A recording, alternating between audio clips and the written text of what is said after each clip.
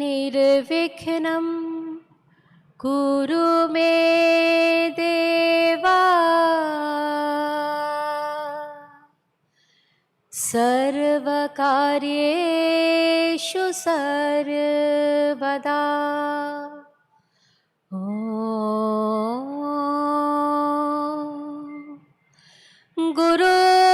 गुरुर्ब्रह्मा गुरुर्विष्णु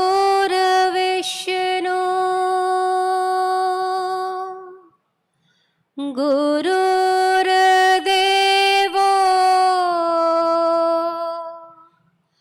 महेश्वरः गुरु साक्षात् परं ब्रह्म तस्मै श्री गुरवे नमः। नमो शारदा नमो शारदा नमो शारदा माता।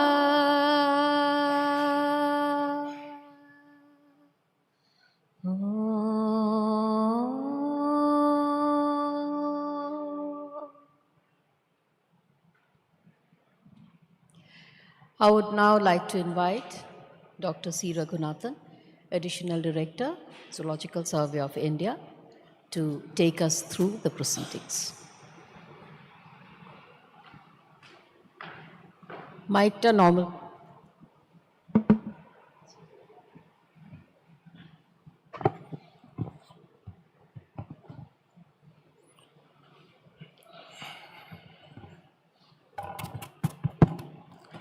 Very good morning to everyone.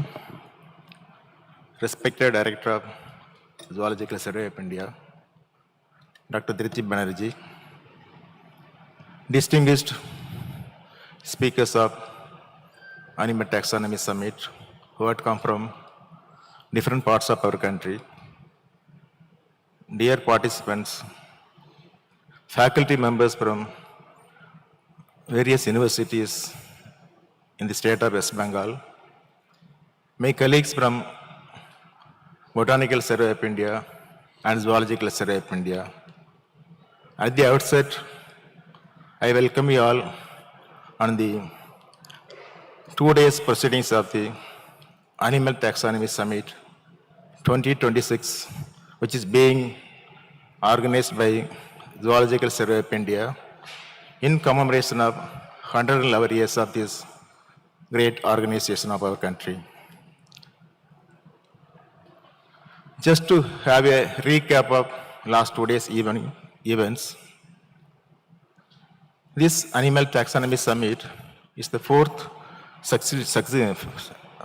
consecutive event for the last 4 years, which is being conducted by the Zoological Survey of India. On 29th June 2026, we have conducted the grand finale of 111 hours of hackathon on traditional knowledge in wildlife conservation that was chaired by the Honorable Secretary to the Government of India, Minister of Environment, Forest and Climate Change, Mr. Tanmay Kumar. About 360 teams have been registered for participating in this hackathon, and 192 teams have been invited for making their presentation, and grand finale was happened on 29th June 2026. On 30th June, please settle down those, please settle down. On 30th June 2026, we had a grand ceremony of 111th year of Zoological Survey of India, as well as the inauguration of the Animal Taxonomy Summit that was inaugurated by the Honorable Minister of Environment, Forest and Climate Change, Government of India, Mr. Bhupendra Yadav, together with Honorable Minister of Finance, Government of West Bengal, and Honorable Minister of Environment and Forest, Government of West Bengal. During this occasion, we released the iconic publications of Zoological Survey of India and Botanical Survey of India, that is Animal Discovery 2025 and Plant Discovery 2025. As a result of this release, as on today, our country has got about 1,05,953 species of animals in our account. And the afternoon of 30th June 2026, we have conducted the poster session of the Animal Taxonomy Summit 2026, wherein 84 posters have been presented on 3 themes, that is taxonomy, systematics, and evolution and conservation. Under the 3 themes, posters presented by the participants, those who are registered for attending this program. And today and tomorrow, we'll be having this proceedings, that is panel discussion of Animal Taxonomy Summit. We have 11 sessions that will be spread for tomorrow, so today and tomorrow. First session of the Taxonomic Summit, that is naming the unknown, frontiers in taxonomy, systematics, and evolution. Taxonomy is a pioneering exploration in the little known world. In the given point of time, about 20,000 to 30,000 people working on taxonomy throughout the world, of which 8,000 to 10,000 people are professional. If you look at our country, about 1,000 to 1,200 people are working in taxonomy in both animals and plant taxonomy, of which less than 200 scientists, 200 individuals are hardcore taxonomists. If you look at these statistics, as of now, about 8.7 million species are expected to be living in this planet Earth. Since from Linnaeus 1758 to till date, that means last 268 years, we could be able to identify only 1.9 to 2 million species, of which 1.5 million species are animals, 0.4 million species are plants, and 0.1 million species are microbes.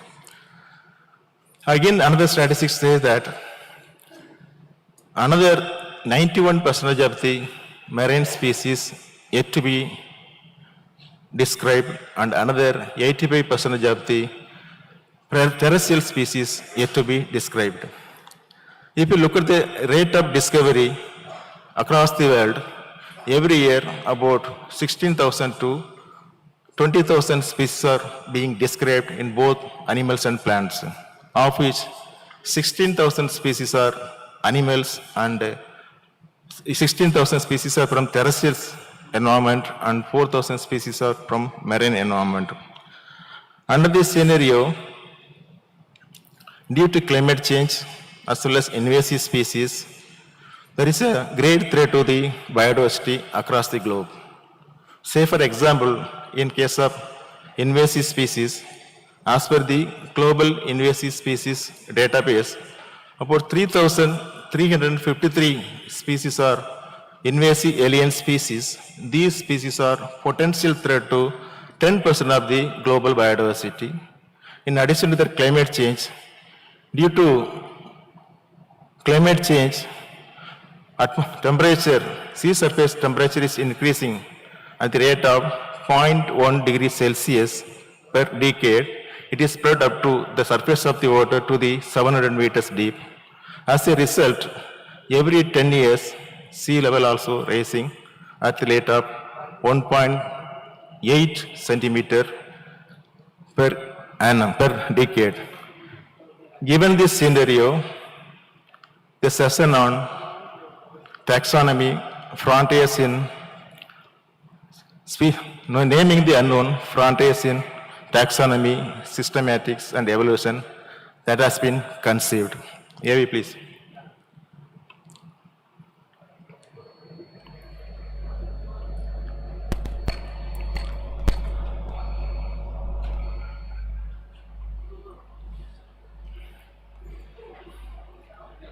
No, no audio.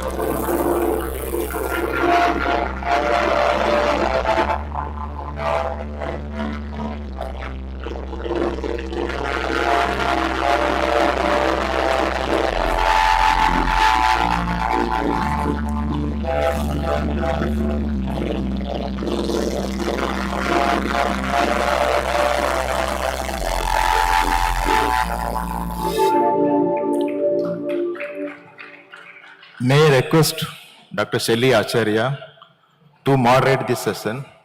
Dr. Shelly Acharya is a scientist E and officer in charge of ecology section of ZSA headquarters. She is a taxonomist working on mites and ticks of this country. Over to Dr. Shelly.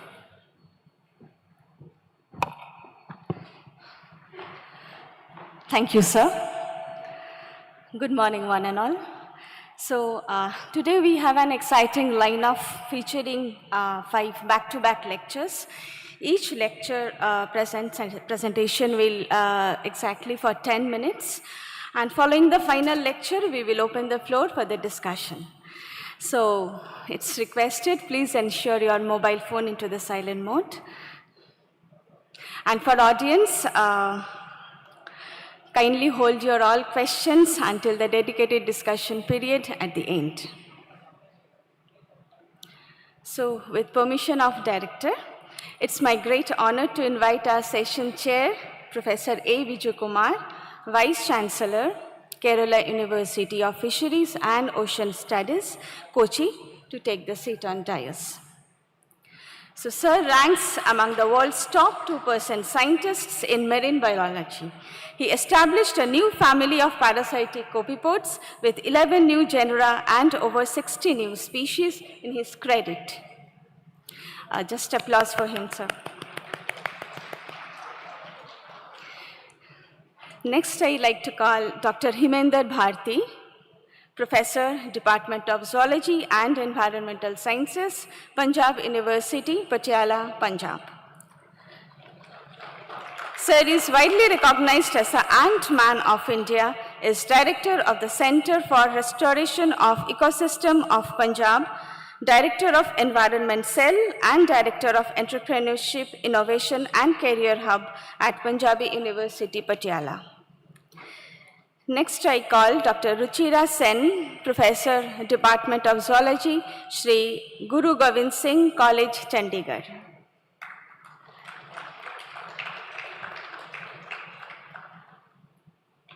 Dr. Sen is a social insect biologist and faculty member in the PG Department of Zoology at Shri Guru Gobind Singh College, Chandigarh. Her current research examines the behavioral and microbial ecology of the social wasp and the termite. Next, I'd like to call Professor K. Praveen Karanth, Center for Ecological Sciences, Indian Institute of Science, Bengaluru. Dr. Karanth is a phylogeneticist who reads the history of life through DNA. His research stresses how species form, move, and change. And lastly, I call Dr. Subhash Rajpurohit, Professor, Ahmedabad University, Ahmedabad, Gujarat. Dr. Raj Purohit is an ecological and evolutionary physiologist who works at the adaptation interface where ecology, evolution, physiology, and behavior converge. So let's welcome them with a round of applause. So for the lecture session, first please welcome Dr. A. Vijayakumar for his talk on invertebrate systematics, the overlooked majority. Thank you, sir.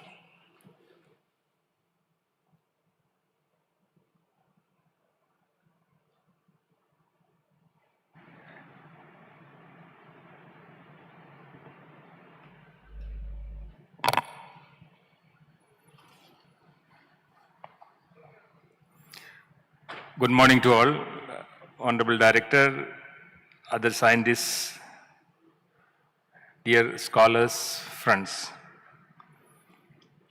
It's indeed a pleasure to be part of ATS, the 4th version. And before I start speaking about my assigned topic, it's time to recognize every taxonomist. After 250 years of Linnaeus, we still are exploring the universe in search of species. And now the strategy would be something different in the 21st century. Primarily, our duty is not just documentation of species, but to find out the role of each species in the ecosystem. And also its application on the other side, how do we use these species, sustainably use these resources, and also conserve them for the future of mankind.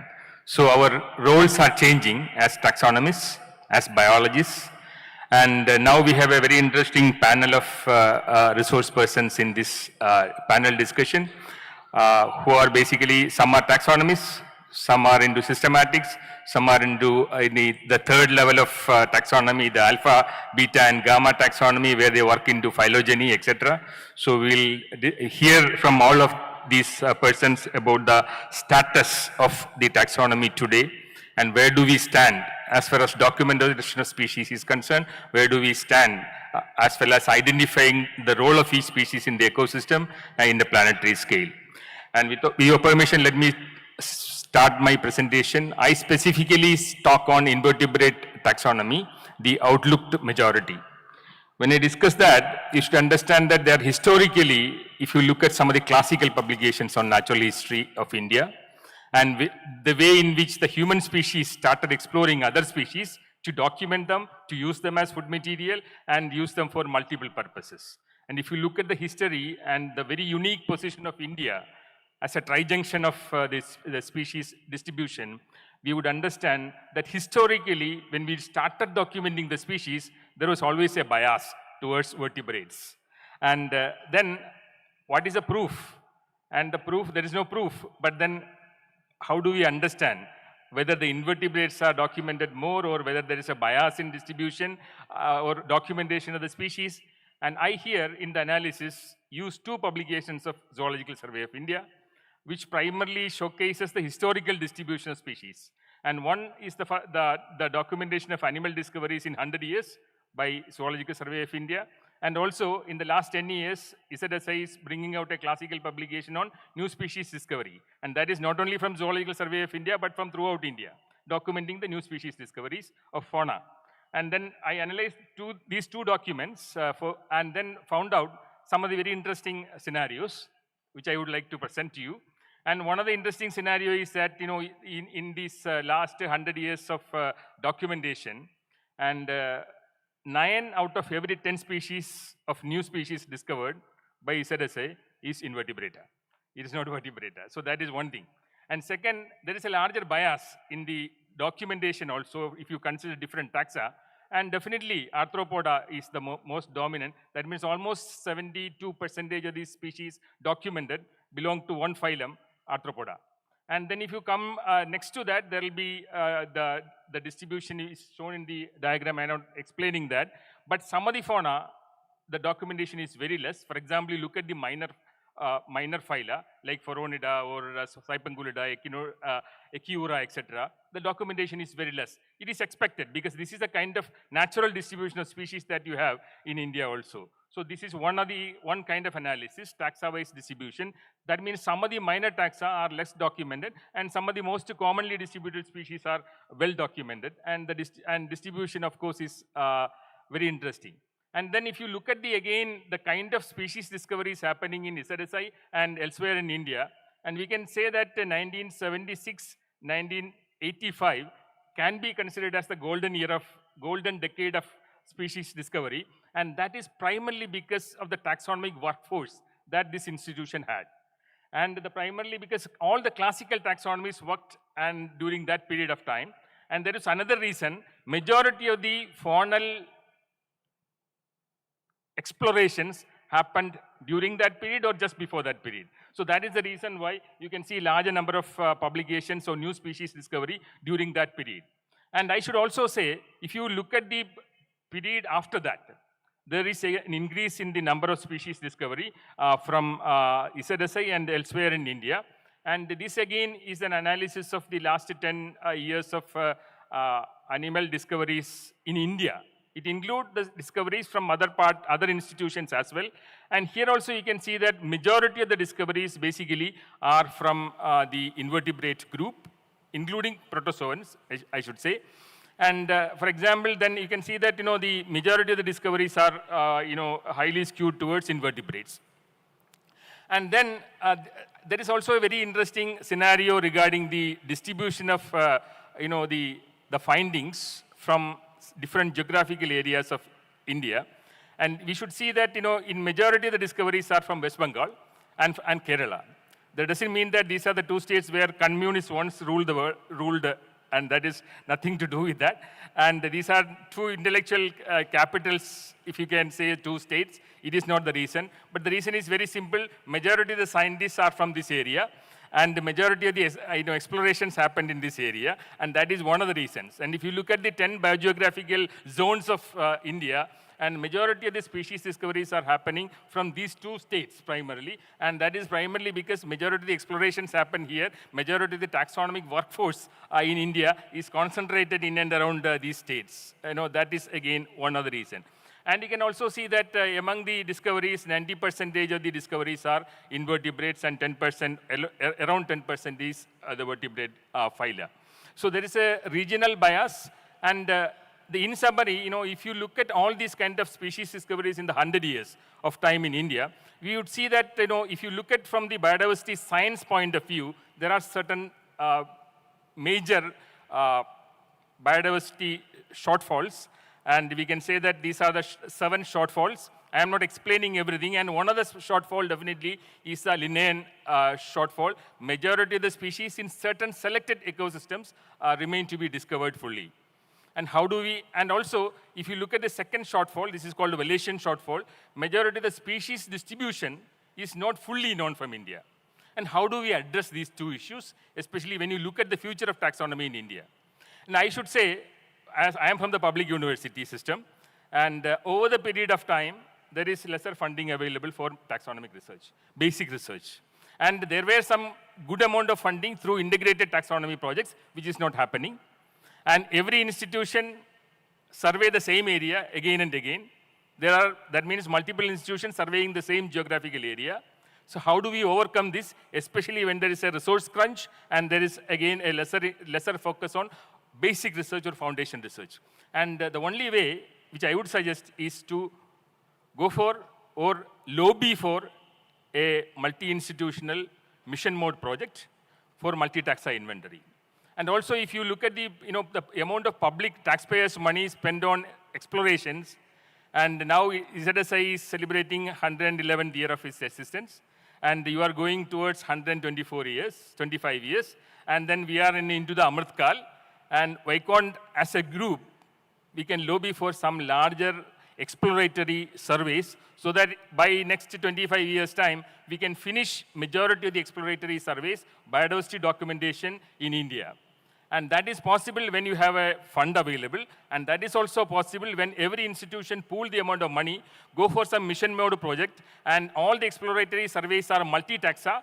For example, I have some classical examples of some of these surveys recently conducted in Smithsonian and some of the museums across the world, where a larger time, a group of taxonomists, they undertake exploratory survey, particularly in focused area of unexplored area, and go as a group, go for a multi-taxa inventory exploration, and collect all the groups. Wherever experts are not available, distribute that to the group which is available in anywhere in India. And if the group is not available in India, what will you do?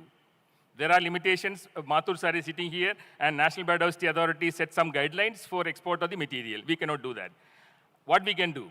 Invite the taxonomists in certain minor taxa, bring them here, train our young taxonomists, and complete the taxonomic documentation. If you set that kind of an aim for next 25 years, and definitely India can have a larger species inventory, and all these can be integrated taxonomy, and then our documentation will be stronger, and we can pool in money from the government resources, CSR fund, ESR funds, etc., and go for a larger multi-taxa inventory for India, and also set a platform in a web-based platform where all this kind of information will go, just like the biodiversity information system, which is available internationally. That is one of the suggestions.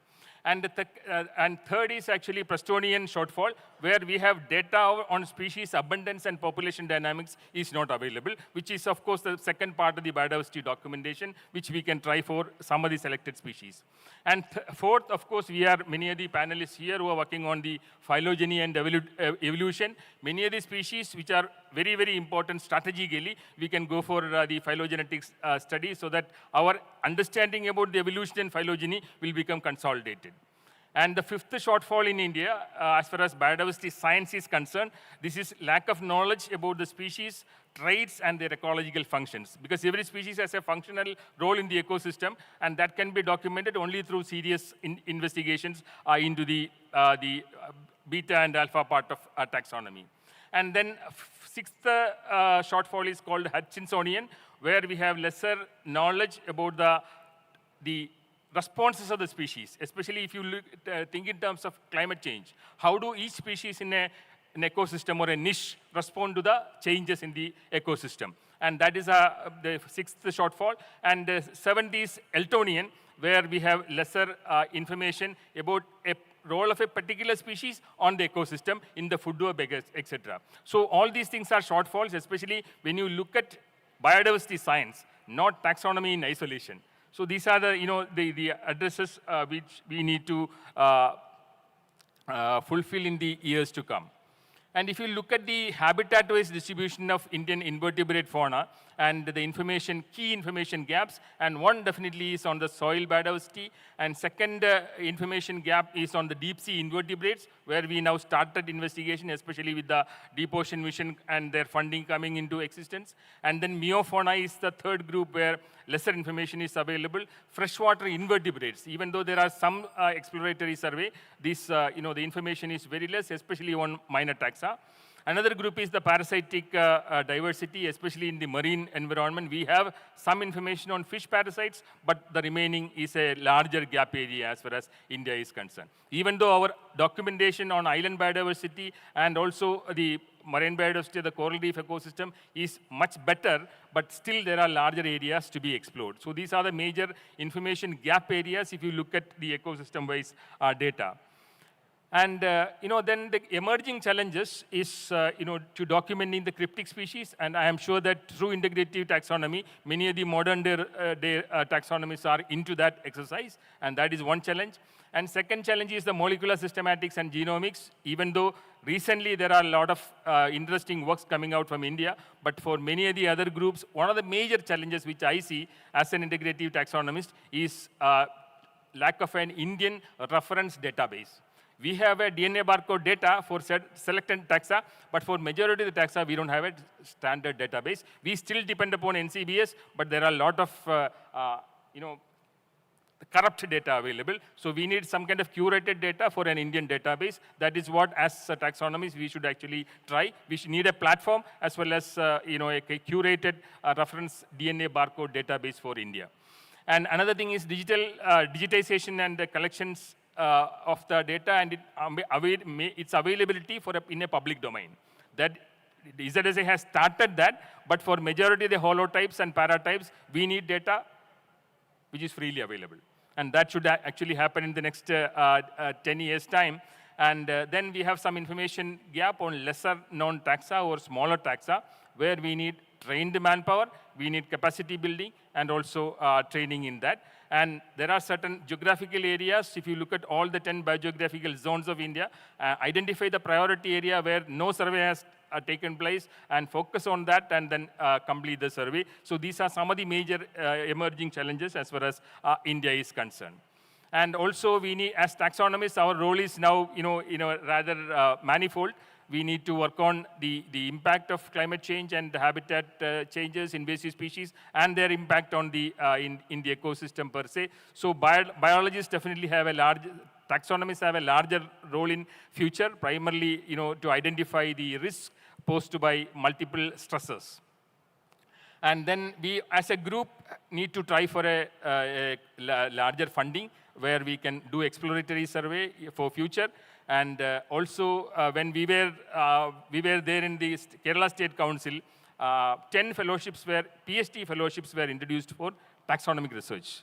And when Professor Valyathan was the chair of the state board, and I have 15 students completed the PhD in taxonomy, and I'm sure that is not primarily because of the passion of the students in taxonomy, but is primarily because the funding is available equivalent to the UGC CSIR fellowship. And that is something which we need to recommend.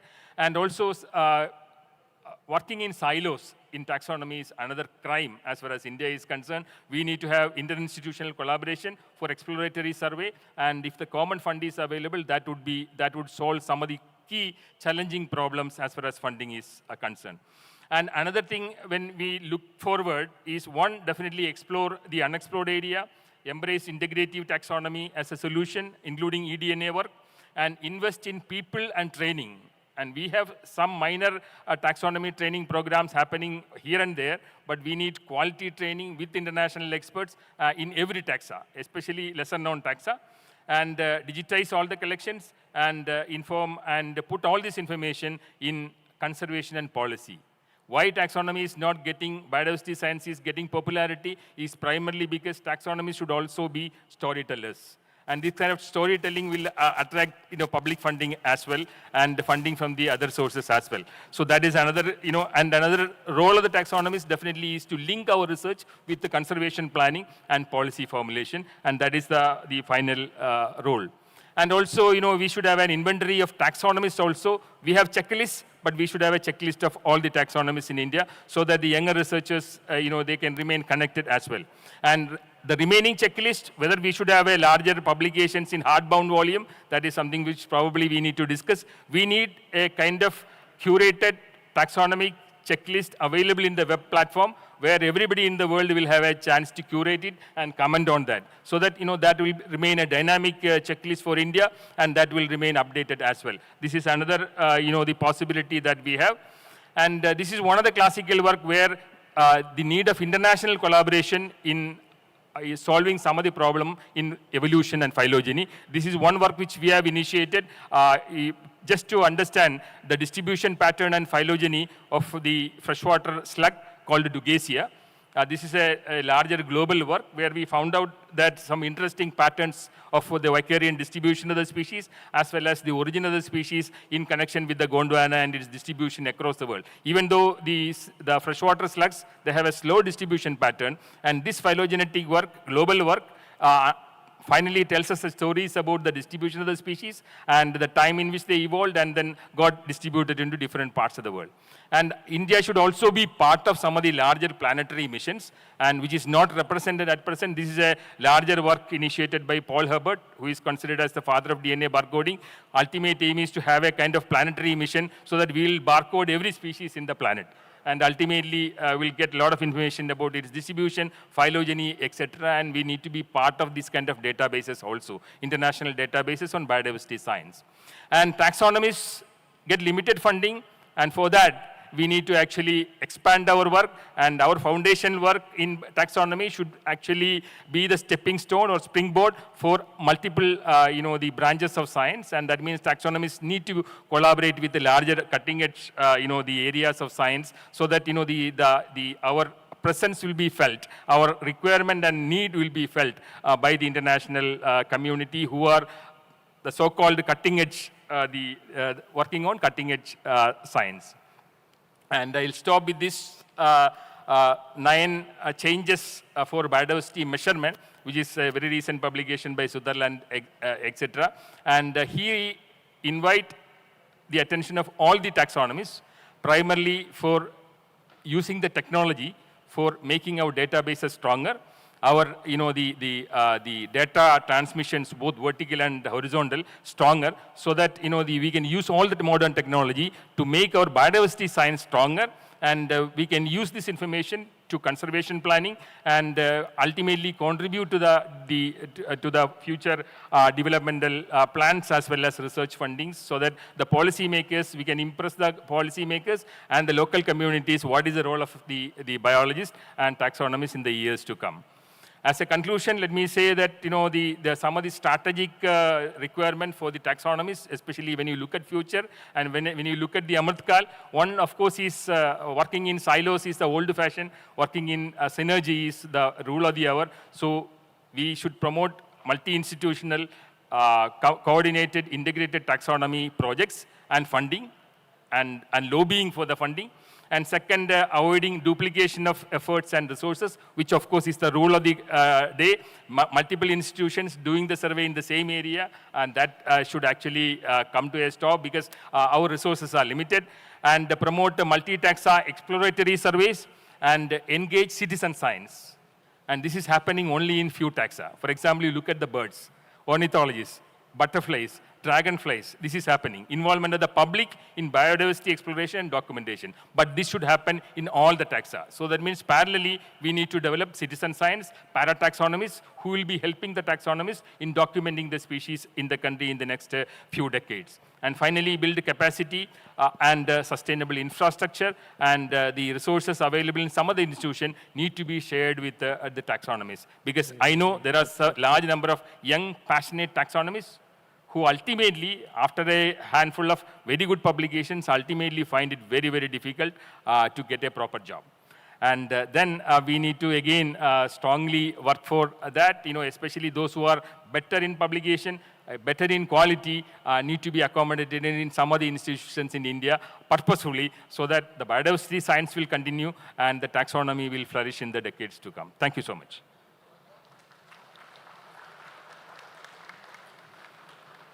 Thank you, sir, for bringing out the major flaws in this field and also the remedies to resolve the issues.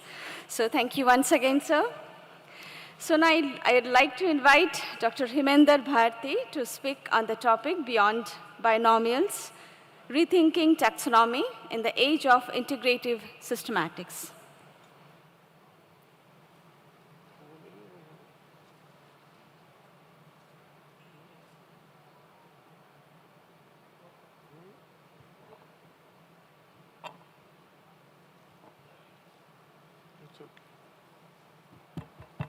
So thank you very much, and I will talk on a different topic and different aspect.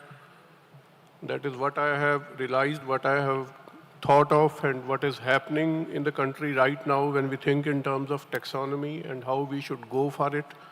So this whole is based on my experience and my perspective, that what is the current requirement, what do we lack, and what basics or what concepts we need to develop for taxonomy. So that's why the title was selected.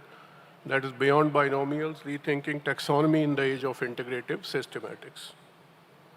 Now, as far as this talk is concerned, what I'll do is first I'll track a historical backdrop. That is not for the purpose of history. That is, the purpose is just to develop a sort of concept that how taxonomy has developed or systematics has developed and how it is being treated now and what is the current progress or the current scenario, and then what is the perception currently which is going on specifically in India or in the country or in Southeast Asia, And then based on that kind of historical backdrop, progression, traditional taxonomy, molecular markers, there is sometimes discordance that is also there, and how we should integrate all this. When we talk of integrative systematics, rarely we think systematics as a science. So that I'll discuss. So when it all started, why this slide is there? When it all started, it started with linear system. And all of us know that we are still trapped in that binomial nomenclature. And that binomial nomenclature is entirely primarily based on similarities. So when we talk of similarities, similarities could be due to convergence also, similarities could be due to other factors also. So this was in 1758-59, so this is what we call as pre-evolutionary framework, which was there. All our faunas below, they are pre-independently written 1900, and most of the classification at that point of time is based on linear system, which we still follow in schools, colleges, and universities. So when you teach reptiles or reptilia to the students, nobody tells you or nobody says that some of the cladistics or some of the scientists still consider it as paraphyletic. So then there was Darwinian shift, the idea of common descent, that is tree of life, and before Darwin it was Ernest Haeckel which came up with this idea. So that was common descent. So that is historical interpretation of diversity and treating species as lineages, that is evolving populations. So how it all happened? That was in 1960s when a scientist, Willy Heening, came up with the idea that that is what we call as cladistics, that he came up with an idea that when Linnaeus proposed the classification, there was no demarcation of characters. Which kind of characters should be used to identify, to conceptualize the things. And then he came up with the idea that derived characters or apomorphies or synapomorphies should be used. So that was the kind of hypothesis which was developed at that time. And then phylogenetic trees were developed, and then we have a shift. That was a shift in 60s, which is basically shift from similarity to descent with modifications. Now, this is one of the major shifts, which I should say in taxonomy or systematics, but it helped a lot. It created a lot of good work also, but it created a lot of problem also, because Heening came with the idea of monophyly. So when he came up with the idea of monophyly, so when we think in terms of monophyly or common treatment of monophyly, paraphyly, polyphyly, we always conceptualize in terms of phylogenetic trees. And when we conceptualize in terms of phylogenetic trees, sometimes discordance occurs. So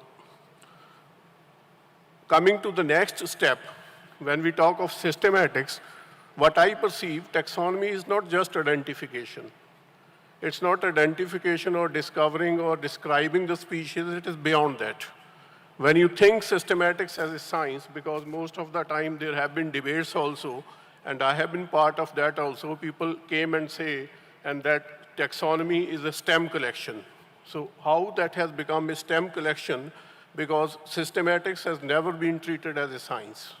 So this is one of the major problems. So in terms of systematics, what we know that we should reconstruct past causal events.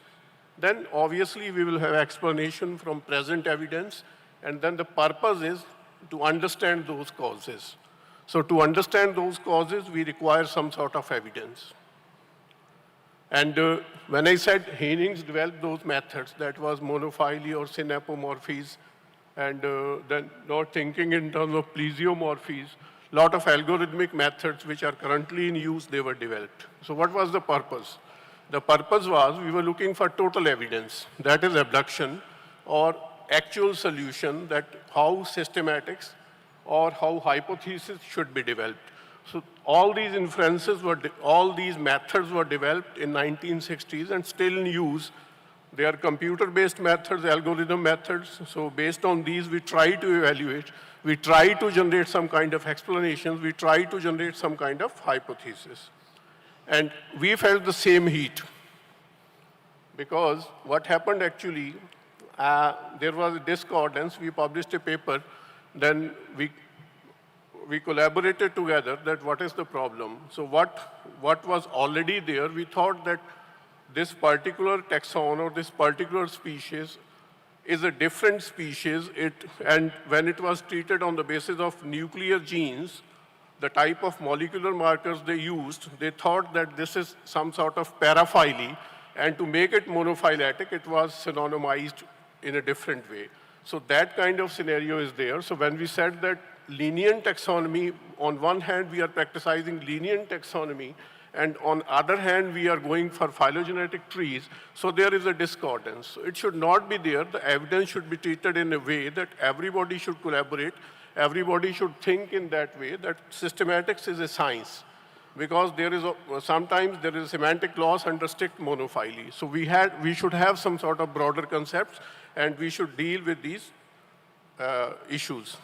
Now, when we think of species, this I have realized over time, mostly the scientists often mistakenly treat species and other taxonomic groups as if they are real, or they are fixed things in nature. So this is the major issue. When you think they are the fixed things in nature, that is the problem, because in mind you always think, because you read many papers. In my papers also, most of the time we use the term species delimitation. So when we say delimitation, what is delimitation?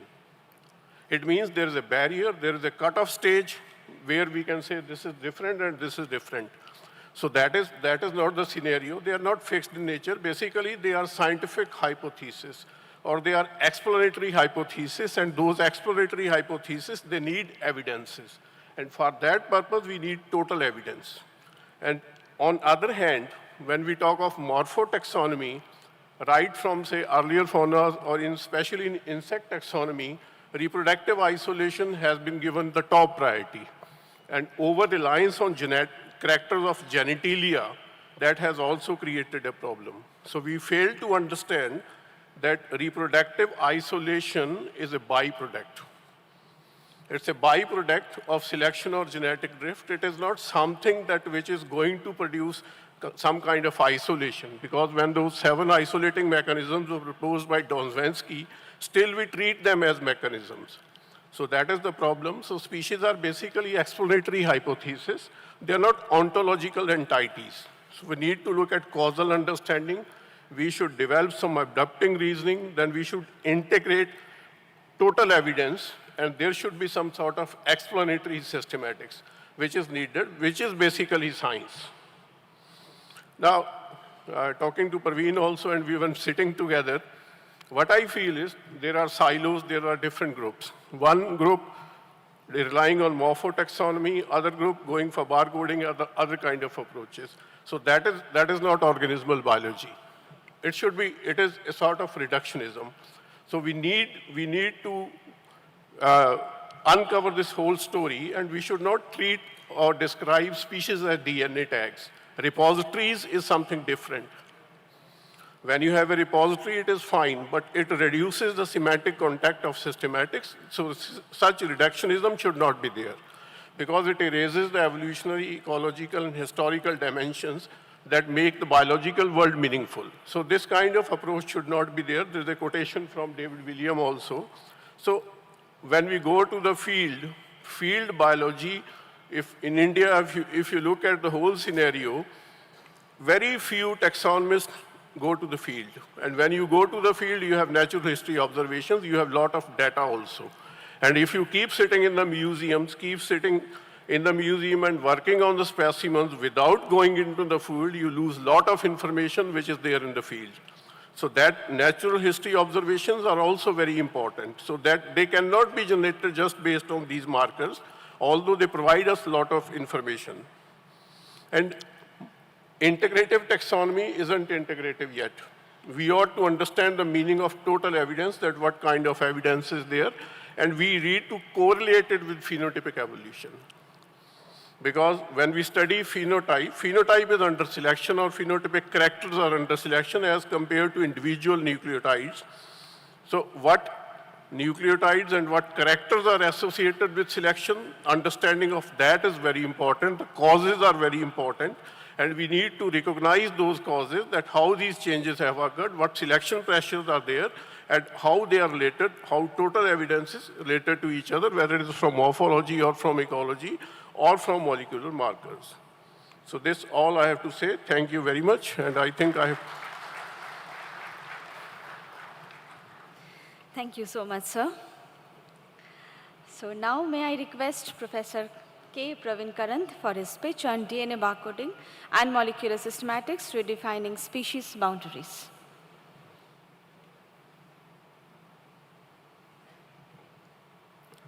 Thank you all. So what I will be, first of all, thanks to the previous two speakers for their wonderful presentations.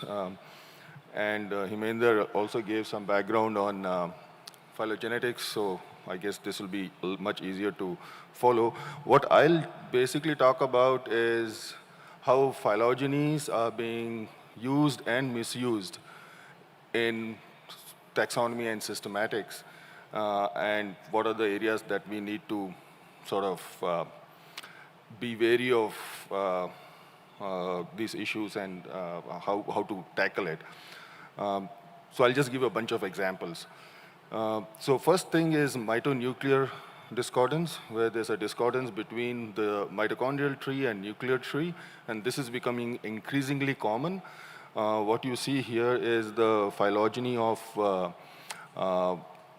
gazelles and blackbuck, and you see that blackbuck is sister to all the gazelles, and this is based on mitochondrial DNA, whole genome, and multiple markers, but mitochondrial, right? And when we looked at it more closely, particularly with nuclear markers, we looked at 19 nuclear markers. You see that blackbuck, genus antelope, is nested within gazelles, right? So it's basically genus Gazella. And we can discuss this in length. So basically, genus Gazella is paraphyletic because you have antelope which is nested within this genus. So let's get to paraphyly. Himender talked about paraphyly, and typically, I already showed you the example here. So what do we do when you have paraphyly?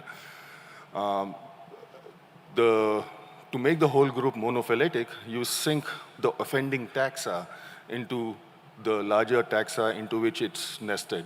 So in this case, what you basically do is you say that, okay, genus antelope is no longer genus antelope, it is Gazella now, right?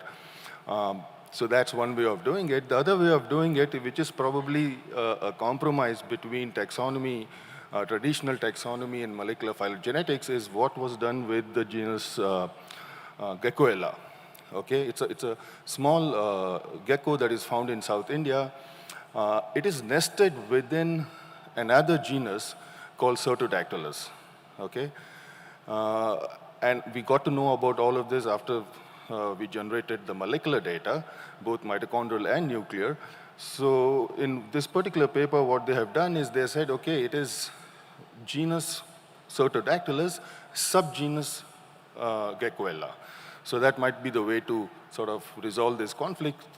In doing so, you're recognizing the unique feature that Geckoella has. Geckoella is terrestrial, whereas Certodactylus is cancorial. But you're also recognizing the fact that Geckoella is nested within Certodactylus, right? So perhaps that's the way to go forward. Paraphyly is extremely common. You know, butterflies are nested within lizards. Within moths, and snakes are nested within lizards, and so on. So this is a very, very common phenomenon. So mitonuclear discordance, then there's paraphyly. This is another example. Here, Brachysaura is nested within Calotus. Brachysaura is a completely terrestrial species, morphologically very different. We subsumed it under Calotus. Maybe we should have just called it subgenus Brachysaura, but another paper from the same department as mine, they were looking at a couple of other lineages that are nested within Samophilus, within Calotus, right, including the genus Samophilus.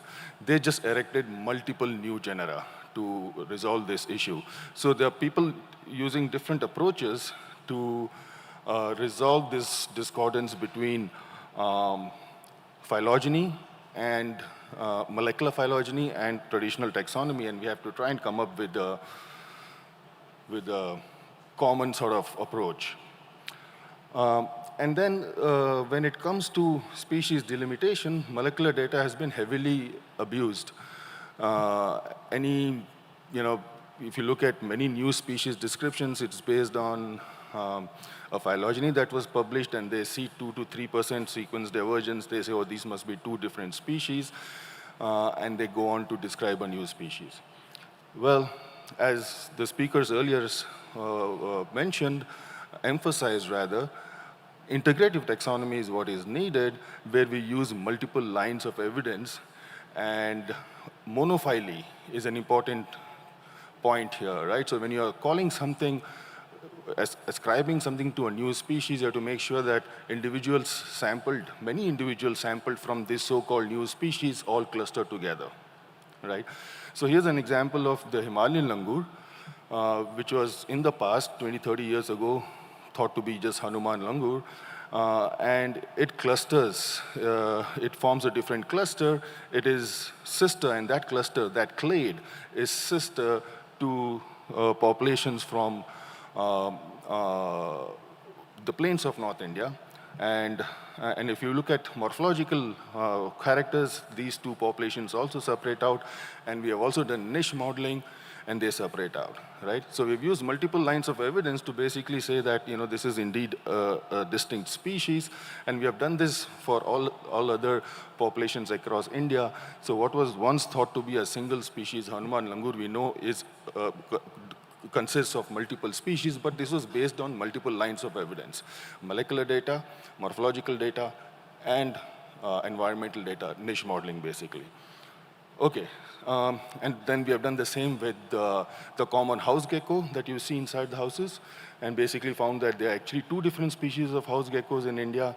What was once thought to be bruca is actually consists of 5 different species. Again, we looked at many diagnostic morphological characters that were overlooked. So once you suspect that you are looking at very different species based on molecular data, you need to go back to the drawing board, consult the taxonomist, and sit down with the taxonomist and figure out whether there are, in fact, diagnostic characters there or not. Maybe we were just overlooking those characters. Okay, now another case of mitonuclear discordance, right? If you look at the phylogeny shown in the bottom right hand, this is the phylogeny, mitochondrial phylogeny of Dracos, the gliding lizard, right? And you see 5 clades, and these 5 clades are geographic clades, right? Now, overzealous, taxonomists will say, hey, these are 5 different species. In fact, you can run them through all those species delimitation tools, and it will tell you 5 different species, right? They are all geographically separated and so on. And over here is the nuclear SNP data, right? And what do you see? You just see 2 clusters, right? So, in fact, if there are multiple species, it's probably just 2 species, right? Morphologically, they look the same. We are not calling them the separate species. So this is a very, very important point. Just based on mitochondrial data, all the species delimitation that's being done is all bogus. I don't believe any of that. Please don't do that.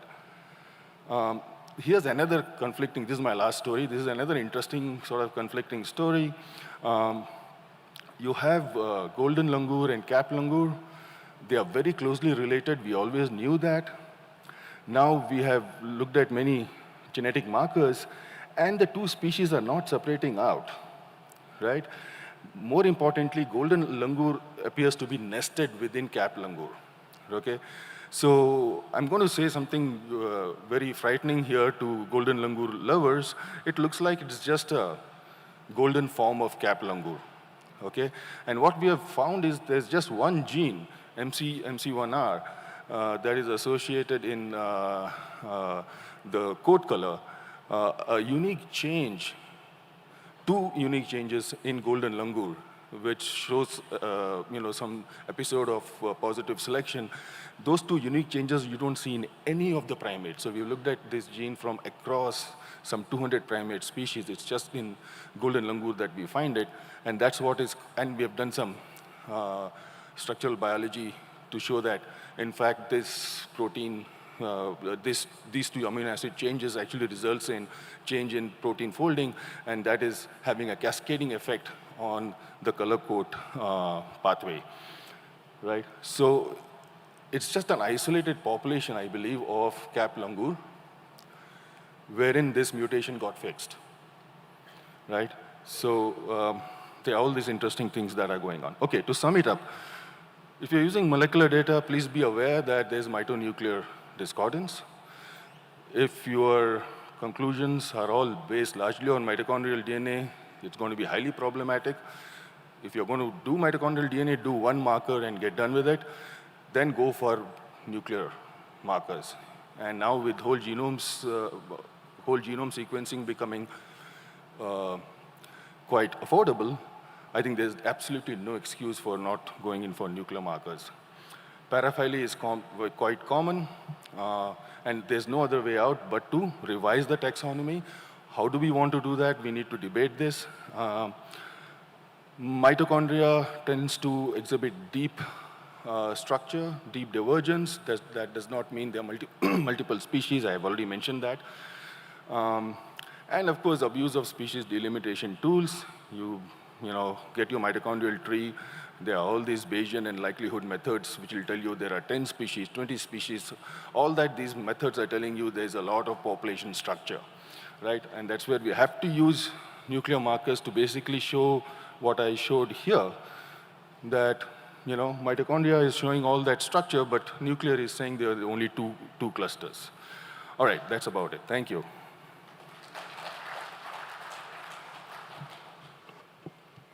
Thank you, sir, for wonderfully bridging the classical taxonomy, which was nicely briefed by the previous speaker, and the molecular taxonomy as well. Thank you once again, sir. So now I have the pleasure to invite Dr. Subhash Rajpurohit for his lecture on integrative taxonomy, morphology, and genomics. Sir, please.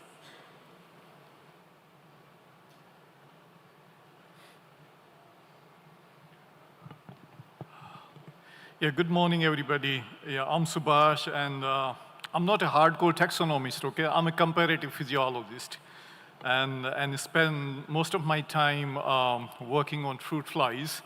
And these are, some of the species are model systems and has 100+ years history and had contributed a lot in the evolutionary biology in particular. So we all know what is taxonomy, right? It's 8.7 million species. Hardly we know about the 14%. So there is a large chunk we have no idea at all.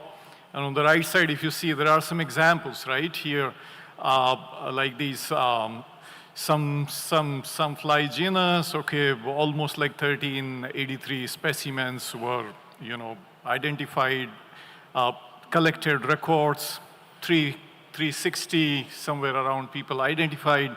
Later we realized that out of those 85% were wrong. Okay, so it's a weird discipline, where people come, correct the errors, and it's a continuous business where people have to contribute a lot, and no hard feelings, right? Yeah, it's okay putting something, someone has started, someone will figure it out, to put it at a correct place, and that's all good. Okay. So here are flies. There are boys and girls from 12 different species here in this one panel. They all look very same, right?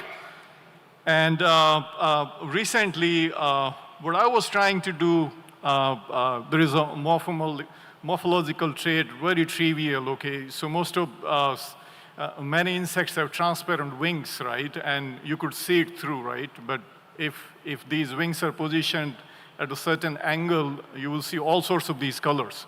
And this is because of the thin film interference. So you see all sorts of these colors. These are different species, 12 different species. You see all of these different patterns. What exactly do these patterns do, actually? The female picks the most brightest one, which is pretty much like you're well aware of those who work on the birds, right? But working with flies is way easier, right? There are 2 sets of chromosomes, most of the genes are there. I could tweak those very easily and can play with genome very nicely. All morphological, physiological, and behavioral traits are well characterized. So the top left panel, 12 species, some are painted with brown color, some are painted with the blue color. I precisely know that the left panel is pretty much like a worm-loving guys. On the right side, you have this blue panel, like 6, 7 species. They're like the colder environment. So there are 2 different sets here, right? This is an ecologist perspective, evolutionary biologist perspective. And we did the RGB color. Those are the colors which we picked from these different wings, from the male wings. And you see like they segregate very nicely. But when I go to the phylogenetics side, pick the COI, this whole arrangement breaks down, right? Those who were sitting together, now they are in different sets. The branches are very different, okay? So the complexity arises here. And in, like, you all do taxonomy, you all are aware that we started it with allozymes and mitochondrial DNA, as like Praveen mentioned. We moved away from that and went to the DNA barcoding. So we started with a single locus. Now at the step 3rd, we are talking about multi-locus situation where we are comparing species. And then like most recently, we started doing the whole genome sequencing, where you have access to the entire genome, right? But it's more good, right? We came all the way from allozymes to the whole genome sequences. Lots of money has been spent, sequencing these, and lots of time. It consumes lots of time. So it's not good at all, okay? Because there is noise in lots of these bigger data sets. So like methodological artifacts, I'll just cover a few, like many of the genomes are not complete. Horizontal gene transfer is an issue. Phylogenetic inferences are there. Sampling biases, as he mentioned, the fish people. Reference database limitations. We don't have good reference data sets or the genomes. Unequal genomic signals. We also lack phenotypic and ecological context of many of these species where we have done the whole genomes. Like you heard 7 genome, 11 genome, 1,000 genomes, and we are moving ahead with many more genomes. Then there is this second category, practical and nomenclature incompleteness. So many taxa simply lack genome data. We have tons and tons of morphological evidences, but we don't have the genomic data. Names defined purely by genomes lack stability, and new genomes get added, so it creates another layer of complexity. Poor quality or fragmented assemblies, the resolution has been issued all the time. The genomes alone don't capture ecology or the natural history, we all know, right? Those who work in the field, they have an entirely different perspective of a species, the one who is sitting in the lab and doing the NGS platform, handling NGS platforms. So there is also also risk of oversplitting. Sometimes, with this flooded data, we have oversplit lots of clade, and that doesn't make sense. Sometimes we have to go back.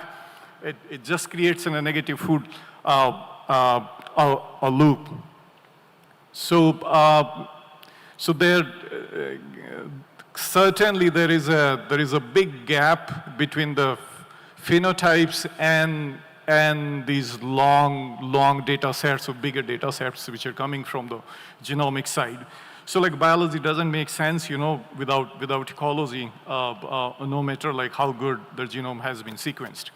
So I see it this way. On the x-axis, you have the genomic divergence, and on the y-axis, you have the morphological divergence. And I think, yes, morphology, genomics, the quadrant 1 would be precisely a better approach, where I would try to bring in lots of evidences, and that's somewhere like where we have like an absolute consensus.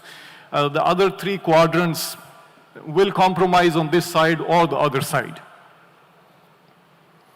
And I think there is no hierarchy here. I think we all come from these 4 different, different sets of approaches. Some of have been entirely coming from the molecular evolution side. Some have been doing the morphology. Some are doing the hardcore ecology, niche differentiation, and like some are just involved in even more serious, like the spatial boundaries, like as the Perveen added here. I think we all have to settle down to this this black cube here, where everything intersects, and there is no hierarchy here. There's no 1, 2, 3, and 4 here. Don't take those numbers literally. So we should move ahead and towards a total evidence-based framework. No single data type is strictly hierarchical here. They are as an independent constraints on one another. And I will finish with this slide, that the perceived friction between molecules and morphology is an illusion of sampling time.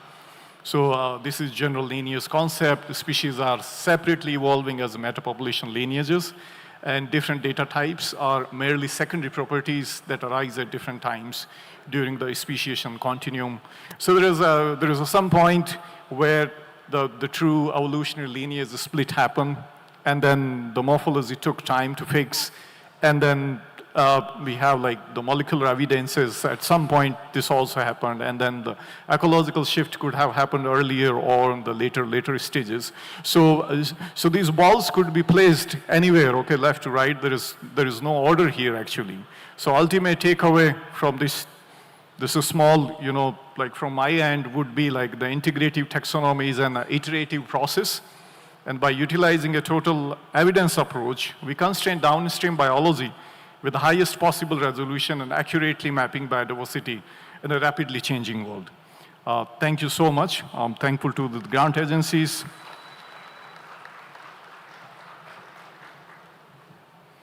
Thank you, sir, for highlighting the importance of integrative taxonomy. And thank you once again. And now we have now reached to the final presentation of this session. So please welcome Dr. Ruchira Sen for her presentation on phylogenomics and the tree of animal life. Madam, please.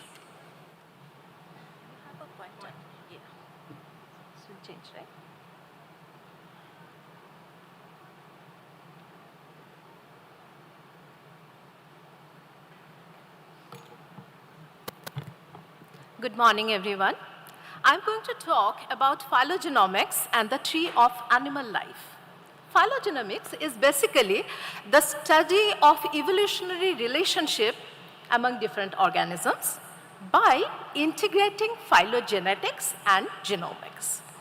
Now, we have been doing phylogenetics for many years now, and phylogenetics also does the same thing, that it also studies the evolutionary relationship of different organisms. So why do we need phylogenomics? Now, phylogenetics, although I'm sure that all of us have been using it, it has a few shortcomings. The first one is there are different rates of gene evolution. What phylogenetics does is it takes one or a few genes and then it takes the sequences of that gene in different organisms and makes a tree. Now, different genes mutate at different levels and they evolve at different rates. So if you use different genes for making phylogenetic trees, you would get different trees for the same organisms. Then there are discrepancies in the gene trees and the species trees. So if you make a tree with just the genes, then you would get one kind of a tree. And if you use the species, then you would get a different kind of a tree. And also, the gene changes get saturated after a while. Because we have just 4 nucleotides, they can only change up to that much. And if we plot the observed number of substitutions versus the expected divergence time to the expected number of substitutions versus expected divergence time, you would see that instead of going into a linear fashion, it saturates after a level. So in this context, we get the concept of phylogenomics. This concept was given by Johnson Eisen in 1998, and it has been into the picture for about 30 years, but it is still not very popular. And it is a technique that integrates phylogenetics and genomics, as I told you before. And it kind of takes, what it does is, it takes many genes, hundreds of genes in hundreds of organisms, and then it incorporates all that data by using high throughput sequencing and then makes a single tree. So basically, here are the steps. I am not going into all the steps right now, and I'm pretty sure that many of you know about these steps. But the point is that what the speciality of phylogenomics is that it takes the functionality of the genes into the consideration for the analysis. Phylogenetics does not do that. It just takes the sequences, right?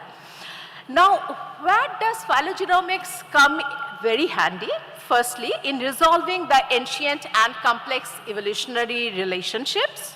I will extend this part a little more. And then in improving gene function prediction, which was Eisen's original mandate, it takes the orthologs, which are duplicating genes, and then in tracing the evolution of morphological and physiological innovations, and understanding genome structure and evolution. As you remember, for last 30 years, many people are sequencing the genomes, and there are a lot of genome data available. So even if you are working on your own model organism, you can use the genome data that is already available, do a phylogenomics, and then you can get where your species lies in the evolutionary context. And also, if you have cryptic species, which is basically the species look similar, but their sequences might be different, and you might not be able to differentiate it with just phylogenetics, phylogenomics, since it uses many genes together, can become very useful. Now, as I said, I will extend the first topic a little bit more. In resolving the animal root, so we are talking about the tree of animal life, right? In 2008, Dunn et al. Published a paper in Nature where they kind of took the data for 21 different phyla and published a tree of life. And I want you to concentrate at the lower part here, where they showed that ctenophores branched out first. In the tree of metazoans, the ctenophores branched out first. Now, if you open any zoology book, the invertebrates or non-chordates book, what you see is the first chapter is Protista, second chapter is Porifera. Even if it is not clearly written, what your assumption is that Porifera evolved first and then coelenteroids and ctenophores, whatever. But here, Dunn et al. In 2008 came up with the concept that ctenophores branched out first, and they called it the Ctenophora first hypothesis, and Ctenophora as the sister of all metazoans. Now, this was highly publicized, and it was known by many people, but in 2025, a paper came out in Science which said that no, Porifera is the first one. Okay, so they redid all the analysis, they took more genomes and they did this, and they came up, and that paper also was publicized a lot. And what happened is Dunn et al. Redid the analysis of Steinwink and King, and they said that there are many errors. So if you go into their paper in Science, you would see that there are letters which says why this paper is wrong. Turns out that they did not even use the ctenophore data properly. And wherever they had some confusion, they actually considered it as the Porifera first hypothesis. So they went with this, and after Dunn et al. Published a letter in, or sent a letter to Science, then these two authors redid their analysis again and accepted that they were wrong, and then they said that please retract our paper. It has been a very humbling experience to do and redo the analysis, but please retract our paper. We accept that there were some errors. So there is a very big learning experience from it. that when you use phylogenomics, you use so much data. And I am someone who uses a lot of data. I do not use phylogenomics as such, but I work on microbiome data, and there is a lot of high throughput sequence data. What happens here is that if your assumption is wrong, and most of the computational work is being done by a bioinformatician, and bioinformaticians do not have that much idea about the biology. So you have to sit with them at all times, and you have to question, why are you doing this? What is being done, and so on. Otherwise, there might be mistakes which can totally distort your data. Okay? So there can be systematic errors, there can be orthology assessment errors, that you are considering the genes are being duplicated, but they are actually not, or they are different genes. Then there can be real biological conflicts, that, as I just said, that the total biology can be completely wrong because of a small assumption error in the bioinformatic analysis. Then consensus of biology and bioinformatician is very important. So there are challenges in phylogenomics. However, since this field is becoming more and more popular, it is like people are coming up with better analytical programs. More and more programs in R, Python, etc. are being written, which we can use.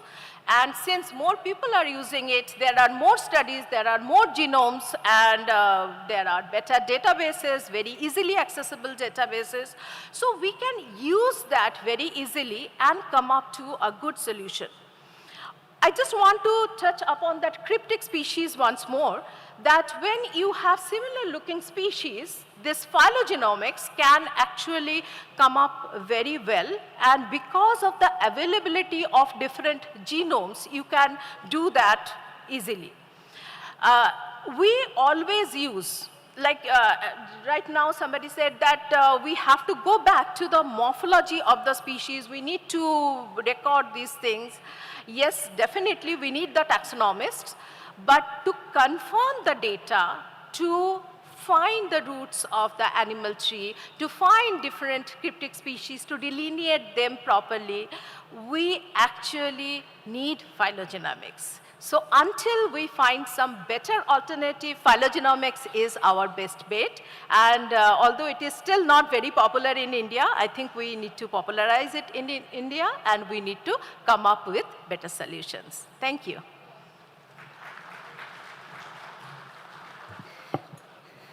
Thank you, madam, for resolving the issues of phylogenomics, and thank you once again. And now the stage is open for the discussion. So maximum 3 questions we can take.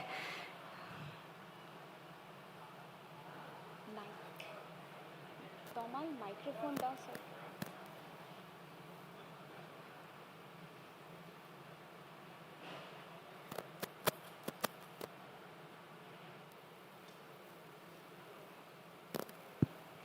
Hi. My name is Anindo Sinha. I am from the National Institute of Advanced Studies in Bangalore. Thank you very much for your wonderful talks. I had just one simple question. How much do you think we still need the species concept? Why don't we go back to the idea of the evolutionarily significant units? Why don't we now bring our focus back to populations and groups and try and understand their biology, including their genetic makeup, whatever, but let's do away with the species concept. It can remain, of course, as a historical sort of concept, but I think for more practical, more fair and just evaluation of zoologically important organisms, I think we should go back to the population level. Any comments? Thanks.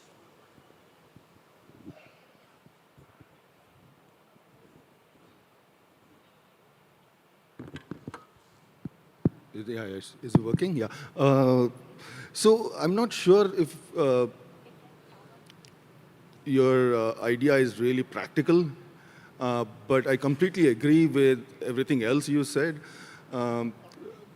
But to study something, it's always nice to sort of have a boundary and say, this is a species I'm studying, and then I want to know how this group of species are related, how this particular character has evolved, and so on. So from a purely practical standpoint, I think it is nice to have that boundary clearly demarcated. It's just easier to communicate. But you're absolutely right. Species are, moreover, not a static entity. They keep changing. We have type specimens sitting in various museums. If you now compare, some of these type specimens are 400, 500 years old, or 300 years old. If you compare that species now with what we see today, I'm sure that you'll see a lot of difference, right? So species are constantly evolving. So I would still argue for, having this, I would say, a nebulous definition of what a species is, and using multiple lines of evidence. At least you get some clarity as to what entities you want to consider for your study. But you can go for evolutionarily significant unit. It all depends on, I think, the question you're trying to address. If it is something more at the population level, you still have to then identify what your populations are. You still have to figure out what is your limit of that population. So, yeah. So I agree with you, but let's just keep it anyway, because it's more practical. Anyone else wants to contribute to that?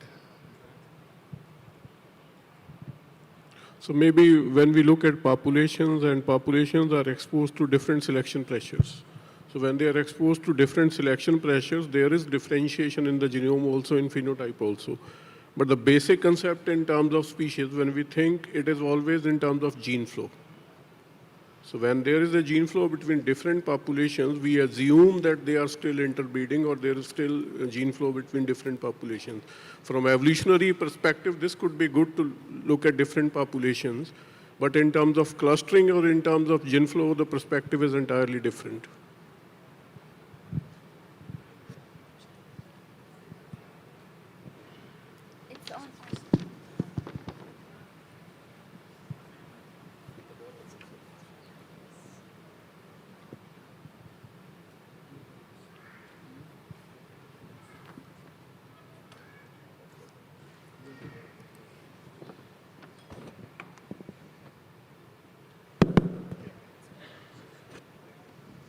Hi, Dr. Sinha.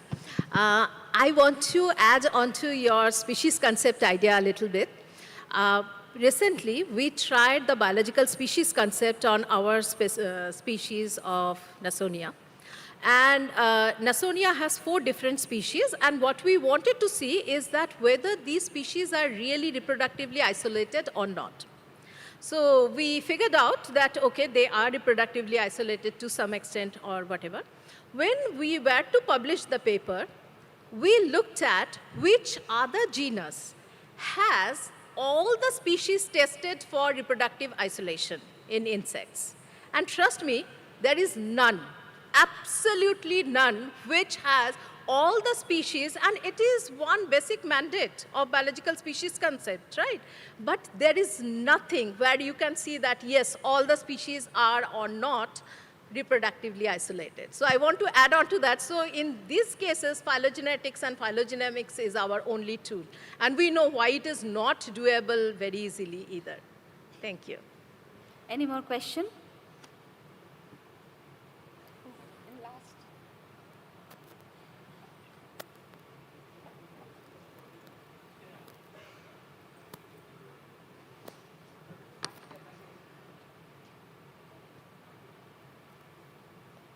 Hello.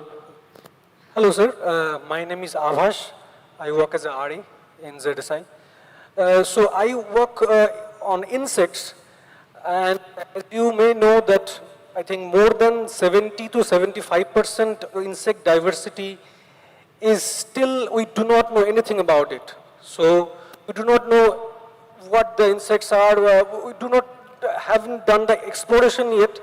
So for this kind of cases like insects, what do you think? I mean, do we have to cling onto the idea of species description, or that genus is a bigger cluster And we should consider genus as a stable cluster.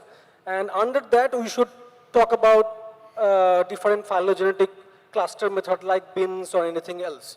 What do you think for insects especially, where we don't have that much time to morphologically identify all the explore or identify all the insects?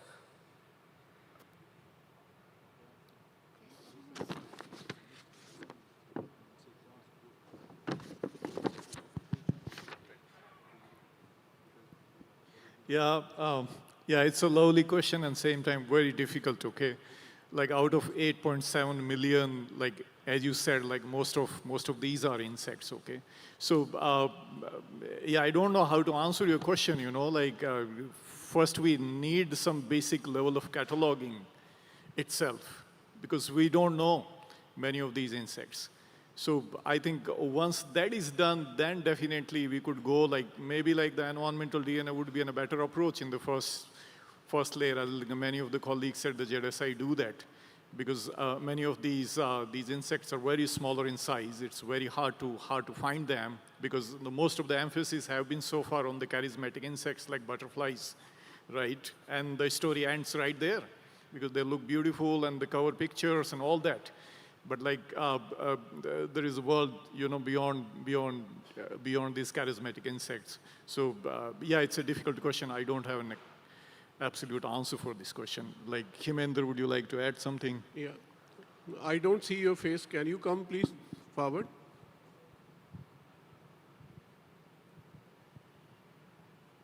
So that is the problem in your group, right?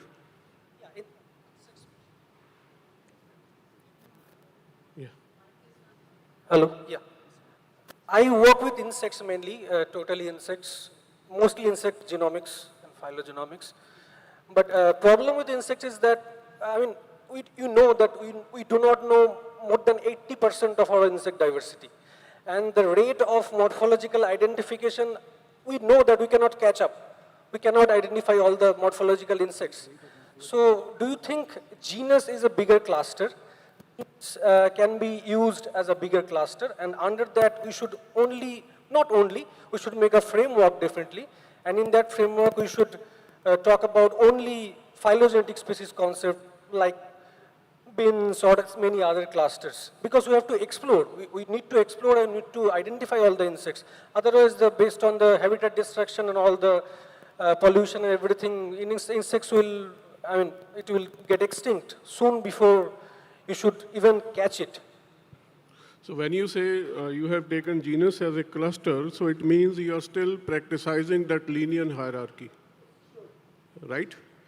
And when you have taken genus as a cluster, there might be some sort of characters on the basis of which you have put them in a cluster. Yes, sure. Genus is a bigger cluster and can be relied. It can be more reliable as a cluster. Let me tell you one thing. All these 7 categories, which we consider obligate categories, they are based on similarities. Artificial similarities, that was linear system of classification, right? We still follow that. So when you have made a cluster that you have put so many groups in that particular cluster and you call it as genus. And when you go down to the species, you will find limited number of characters to distinguish between the species if the divergence is too early. So that could be the one case, because when you run through the keys or when you go through morphotaxonomy or typical taxonomy, when you reach at the level of species and if they are closely allied, there could be 1 or 2 autapomorphies or apomorphy on the basis of which they can be distinguished from each other. So for that purpose, first you need to split that cluster, which you say genus, into some of the characters. You won't get many characters for separating species. If you run through the earlier descriptions in any insect group, you will find that in each of the species, 90% or 99% description is similar. There will be 1 or 2 characters on the basis of which those species have been separated in a key. So that could be, look at the, split that on the basis of morphology first, and then go for the genomics. Otherwise, it will become a big chaos. Okay. Thank you, sir. So, to conclude our lecture session of this session 1, may I request our esteemed chair, Dr. Biju Kumar, to kindly summarize the key takeaways of this session. Yeah, thank you. A few lines, a couple of lines. I know also I'll start answering some of the questions. And one of the questions definitely is how do you, is there a possibility of reviewing the species concept? But then it is not time yet, but we have to go with the classical things and whatever taxonomy, new technology offer us, we try to redefine that. That is one of the things.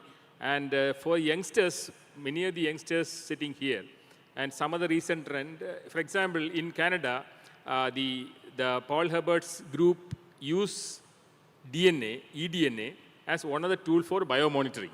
They use they survey all the ecosystems, use eDNA for biomonitoring. That is fine for a nation where every species is barcoded and you have the data available with you. And for the youngsters, if you start defining a species only with DNA, and then very hard to ultimately do any service to taxonomy. You can use phylogeny and DNA barcoding as a supporting evidence, and your description should be paka in that sense. Otherwise, it will be of lesser use for taxonomy. Use all the modern tools in taxonomy as a supportive evidence and understanding science in a deeper sense. That is one thing which I wanted to add. And second thing is, the kind of papers which we receive from international journals for taxonomic reviews. And please stay away from, I will not say AI, but AI hallucination. Because some of the entire paper in the recent past, me and some of my friends received, are all created, the entire paper is created with artificial intelligence. So the problem is that, you cannot actually trace back the references, you cannot trace back the type locality, many of the issues are there. So you can use again AI as a tool for improving your language fine, but not creating the entire paper. So many of the AI hallucinated papers are with us, and ultimately we have no other way but to reject it. So, because you cannot actually trace back the references, and when one of my friends, when they ask for the references, which is cited in the paper, the author will not have the possession of the original paper also. So these are some of the issues. AI will help you in some of the things, but will not solve any problem. So to conclude, we started discussing about the unknown. But the answer to this after this session is that it is actually knowing the unknown and known, and because using the tools of modern science. And also this taxonomy will ultimately help solving some of the deeper questions in biodiversity science. And that is the essence of the panel. And also I thank all my panelists, starting with Dr. Hemender, Dr. Praveen, Dr. Subhash, and Dr. Ruchira. And also special thanks that you all kept your talk within the time frame given. Thank you so much. And also, I hope that in future, definitely the future of taxonomy lies with all of us. So I am sure that with the dynamic leadership in SRSI, with the director, we can have a larger multiple projects so that it will cater to the ever-growing need for the taxonomists. Thank you so much. Thank you, sir. Our sincere gratitude to the respected chair for excellently summarizing the session and guiding our lectures today. So I'll requesting Dr. C. Raghunathan to kindly come up on stage. Thank you so much. And in this session, we'd like to release some of the publications of Zoological Survey of India. They are pertaining to taxonomy. May I request the Director of Zoological Survey of India please come on stage and join with the panelists to release the books. The first book will be released. There are 6 publications that will be released. One is Taxonomic Studies on Small Mammals of Southern Western Ghats. The second one is Fishes of Siang River Brahmaputra Drainage. Third one is Distribution of Incidents of Freshwater Turtles in India. The fourth one is Further Studies of Andaman and Nicobar Islands. And the fifth one is Taxonomic Studies on the Amphibians of Western Ghats. And the sixth one is the type specimens in National Zoological Collections, Neuroptera. Authors, any of the authors of this book, those who are over here, please come and join stage. Quickly, please come. Dr. S.S. Talmale, Sandapala Kurumayam, Sivananda Rath, Pratima Singh, Pratyush Mahapatra, Kausik Dirti, Sumit Rai, Sipana Rajendra, Naveen Kumar Rizam, K.P. Dinesh, and Jaita Sengupta, here. Nabasri Basak, Sheila Saroj.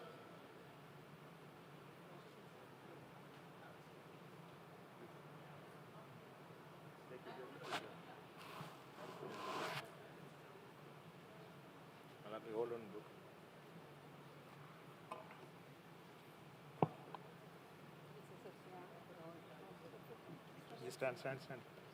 Quick. Yeah, that side also. Let's go there. Some. Go that side. That side.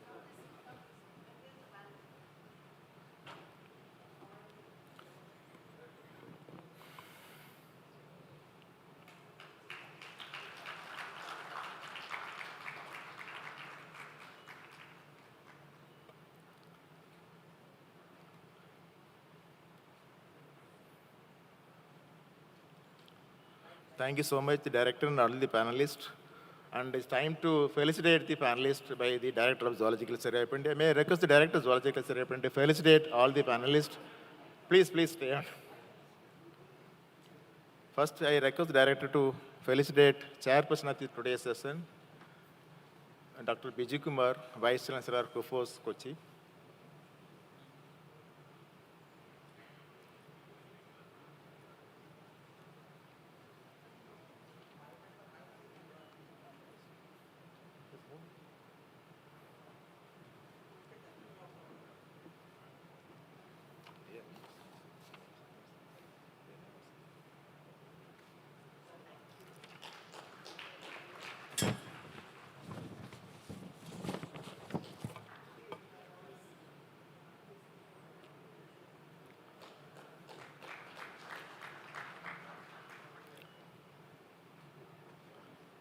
I request director to felicitate Dr.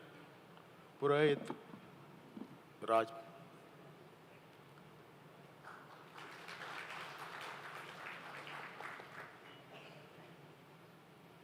Yes. Now I request director to felicitate Dr. Subhas Raj Purohit, University of Ahmedabad.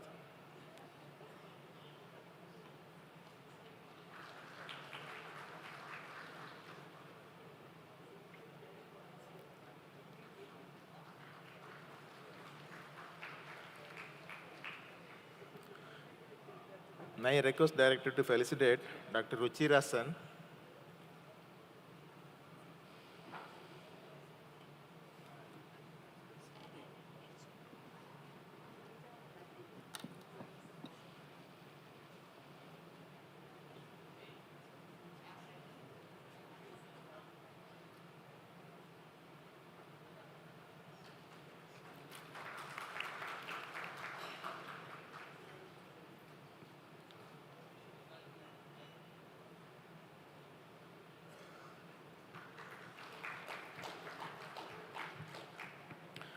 I request director to felicitate Dr. Himender Bharti.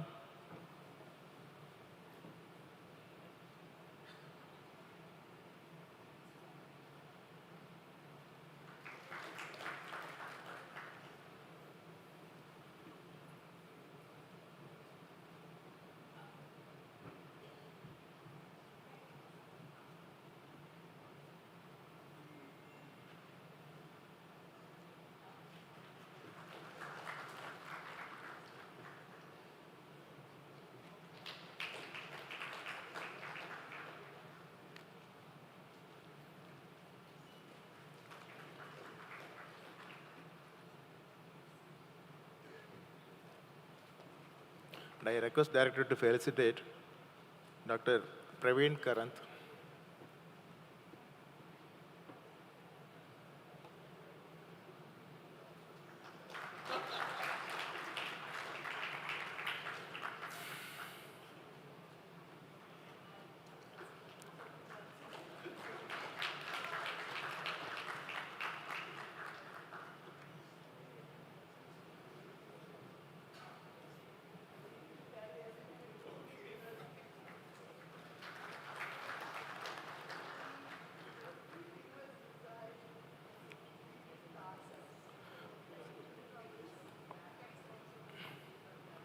And again, I request director to felicitate Dr. Selli Acharya, moderator of the session.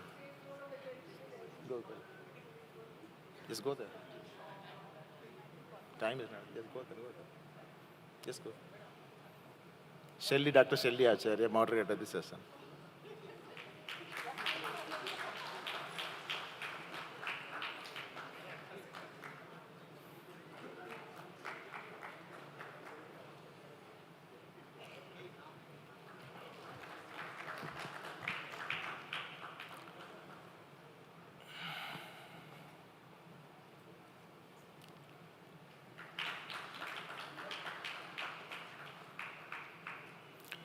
Thank you, Director, and thank you all the panelists for this wonderful session. Anything is there?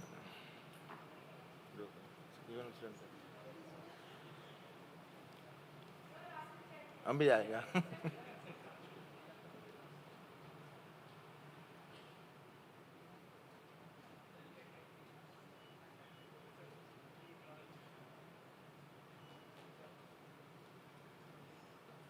Now we can break for tea, and we'll be assembling 12:15 hours. Exactly 15 minutes tea break. Exactly 12:15 start the next session.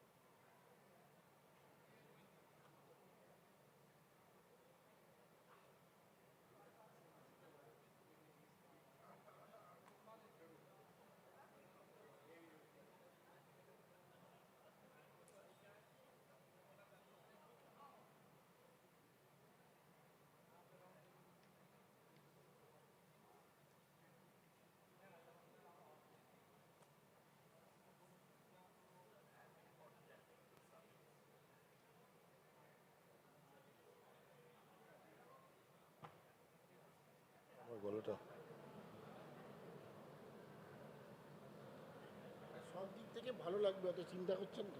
আমার তো কোনো চিন্তা নেই, যার চুল নেই তার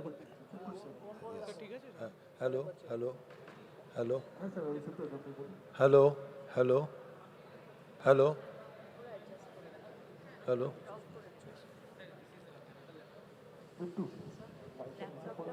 হ্যাঁ হ্যাঁ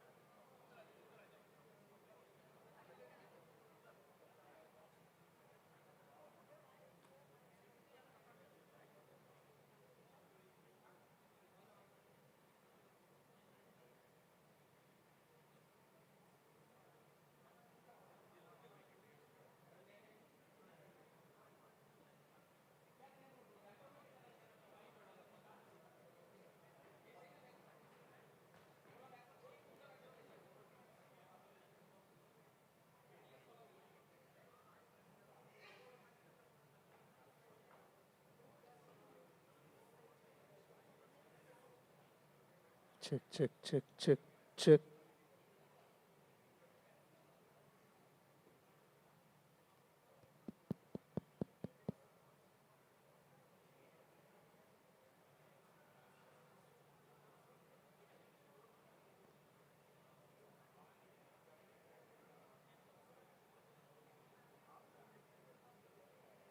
check check check check hello check check hello check hello check hello check 1 2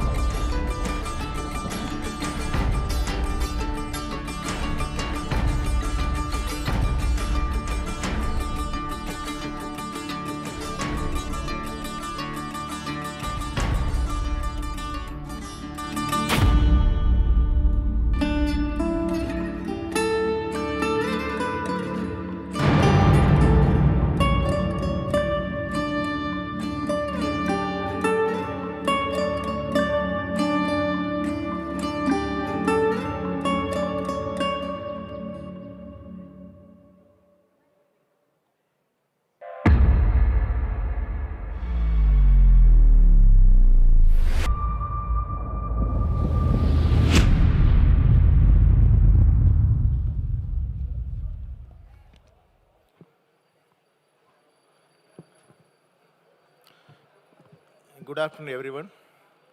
We can pass on to second session of the day, that is flagship talk. Ask you to praise the talk.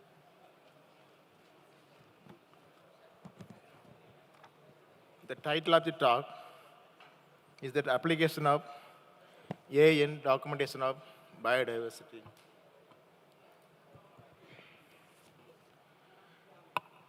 AI-based species identification can have an accuracy of about 80 to 98%. Bioacoustics having these sounds also having the reliability of about 80 to 90%. Say, for example, those who are backside, please settle down and close the door also. Say, for example, some of the apps, Biotro is one of the apps for AI-based apps. It has 360,000 species with 161.1 million images. Similarly, other app, that is Cryptic Bio. This app is having 52,000 species of cryptic species in 166 million images. Another app is called iNaturalist. This particular app is having more than 3 lakh recordings of animal voices, and it can identify about 5,500 animals, species of animals. In order to enhance the AI in the application of biodiversity documentation, more than 2 million cameras have been installed all across the forest ecosystem of the world. Each camera is providing 50,000 to 1 lakh images per annum. So total, more than 400 millions of images are available for wildlife through the camera trap that has been installed all across the world. As far as our country is concerned, India setting up the infrastructure for AI-based application as under India AI mission mode. Under this AI mission of our country, 38,000 GPU, graphic processing units, that has been distributed to 2.4 lakhs of biodiversity management committees all across the country. Through this application, access and benefit sharing of our country, sharing about 60% of the global share, which is being done in our country based on the AI-based application that is applied by the National Biodiversity Authority. AI-based applications also not only for the identification of the species, but also useful for the conservation of the species. Say, for example, in the state of Tamil Nadu, the AI-based application has been enabled for preventing the death of elephants in the railway lines. AI-based applications giving alert to the station master of the railway station. In turn, the railway station master will giving a communication to the loco pilot. So whenever these elephants are crossing, as a result of this application, last 2 years, 0 death of elephants have been observed in the state of Tamil Nadu. Another application for the conservation of biodiversity through AI application, again it has been applied in the state of Tamil Nadu, wherein in order to prevent the forest fire, to know the forest fire in advance, again AI-based system has been enabled. As a result, earlier cases, if you want to control the forest fires, it takes more than 45 to 60 hours to control the forest fire. Based on the AI-based, within 5 hours from the occurrence of forest fire, that can be controlled. Keeping this in mind, so AI-based application may also helpful for the conservation of biodiversity under the Kunming-Montreal Biodiversity Framework, wherein 30% of the area should be protected by 2030. Keeping this in mind, we conceive this topic on the application of AI on biodiversity documentation.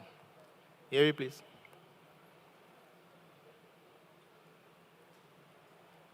Anyone is listening?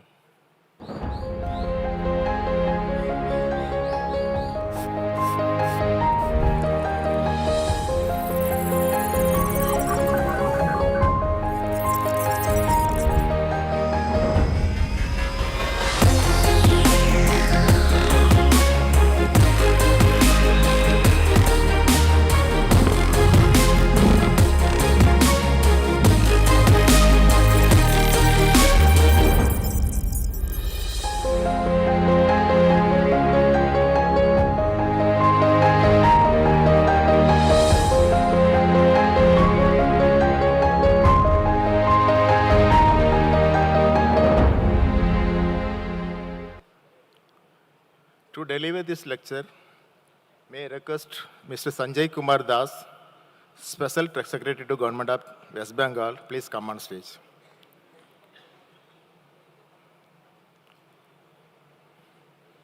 Please have a seat over, sir.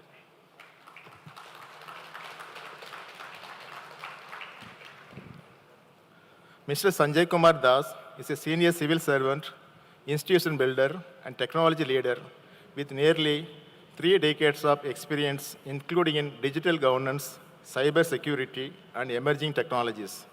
As a Special Secretary to Government of West Bengal and State Information Security Officer, he has led pioneering initiatives in AI adoption, cyber security, digital information, digital transformation, and public sector innovation. He established West Bengal Cyber Security Center of Excellence and has been instrumental in developing several citizen-centric digital platforms. He is a recipient of multiple national awards. He is widely recognized for promoting the responsible use of AI and technology for societal and development impact. With this brief introduction to the eminent speaker, handing over this floor to Mr. Sanjay Kumar Das. For 45 minutes, the lecture is 45 minutes. We try to complete within the 45 minutes time that has been allotted to you. Thank you so much. Thank you, sir. Thank you very much. Namaskar, everybody. I hope I would not take much time, but it is good afternoon. Thank God that it did not start on time. At 11:30, I would have been late. So when I was entering and I was finding out the earlier session was going on, I understood that being Bengali has little bit of good things also, but at least not on time. So by the way, first of all, as far as biodiversity is concerned, I am a complete outsider. So whatever I am going to talk to you with regards to that subject, don't judge me. With regards to AI application, I will try to actually start with where Sir left here while moderating the earlier session regarding hallucination. If you allow me, sir, with your permission, I would like to delve upon what you said. I am 50% in support of you and 50% against. Why? Because when in 21-22, the first manifestation of the large language model was there before us, especially we came to know about chat GPT. That means the GPT would talk to us. That's why it is chat. The model was GPT and we started talking to it. Hallucination was so great that me and my wife, who is a teacher in English, so we started asking GPT about, Rabindranath Tagore. And we wanted to learn from it what is the, name of all those poems that Rabindranath Tagore wrote in Gitanjali. And it was so forthcoming that it gave out name after name after name after name without knowing that it had hallucinated, and Mr. Tagore had not given any name to any of the poems. So, ladies and gentlemen, that was called hallucination. Take a leap and come 5 years ahead, and nearly at the midst of 2026, hallucination has gone to the level of less than 5%. Now we have 416 AI tools. How many? How many AI tools that we have? 416. And I work with 72. I work with 72. What is that? That means, as far as SAR is concerned, when I'm going to write any academic paper, if I come down, I think you are not going to be threatened. Are you? No, thank you. So when I'm going to write an academic paper, though I'm not an academician, so I would start by researching on perplexity. Why? The perplexity has the least possibility of hallucinate as far as referencing is concerned. What is the percentage? Less than 3%. What is the human percentage of referencing? Is more than 20%. As Sir was stating that whenever there is an academic paper, he would think that the referencing that one has been giving, whether they are correct or not. In case of, human, it is around 20%, if not more. But in case of perplexity, it is less than 3%. So let us try to write an academic paper by stating the obvious, that this paper is written by AI, period. But what do I have? I have the ideation. I have the thought. I have the chain of proof. I have actually visualized what it is going to do. Let me tell you that recently I have written an academic paper on dual path encryption. What is dual path encryption? It's very easy. Think about a lock that it has two sides. You have two keys. You have to put two keys from two sides and turn at the same time, just like it happens in a locker in the bank, and it will open. So what will happen if these two keys are, taken by somebody? It will open. So we have to encrypt them. We have to actually put it under a mask so that even if it is taken by somebody, one will not actually open it. But even if someone knows how I have encrypted, what will happen? So it will be a two-way encryption. That means the way I am going to encrypt the key 1 will not be the way it is going to be encrypted. Why I am telling it when I am talking to taxonomists? Because that is what you need to do. Otherwise, your IPRs are not with you. When I take a picture on my mobile phone, a smartphone, I think that picture is actually with me. No, it is not. Because all those free softwares that we use on our device, as they are free, we are the product. They actually wager us, use us, take us as a collateral, and use our data for profiteering. And that's why they are giving us this thing, free.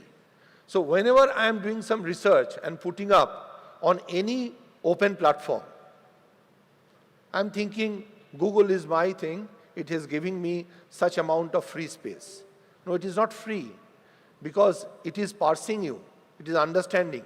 As soon as your salary comes into your account, you start getting different types of offers, how you are going to actually invest. Why it is not giving you an offer up to the maximum of your salary? Because it has analyzed how much is your salary, what is it your expenditure, and what amount you can actually save.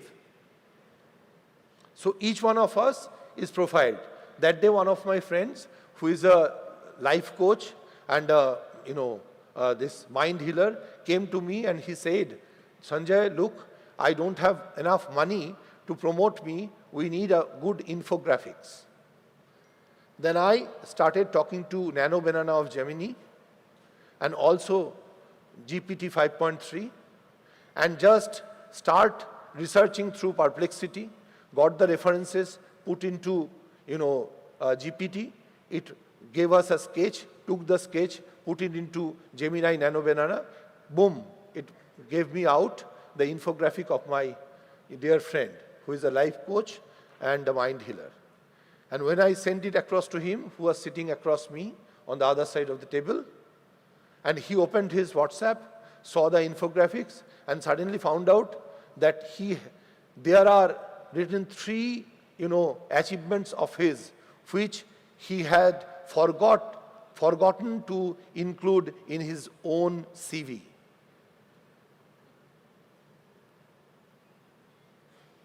That is the amount of profiling that we are thinking about.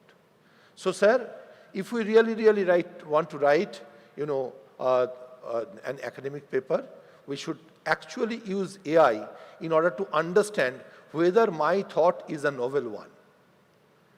Rather, put my entire brain into it and effort into it and burning midnight oil and coming out with a paper which somebody has already written in New Zealand or brought out in USA or somewhere else. So AI is going to stay. There are 2 options left with us. Either AI will use us or we will use AI. As we have to use AI in order to put human in the loop. If we want to fight with AI, AI will try to actually reduce much more hallucination, will not take my, effort into it, revising it, its outcome, and it will do on its own. Very soon, from AI to AGI, artificial general intelligence, to HI, human intelligence, it will attain, and we will have, in place of LLMs, we will have sentient after sentient after sentient in our machine. Whether we like it or not, whatever be our age, till the last breath, we have to learn the new technologies. Otherwise, whatever, very powerful devices we are using, they are useless. So coming back to what I am going to talk to you especially about, I'm not going to delve into taxonomy, but I would like to talk to you how we can together, try and utilize AI in documentation of biodiversity, especially. So if you look into it, that how AI needs to be understood, I have spoken a little bit on that, and learning from GSI's current initiatives, what you have been listening to and will be, I am going to fast forward into the specifically the challenges that are looking at us. the biodiversity challenge and why does it matter now, how AI is being implied or applied, real initiatives, and the reality check is environmental cost that really matters. So the challenge is the versatility and the mammothness of it. From JDSI's own portal, I have collected this data. I have not actually created it, neither AI did that for me. So out of 8.7 million species estimated globally, 1.2 million have till been classified. The rest is yet to be classified. In India, 102,780 faunal species have been documented by JDSI. 12th mega diverse nation is India, and 7.6 of world's mammals are with us, while 12.6 birds are with us. Only 65% of JDSI's collected specimens have been taxonomically studied. Why the remaining are not being studied? Just because of lack of manpower and intervention of softwares. So why are we not creating softwares? Because software creation is a passe. No one creates software right now. One talks to LLMs and it creates software with us. So how many of you think AI, it is nothing but prompt engineering? Just raise your hands. How many of you think that AI is prompt engineering? Do you know prompt engineering? We talk and it builds. So how many of you just raise your hands? Prompt engineering is the call of the day? We will talk and it will create? No, it is not. Right today it is context engineering. You need not even prompt. You will write a story, give it to the LLM, it will create. Just like that, I will show you, I created a software how to identify species. I took 2 images from Madam and put it into here. I will show you. And I have volunteers from amongst yourselves who will come and try to do it while the AI will do it parallelly. And then we will show you how much time does one take and what is the comparison. And if we take benefit of AI, how can we fast identify them? So it is not about prompt engineering anymore, it is context engineering. Think about anything, any outcome, write down a story, put it into LLM, it will do it for you. So are you with me that it is about context engineering? Yes? So what is about tomorrow? What is the tomorrow that we are looking at? It is called loop engineering. What is loop engineering? That you actually write an open-ended story. You end by telling that, okay, Prince तो आकर के इसके लड़की को उठा के ले गया, उसके बाद क्या? So it will think about and generate how many ways the prince has actually, taken the princess of this land and what has happened. So it is not the close-ended story that you are writing. It is an open-ended story. It is a loop. That means it is continuously updating itself. What is the simple, example of a loop? That you want a very good pair of shoes at 50% of the offered price. That happens often in great sale like Prime Day sale or something. So when will it occur that it comes down to the 50% and you will be buying it? Just like it happens in share market. So you create an application, it will look up to the different portals offering that very shoe, and it will continuously search and wait for that time when the discount is coming to 50%, and as soon as it is, It is actually sending you email, it is sending you message, it is alerting you and poking you and shivering in your hands so that you are awakened and you find out the time and you buy or no buy. But it can buy for you too. But if you allow it to buy, then there is no human in the loop. Then it might buy 100 pairs of the shoe because you asked it to buy and it found out there are 100 pairs on offer. And that's why it will buy all 100 pairs. So that power is in your hands, and it is how we are going to actually utilize it.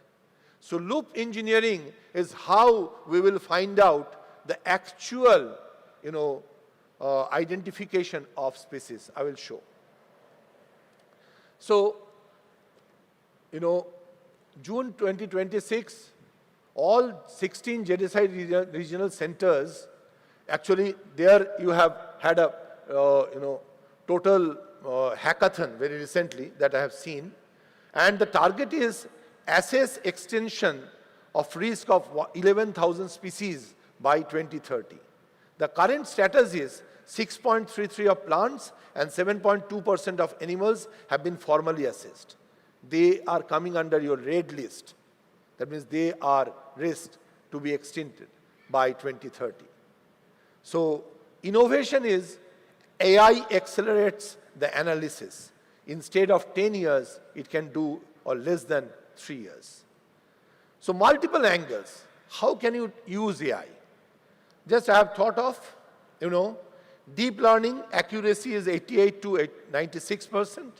Traditional, instead of one expert doing 50 specimens a week, AI-assisted one expert can do 500 specimens. Camera traps, AI reduces 5,000 images per month. That means use of hours to shot. And there are, collaboration. I will come to that. I will now ask, two of the volunteers to come ahead and, go through a demonstration we will take.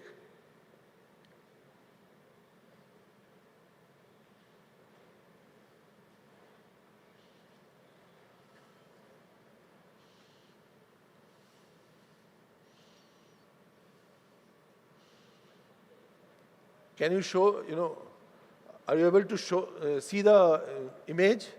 Is it clear? Clear? Yeah.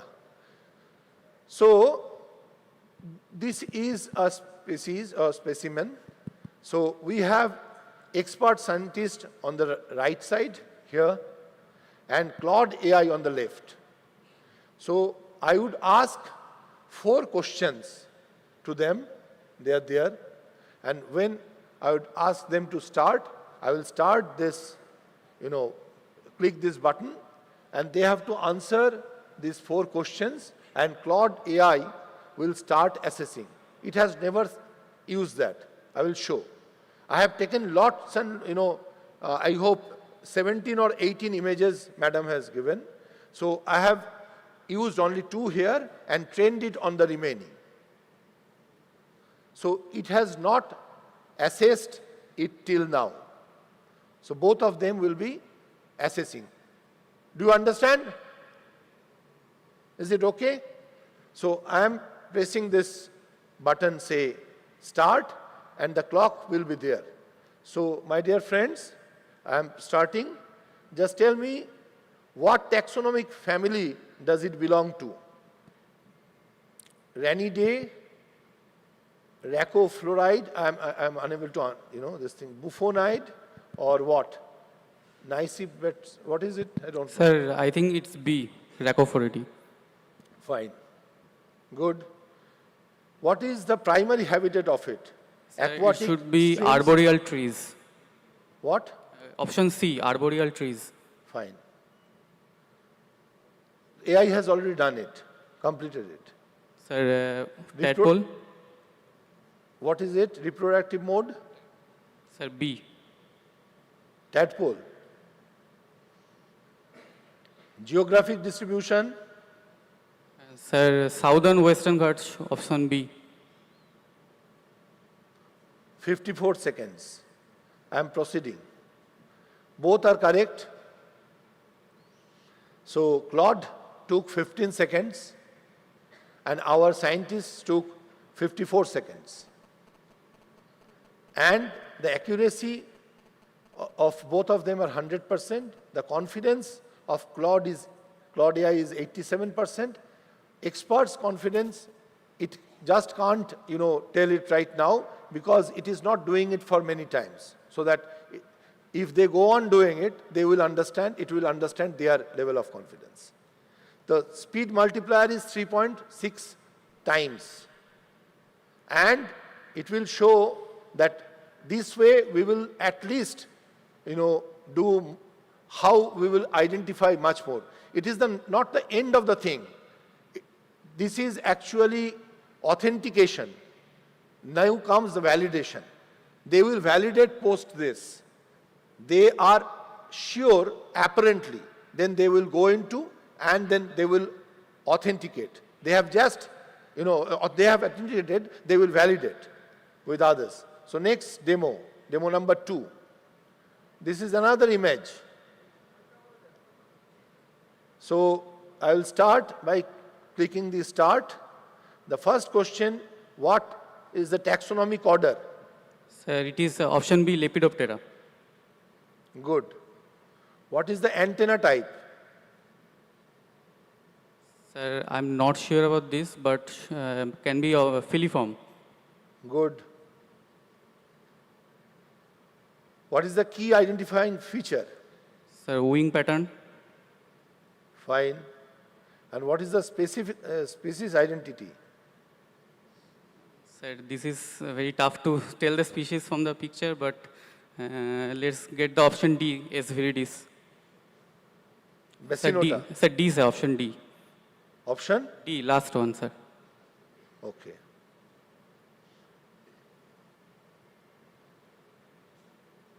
They are correct once again. Claude took 13 seconds.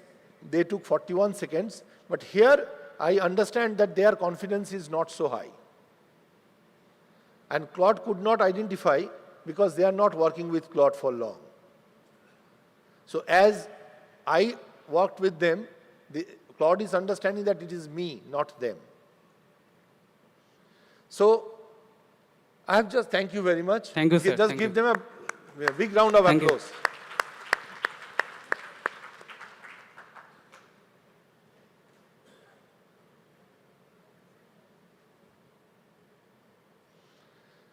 So the deep learning accuracy you have seen that the Claude, which application that I created, who is, technologically challenged. So instead of me, if a, proper oriented person would have created, the time would have taken is much less. So how did I make it? I make it with context engineering. I told it that this is the outcome that I want. I told it what is the layout that I require. And it created the application.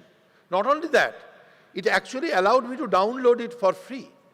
There is nothing free. It is a paid version that I use.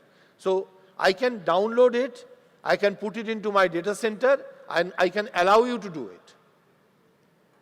Anyone can do this.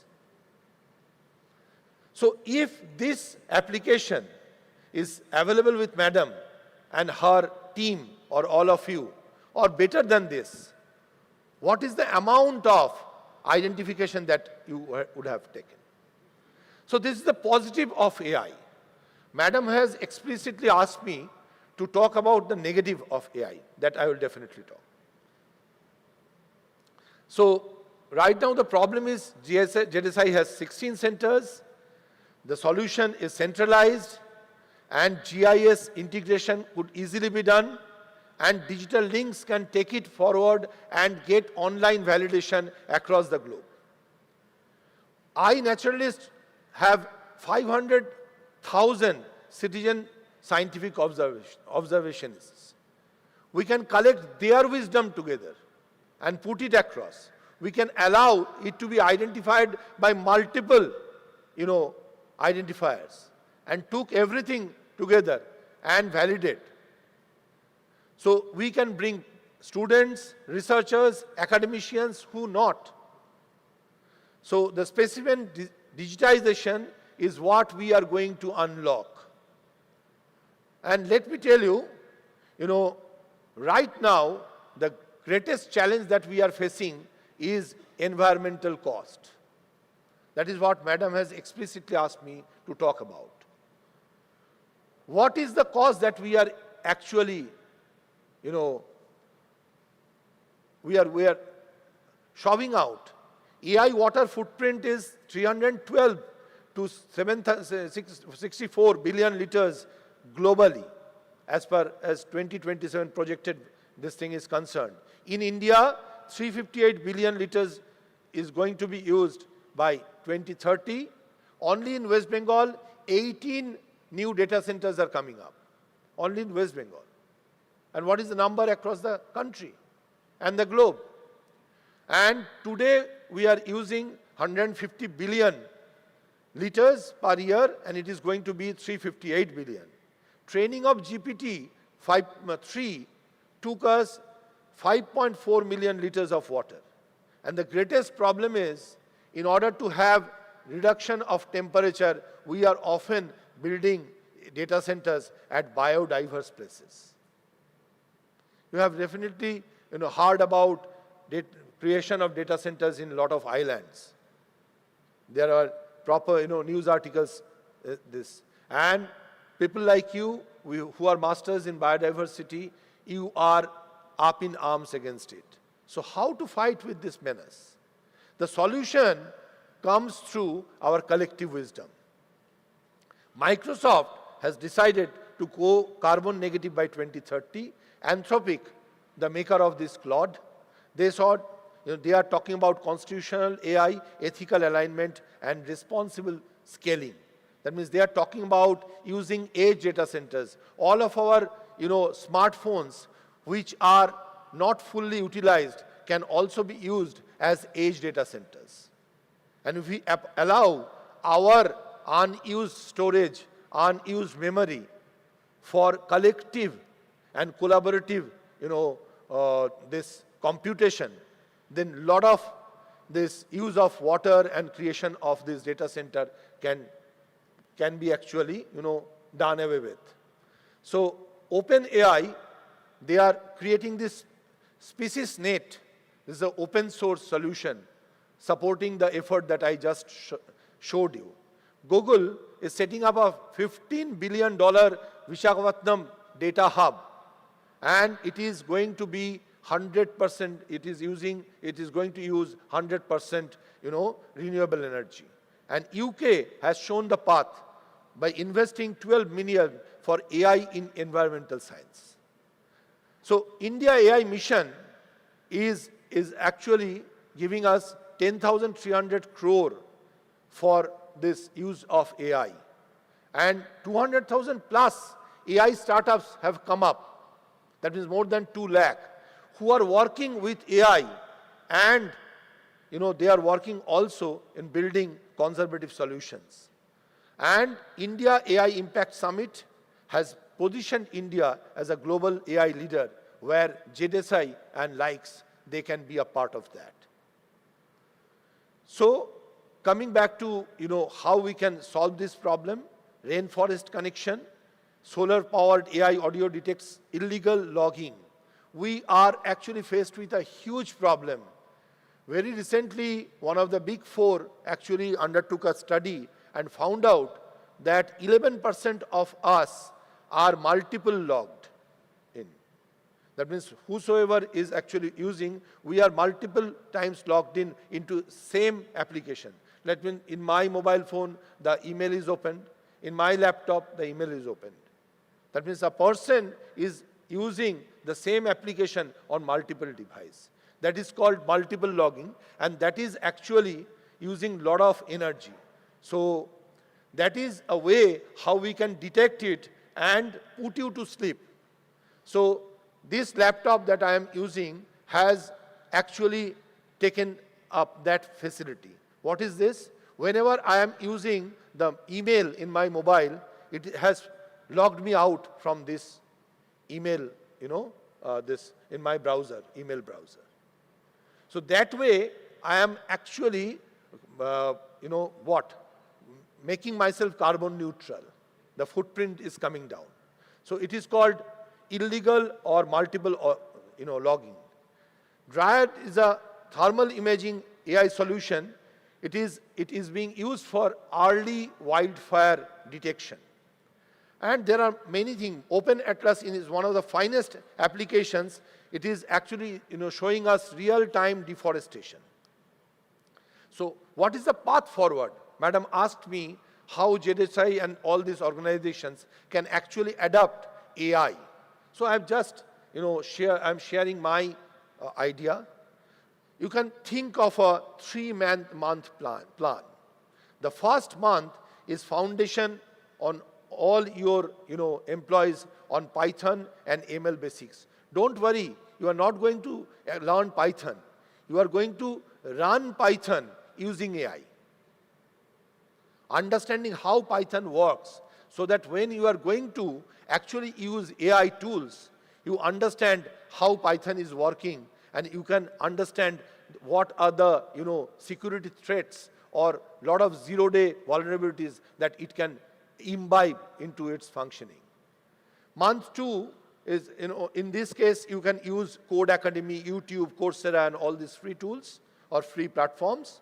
Month 2 is application structured course. Just like a lot of structured courses are there, like using tools like TensorFlow or course like Coursera, Outskill, all those structured courses.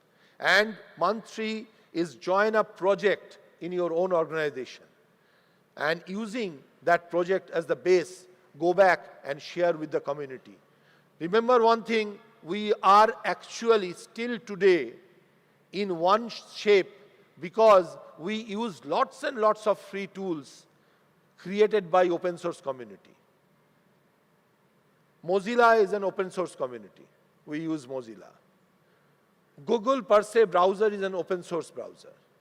So the problem is we use open source solutions, but we do not give back. That means whatever we are creating using open source, we need to give back to the community so that somebody other than us can also utilize. And I will end by telling you 2 things. One, that it is impossible for us to independently create any application and stay in this world afloat until and unless we collaborate. Only 2 years back, when we started understanding that the greatest threat that the world is going to face is not AI, it is quantum computing. What right now we are doing, we are actually harvesting data. Those are encrypted data across the globe and waiting for that time when quantum computing will actually do away with or devastatingly break all those firewalls or encryptions. Then we are harvesting, actually, we are taking everything together and we will decrypt then. So 2 years back, we understood that the greatest threat was not AI, it was quantum computing. Ask today Google, it will tell you that quantum computing and AI, they are not at loggerheads, they are collaborating. The threat that we are facing right now is neither quantum computing nor AI, but the collaboration of them. In order to fight this menace, we have to ride the tiger. And we have to learn the tricks of the game and start understanding that the tomorrow is based upon emerging technologies. And if we do not upskill ourselves, only one word is there for you, which I am going to show at the end. This. So if you do not ever allow yourself to upskill, the only peril is the word that we are faced with. And before I end, I would like to quote, धूप में निकलो घटाओं में नहा कर देखो, जिंदगी क्या है किताबों को हटा कर देखो, फासला नजर का है धोखा भी हो सकता है, फासला नजर का है धोखा भी हो सकता है, वो मिले या ना मिले हाथ बढ़ा कर देखो. To try to extend the hand to AI, do not fight with it. Thank you very much. God bless you. Thank you, sir, for your intelligent lecture to deal artificial intelligence. So just we can open the floor for 2 questions. Okay, just give a mic to Rohini.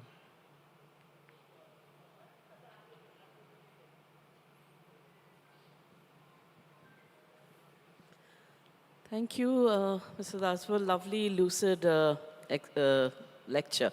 I'm just wondering, what is your comment on us? I feel there's a slight bit of biased element in AI, because whoever is designing or writing the algorithm is writing according to his or her idea, knowledge, etc. Because I mean, the reason why I'm asking you is because we were trying to use this AI in diagnostics. So when I'm looking at, say, a patient tissue or whatever, so I'm going to write the algorithm based on my knowledge or my interpretation. So how is that biasness going to be overcome in time? I just briefly touched upon it. I anticipated this type of question. I briefly touched upon it. First of all, today, no one is writing any code. The GPT 5.3 had not been written by any. It had been written by 5.2. And not on cue, automatically. There was an assessment that it already had 1,883, biases. And most of the biases are actually affecting them on critical thinking. So at one fine morning, it started writing the 5.3 version. So no one is writing, madam, take it from me. But how we are supervising it? In order to supervise, we need to learn. Just like you, when you search or you analyze, that means you are using your mental faculty. So we have to go with the flow, go deep into and understand where are the vulnerabilities. Where is the loop that is not getting ended? Yeah, so that's the point. Like, I can't rely totally on AI. No, you have to learn. You have to learn. I have to know what's happening. No. You cannot depend upon Sanjay to learn for you. You have to learn. The tomorrow is we learning. There is a beautiful infographics where people are seen working on mobile or tablets, and machines are seen learning from books.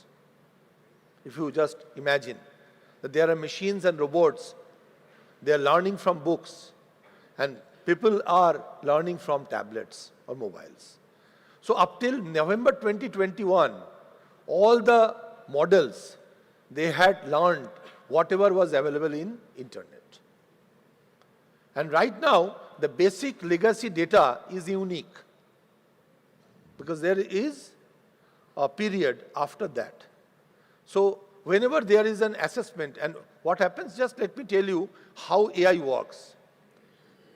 Where there is an end of logic, pattern starts. Just like you are standing just aside a lake, and you are seeing kingfisher swooping down and picking up a fish. So every day you watch, and your mental faculty, which is a supercomputer, it identified a pattern. And after some time, just by seeing the flight, you would see and understand on which soup that bird can catch a fish or will not. And most of the times, you are correct. I'm giving you another very easy to understand example. You have kept your bag behind you, and it's a public space. Suddenly you look around and you found your bag gone. There was no touching, nobody. You say it is your intuition. That intuition is pattern identification. So, if you understand how AI works, and then you understand how AI creates, then you can very well assess when it is modeling something. You can only depend upon a tool which you can build. I built it, I depended upon it. I knew that howsoever, tough. Both of you staying at Calcutta, please have a detailed discussion later. Please come to stage, sir. Please come to stage at least now. I'm sorry. She took me into a passionate area. Thank you very much. Yeah. Sir, please come to stage. Yeah. Now at least. Sir, Don't be worried. I will not go ahead. I request the Director Zoological Survey to come on stage. We have that. Yeah, one more question. Yeah, please. Sir. Yeah. Hello.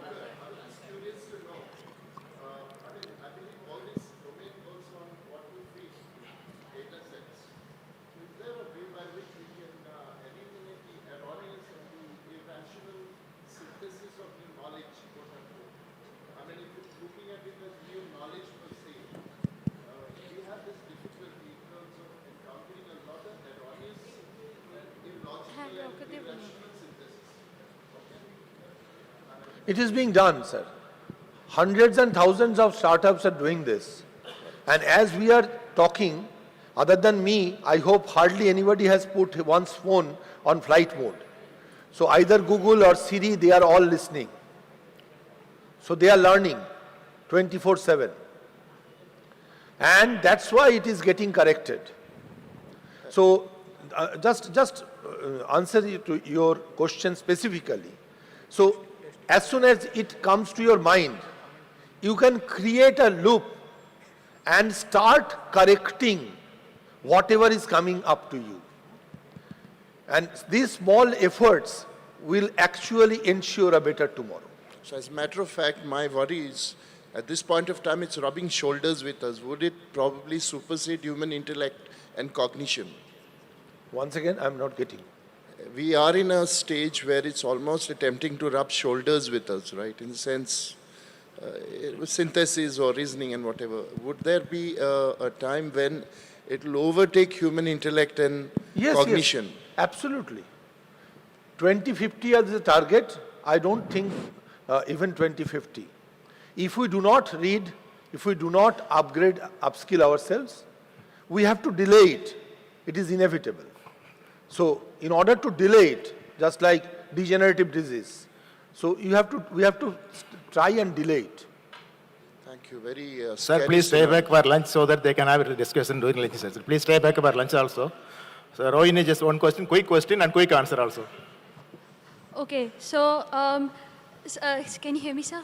Okay, so I wanted to go back to your demo, and another thing that you mentioned, that for the demo purposes you used Claude AI, but you mentioned that in a previous example that data is the product. And ZSI has a vast data containing a vast database of species data, which is critical and not open to public, and not in the best interest to share this data. Now, what would an option be for ZSI to utilize AI in a manner which does not expose this data? Absolutely. That is called sectoral language model. You have to create your own language model in own data center. Keep the data in your data center, run the model into your data center. And I was thinking the same, the custom AI for ensuring data privacy, or even AI automation. But another thing I wanted to ask is, what kind of a structure would you suggest for ZSI to utilize? Because scientists are consistently going on surveys, searching, and trying to identify unknown species. Sectoral language model. Sectoral language model, SLM. On top of balancing, trying to fix the AI, for example, you mentioned about AI hallucination and essentially a back and forth to ensure that the AI's accuracy is good enough. So would sectoral language modeling help in ensuring Sectoral language model is your own creation. You have to create it. You have a legacy of data. There are different types of tools. You have to onboard them, install it in captive environment, run it and create it. It is your model, your data, and there is no way that anybody other than you can actually utilize it. I understand that, but I wanted to ask, as usual with everything, there's always going to be problems, and we need to fix the AI model's mistakes. Now, how would you suggest that scientists who are actively ensuring this AI model works efficiently and also fixing its mistakes, what kind of a structure, or is there any particular technique Call that we me, can I will tell you. utilize? It will take at least 2-3 hours. Sure, thank you, sir. Day after tomorrow, please come down to office, sir. So you can have a lot of questions for you. You can answer the questions. So With may I assurance request the of a director couple of of, zoological survey, please with come on stage. assurance of a Please. couple of, good tea, Please come. cups of tea, I will do that. Sir, this particular session, we'd like to release 2 books by your hand and as well as the director. The one is Fauna Mahananda Wildlife Sanctuary, Conservation Areas, authored by Shelly Acharya. And second book is Neora Valley National Park Conservation Area Series, Dr. P.G.S. Sethi. I request both the authors come to stage and join with his dignity to release the book.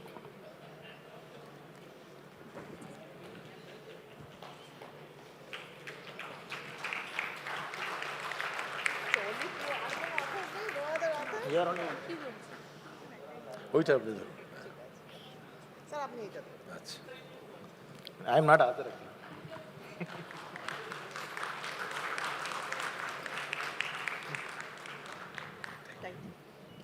So thank you so much, sir. And I request director to felicitate our distinguished guest on this occasion for his wonderful talk on artificial intelligence.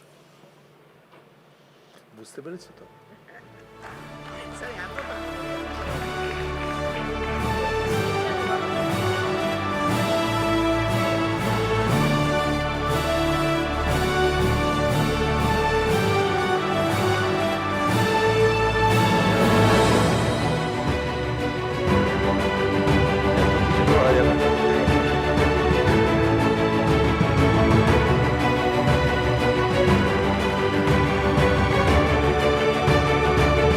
Thank you so much. Just give us 2 minutes time for setting up the stage for next session. We'll break for 2 minutes, not to go out, but please close the doors also.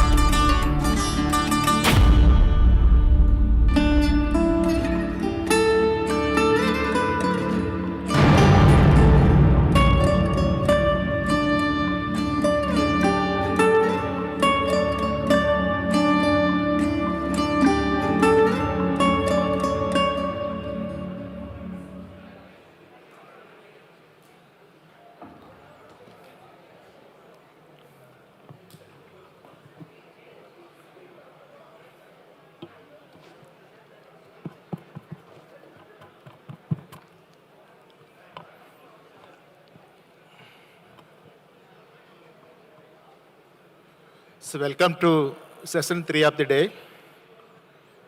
That is from assessment to action, IUCN red listing, and Indian wildlife conservation.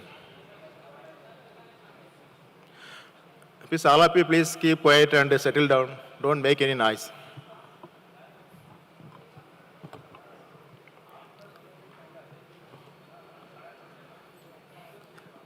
The main goal of IUCN is to provide this scientifically based information about the status of species and subspecies, and the status about the threat to biodiversity can intervene and interfere with the existing national as well as international policies towards the conservation of the flora and fauna. That is the main purpose of IUCN. The IUCN started, please all volunteers please stay back and ask them to keep quiet. Please volunteers please stay back.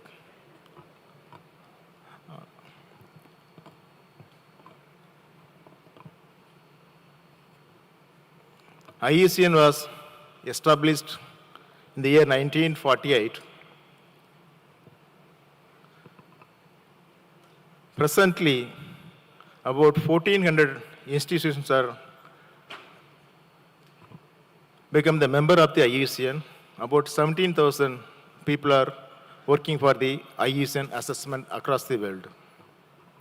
As of now, IUCN assessed 172,000 species of both flora and fauna, of which 48,000 species are threatened category. Say for example, 44% of the reforming corals are threatened as of now. 41% of the amphibians are threatened as of now. Again, 41% of the reptiles are threatened as of now. About 41% of the tree species also threatened as of now. 38% of the shark and rays also threatened. Again, 34% of the conifers also threatened. 28% of the mammals across the world also threatened. And about 11.5% of the birds also, heavy fauna also threatened as of now IUCN assessment. As per the mandate of IUCN, every 10 years, they have to reassess the species. So as of now, 21% of the species that has already been assessed by IUCN also being reassessed as per the mandate of the IUCN. If you look at our country, as of our country has become a member of IUCN way back in 1969. Since 1969 onwards, till date, about 2,970 species of plants, 7,076 species of animals have been assessed for IUCN red listing assessment. So this is the status of our country assessment. But we are having these animal species of about 1,05,953 species as on today. In order to speed up the assessment of IUCN red listing of the species of our country, both plants and animals, Zoological Survey of India and Botanical Survey of India, IUCN, made a memorandum of understanding in the last year to red list the species and augment and increase the assessment status by 2030, wherein we expected to assess 11,000 species, of which 7,000 species will be assessed by the Botanical Survey of India and 4,000 species will be assessed by the Zoological Survey of India. That is, animals will be assessed by Zoological Survey of India. This vision document has been released by the Honorable Minister of Environment, Forest and Climate Change, as well as the Director of Zoological Survey of India and the Director of Botanical Survey of India, and also IUCN authorities in the last year meeting that was held at Abu Dhabi in the United Arab Emirates. With this background, this particular session, that is from assessment to action, IUCN red listing and Indian wildlife conservation conceived to discuss in detail at this juncture. May I request AB, please?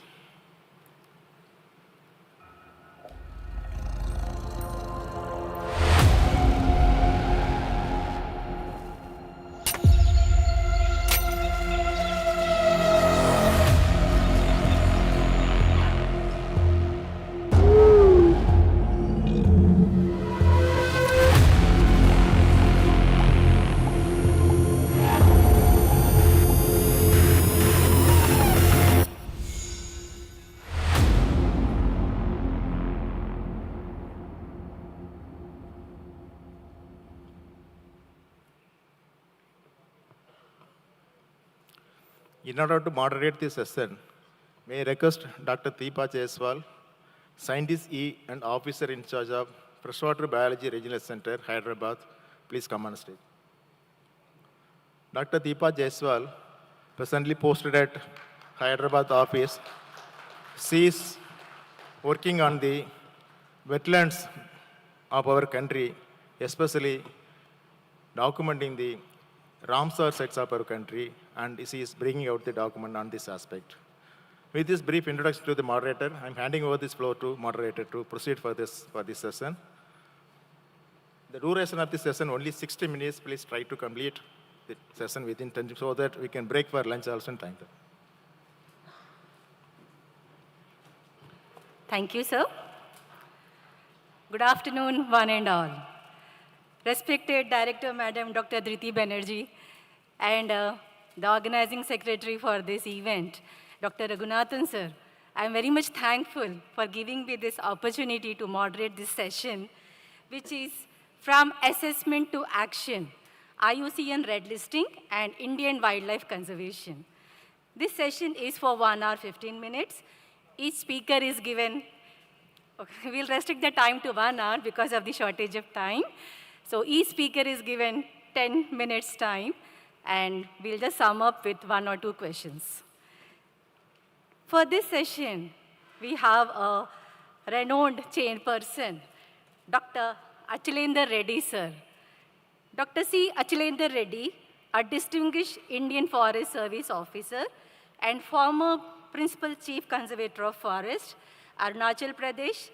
Sir is also the former chairman of National Biodiversity Authority. Sir served in several leadership positions across biodiversity conservation, public administration, and policy. His contributions have earned national and international recognition, including leading India's biodiversity initiatives on the global stage. The next speaker for this sessions will be Dr. Sanjay Maular. Dr. Sanjay Maular is a conservation biologist with over 30 years of experience in wildlife conservation, ecosystem restoration, climate action, and sustainability.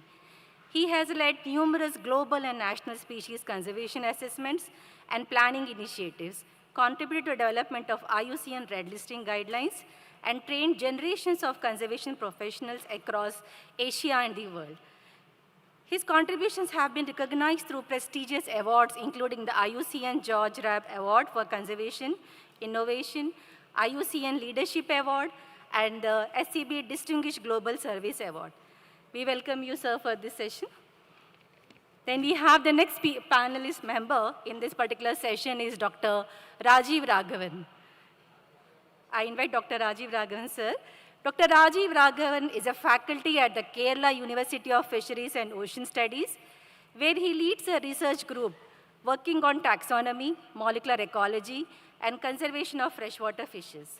He is the South Asia chair of the IUCN Freshwater Fish Specialist Group, the IUCN Freshwater Fish Red List Authority, coordinator for Asia and Oceania, and the editor of Asian Freshwater Fish section of Zoo Taxa.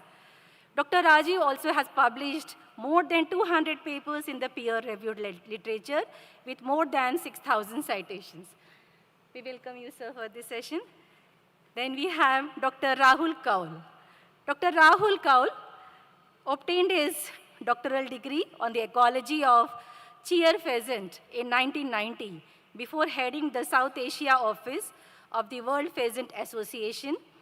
He later joined the Wildlife Trust of India, from where Sir superannuated in 2023 as the CEO. He is currently the director of IUCN Center for Species Survival India and also the co-chair of IUCN Galliformis Specialist Group. We welcome you, sir, for this session.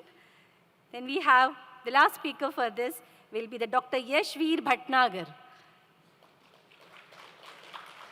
Dr. Yashveer Bhatnagar, country representative of IUCN India and a highly respected conservation scientist with over 3 decades of experience in biodiversity conservation, program management, and policy engagement.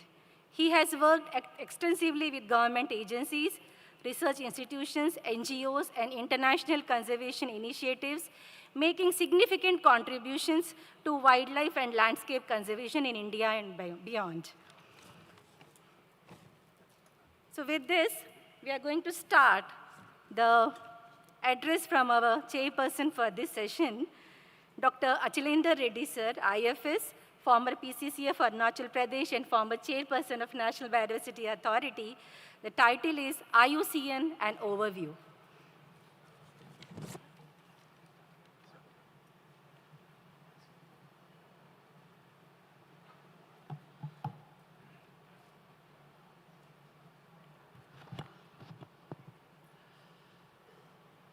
Namaskar. Good afternoon.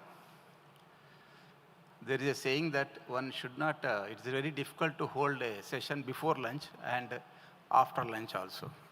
So generally I get, I don't know, many a times, pre-lunch sessions I get wherever I go, most of the times. So anyhow, this is a challenge for me and for all of you. So kindly cooperate with me in this session.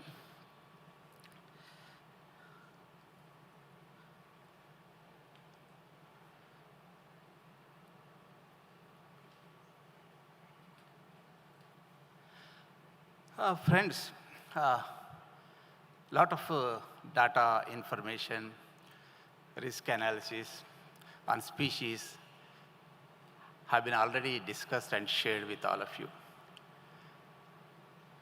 I have a few random thoughts to share with all of you, especially from implementation point of view. For all the biodiversity or species conservation or management, science is the basis, and rest, that is the regulatory framework, rules, management, all are based on science, which is developed by prestigious or institutions in India, ZSI and BSI, and other related institutes. I would like to share, and my main objective, I feel that to sensitize the policymakers and also the challenges in implementing the science. With regard to biodiversity, during my tenure as chairman and secretary also, what I faced was, it is very difficult to convey with our importance of biodiversity and conservation with the political executive and policymakers. You know, anywhere you see everybody talks about GDP, what is comparison with other developing and developed countries, and so on. Even just now, eminent speaker spoke, what are the negative aspects of the data centers and so on. So biodiversity conservation, species conservation, risk analysis is easier said than done in the field. So what is the situation now? Since time is very short, I will just skip some slides. Already Dr. C. Raghunathan ji has made my job very easy and by sharing a lot of information and overview of IUCN and so on. I would like to just request you to see the last point, that 60% of the overall decline vertebrate population sizes from 1970 to 2014. This is the state of affairs. Now, when we go and discuss in any fora, this is the World Economic Forum has given, what are the top global risks as of now? Environmental risk along with the societal, technological, economic and geopolitical. The environmental risk figures very prominently. This is not being told by scientific institutions like all of us or scientists or professionals like us, but it is the economists and the top think tanks across the world, they are saying it. Why this problem of always, conservation of species, biodiversity, animals and beasts? Because the problem with most of the, we don't see things as they are. We see things as we are. This is a what I should say, a mental attitudinal problem for the policymakers or the top people, because it is only our job is not to say that development should not happen. Development and environment are two sides of the same coin. So it has to move parallelly. That is a point I would like to stress. This overview has been nicely given by our Additional Director Raghunathan ji. The point I would like to mention is that here, IUCN, unlike other organizations, is a very unique, as per my understanding. It is a hybrid organization where the the national parties, that means countries and NGOs and experts, all are brought together in a single platform to bring convergence and synergy for the conservation of species across the world. That is the point I would like to highlight. Now, here is the point. From implementation point of view, I would like to link it up. I will not go into all these things, but kindly see what is meant by threatened. Threatened covers vulnerable, endangered, and critically endangered. This is as per the literature. But now see, right side, that is standard operating procedures recently issued by the National Biodiversity Authority. We should appreciate for a nice draft they have released, they have put it on the website. Now here lies the challenge. We have to read in between lines. The section 38 of the Biodiversity Act says that certain species prohibit or regulate collection thereof. Prohibit or regulate. But whereas in wildlife, I am linking up to the other acts and rules and regulations. In the Wildlife Act, Schedule 1, it's only prohibition. There is no regulation. If you go further into CITES, you have to link it up to the Appendix 1, that is critically endangered. This is what I would like to highlight, because when we go to the field, it is the mostly line departments, they work in the field. They are not purely scientific organizations like BS and ZSI.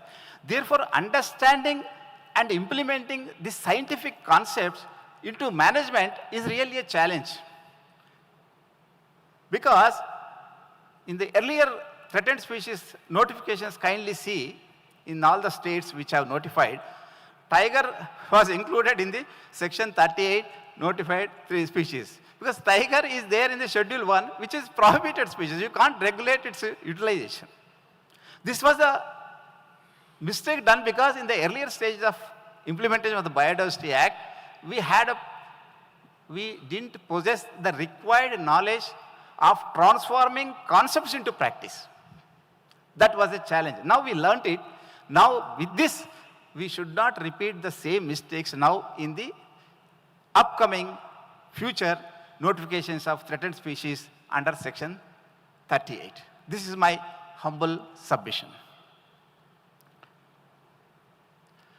Risk comes from not knowing what we are doing. Extinction of species is one such grave risk. Now coming to other aspect is that I would like to highlight, we have to keep in mind the Sustainable Development Goals as well as Kunming-Montreal Global Biodiversity Framework. Then only all our hard and sincere work of identifying new species and identifying the endangered or endemic species, our hard work will result in success only when we understand the implementation framework called the Kunming-Montreal Global Biodiversity Framework as well as the Sustainable Development Goals. In this, I would like to highlight which are mostly focusing on the biodiversity, that is plants and flora and fauna. That is SDG 13, 14, life below water, 15, life on land. Then target 2, target 3. Target 3 is the most challenging one. This is called, in short, 13 to 30 target. So 30% of terrestrial and inland water areas and marine coastal areas of importance of biodiversity and ecosystem functions are effectively conserved and managed. And target 4, this is directly related to threatened species. You can see it on the time is short, I will not read out. And one other point is further minimize human-wildlife conflict. Then target 5, you can see it on this thing, reduce the risk of pathogen spillover. This is the most important point because we all know, I will not go into the details, COVID, how it has come. There is a lot of scientific literature. They say that it jumped from the animals to human beings or whatever it may be, and there is a One Health policy is being advocated now by the government of India.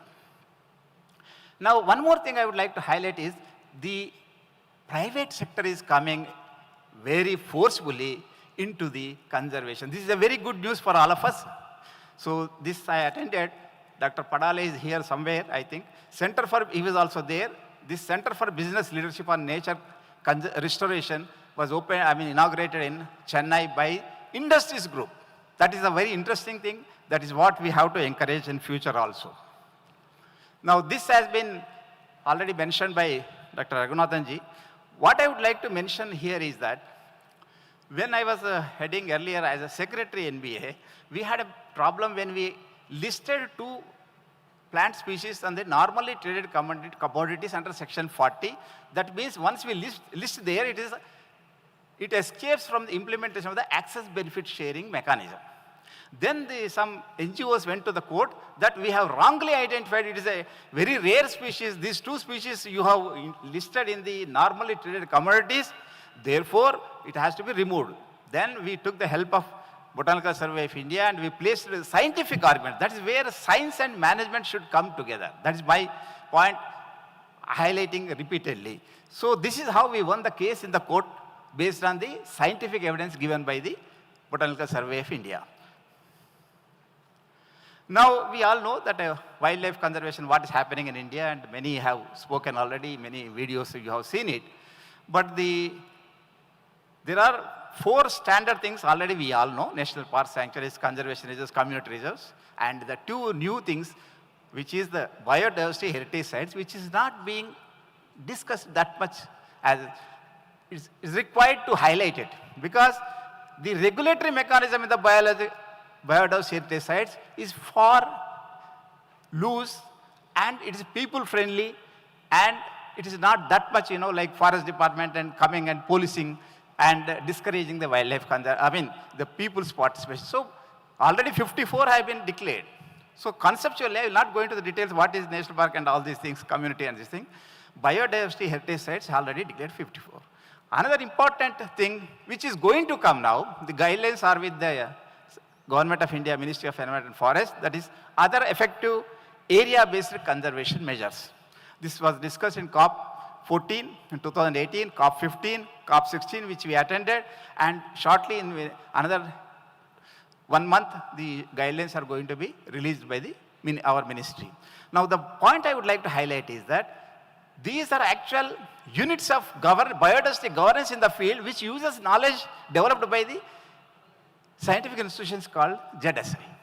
This is how we have to come together. Already the roadmap for red listing, that Vision 2025, 2030 document, which he mentioned, has already been released by Honorable Minister, which that we all know. But how to achieve it? The other effective area-based conservation measures are purely the private entities are coming forward to declare. That is a very interesting. Already 2 private entities from Hyderabad have declared it, and even there is a company in Chennai, they also came. The 3 private companies have come forward to declare crores worth of land as OECMs. This is a great thing for all of us, good news for all of us, to implement the conceptual things which are evolved, the knowledge created by ZSI and BSI to implement in such this thing with the ownership will not change. Whereas in national park and the ownership is with the government. The OECM will be owned, and it will be period wise. It may be 10 years, it may be 20 years. The guidelines are going to be released shortly. Now, one more thing, very good news I would like to share with you. National Highway Authority of India, which is a public sector company, which is, you know, the budget is more than some of the states' budget, the smaller states. They have now taken a concept called bee corridor plantations along the national highways to save the honeybees, and which in turn will also help the farmers in cross-fertilization crops. So yields will increase, environment will be helped, bees whose population is coming down will be restored. This is how things are happening in the country. So just to say that, I will not go into details, you can see all the viruses. This is a spillover from poultry to wildlife to humans. These things are happening. The Bundibugyo virus in Congo has created havoc. The significant problems we face today cannot be solved at the same level of thinking we were at when we created them. There is only one nature and there is only one future. Thank you, friends, for your kind attention. Thank you very much.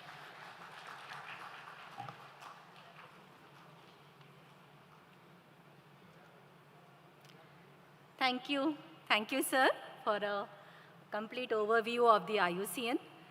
Now I request Dr. Yashveer Bhatnagar, Country Head, IUCN, New Delhi, to make a presentation on Red List Assessment Methodology for Indian Fauna.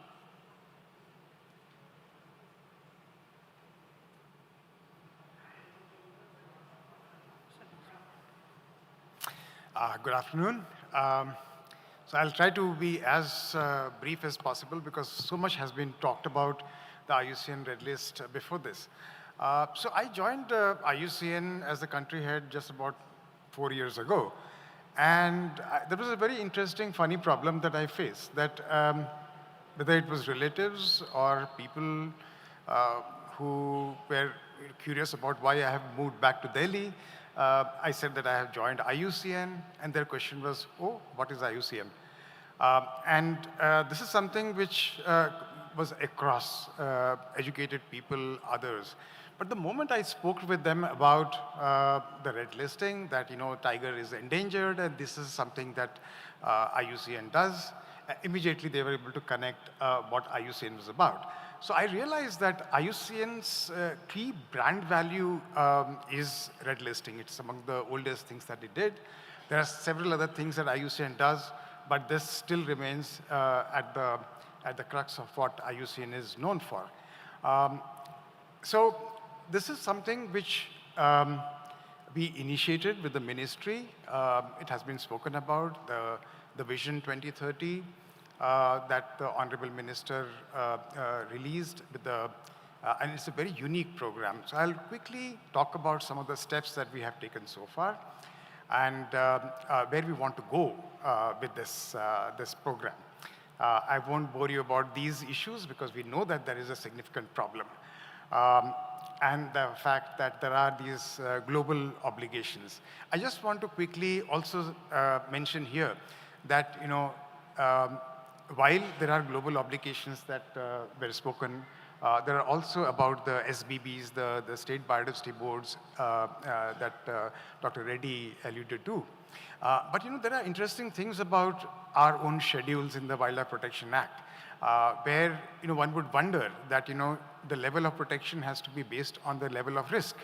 And both the Great Indian Bustard and the peafowl, which numbers in lakhs, versus bustard, which is just a few hundred, are in the same schedule.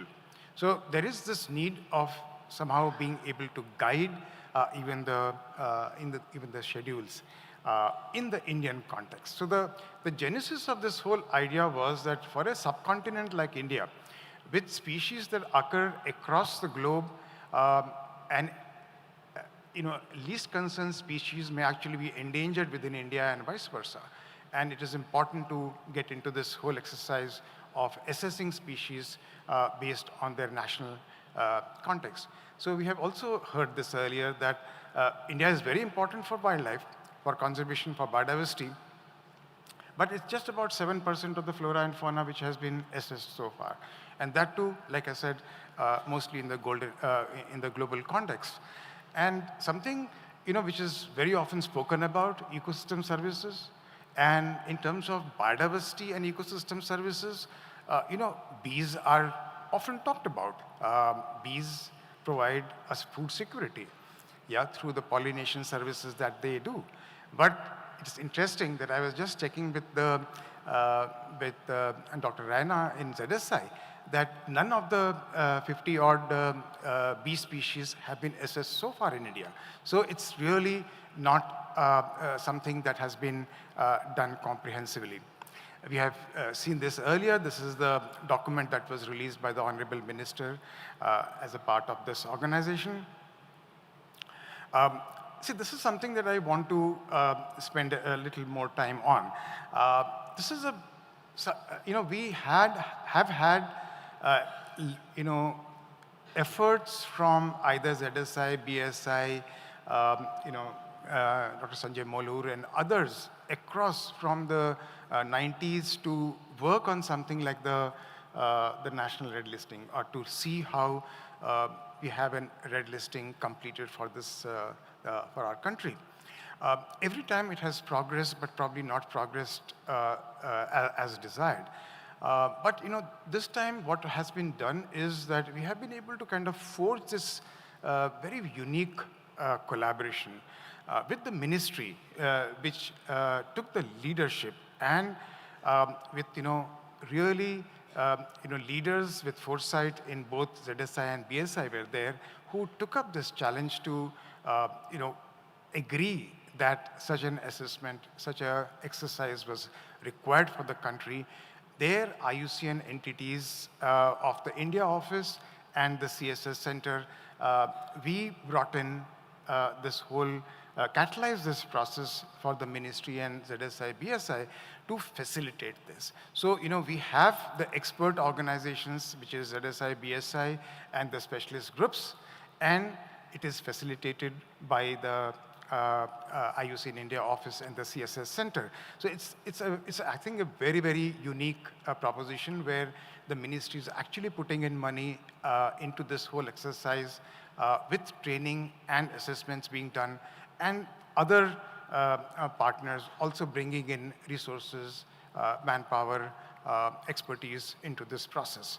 Now, this again, it's about expertise by these first two agencies and facilitation. Now, very often when I have spoken about red listing, it is just considered to be something which is about status.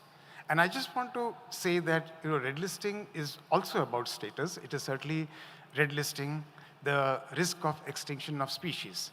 But the important thing is, how is it assessed? It is assessed by the best known authorities on the subject very often, yeah? And based on which we come up with a category like near threatened in the case of the Himalayan griffon, for example. But this is just one level of information.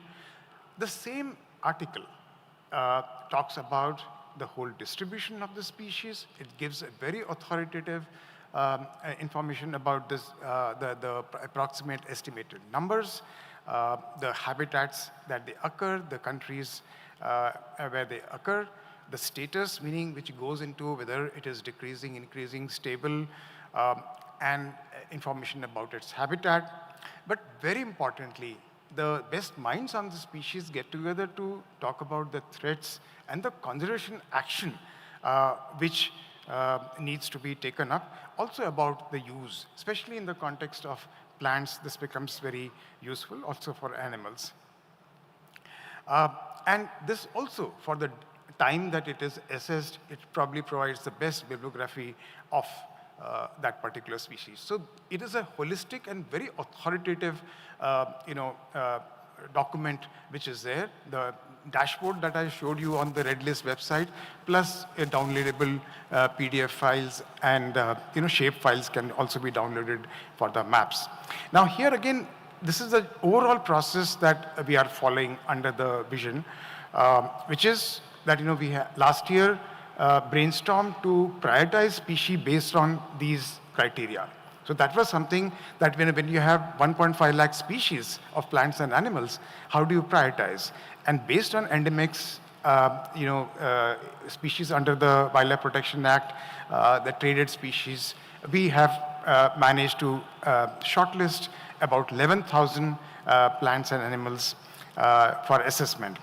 Now again, the second step, which is something that I have missed here, is the training. So we have gone in for en masse training of experts of both ZSI, BSI, and specialist groups, people who have all the wherewithal to really understand the intricacies of the red listing process.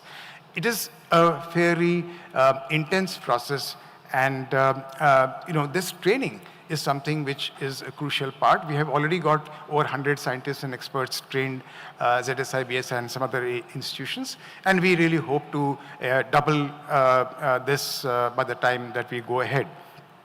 The assessments are carried out, and this is again a process which includes information from the field, fresh information, literature, and experts get together to evaluate the species. And this is reviewed and then finally published. And this is the kind of process that we would be following here. I'll skip this. But again, I am coming back to this slide at the end, that just to remind that this is just the first step. Assessment is just the first step. What we need to see is, like Dr. Reddy also pointed out just before that, and this is something which allows a lot of conservation decisions to be taken at multiple levels, all the way from global level to the on-ground level where a field manager is making a decision about working. What we are looking at here in this exercise is that when 11,000 species are done, assessed, please understand that it's not only the flagships that we are talking about. India adopts this whole ecosystem-based approach for conservation. So if you look at tiger as a flagship for conservation of tiger reserves, very often we are not really talking about the odonates and the other herpetofauna that are occurring in this landscape, even though we are thinking about ecosystem-based approach. But what this exercise will do is that it will be able to bring out the actual status of functionally important species in an ecosystem to enable everything from, say, soil, invertebrates, which are so crucial for ecosystems as well as agriculture, all the way to the large mammals as flagships. So it is basically something which will go into this whole cycle that IUCN has of assessing species, planning for them, acting based on the plan, and then of course these days communication and mobilizing resources are crucial. This is something that I don't think I need to emphasize on, these two aspects. And then of course network. And then this cycle sort of continues, and the process of assessment basically continues. These are some of the key figures that we are hoping to achieve through this vision document that we have spoken about, this exercise of a huge number of assessors. And we will have, we already have some trained trainers in India, just one or two. So I'd just like to quickly say this, that when we started this process 2 years ago, we were not able to get certified trainers to train our scientists, and we had to get experts from outside. But what we are hoping to achieve here is that at least 3 ZSI, BSI scientists are going to be trained, certified as trainers, and then the exercise of training will become in-house and will become much better. The Zoo Outreach Organization has been doing this for a very long time, and several of the scientists also have been trained through them. But this will allow a kind of a quantum increase in quality assessments in the country. And we also have spoken about authoritative set of red data articles for all these species will come out, but thematic books can also come out, like gymnosperms of the Himalaya, or trees of the Northeast, or such volumes of red list books, red books are possible. So this is a very quick overview. I hope I have not overshot my time. Thank you so much. Thank you. Thank you very much, sir. The next invited speaker, Dr. Sanjay Mauler, Executive Director, Zoo Outreach Organization, Coimbatore. Sir will be giving a presentation on status of threatened vertebrates, ground realities. Sir, time is limited to 10 minutes. I think we will try to complete the session within a scheduled time. Thank you, sir. Yeah, I'll assure you I'll skim through this really fast. I'm sure, like I am, everybody here must be hungry too.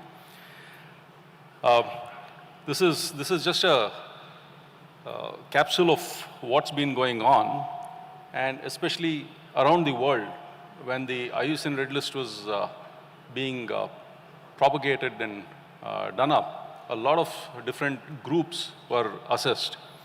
For most of the groups that were completely assessed, there was something known as the Red List Index that was developed to understand what the trends were. Now, this is something that is really important that a country like India can do, mainly because while we understand that species are getting threatened, or we understand their status better with more taxonomic information and everything else, it's very important for us to also understand what is happening over the years.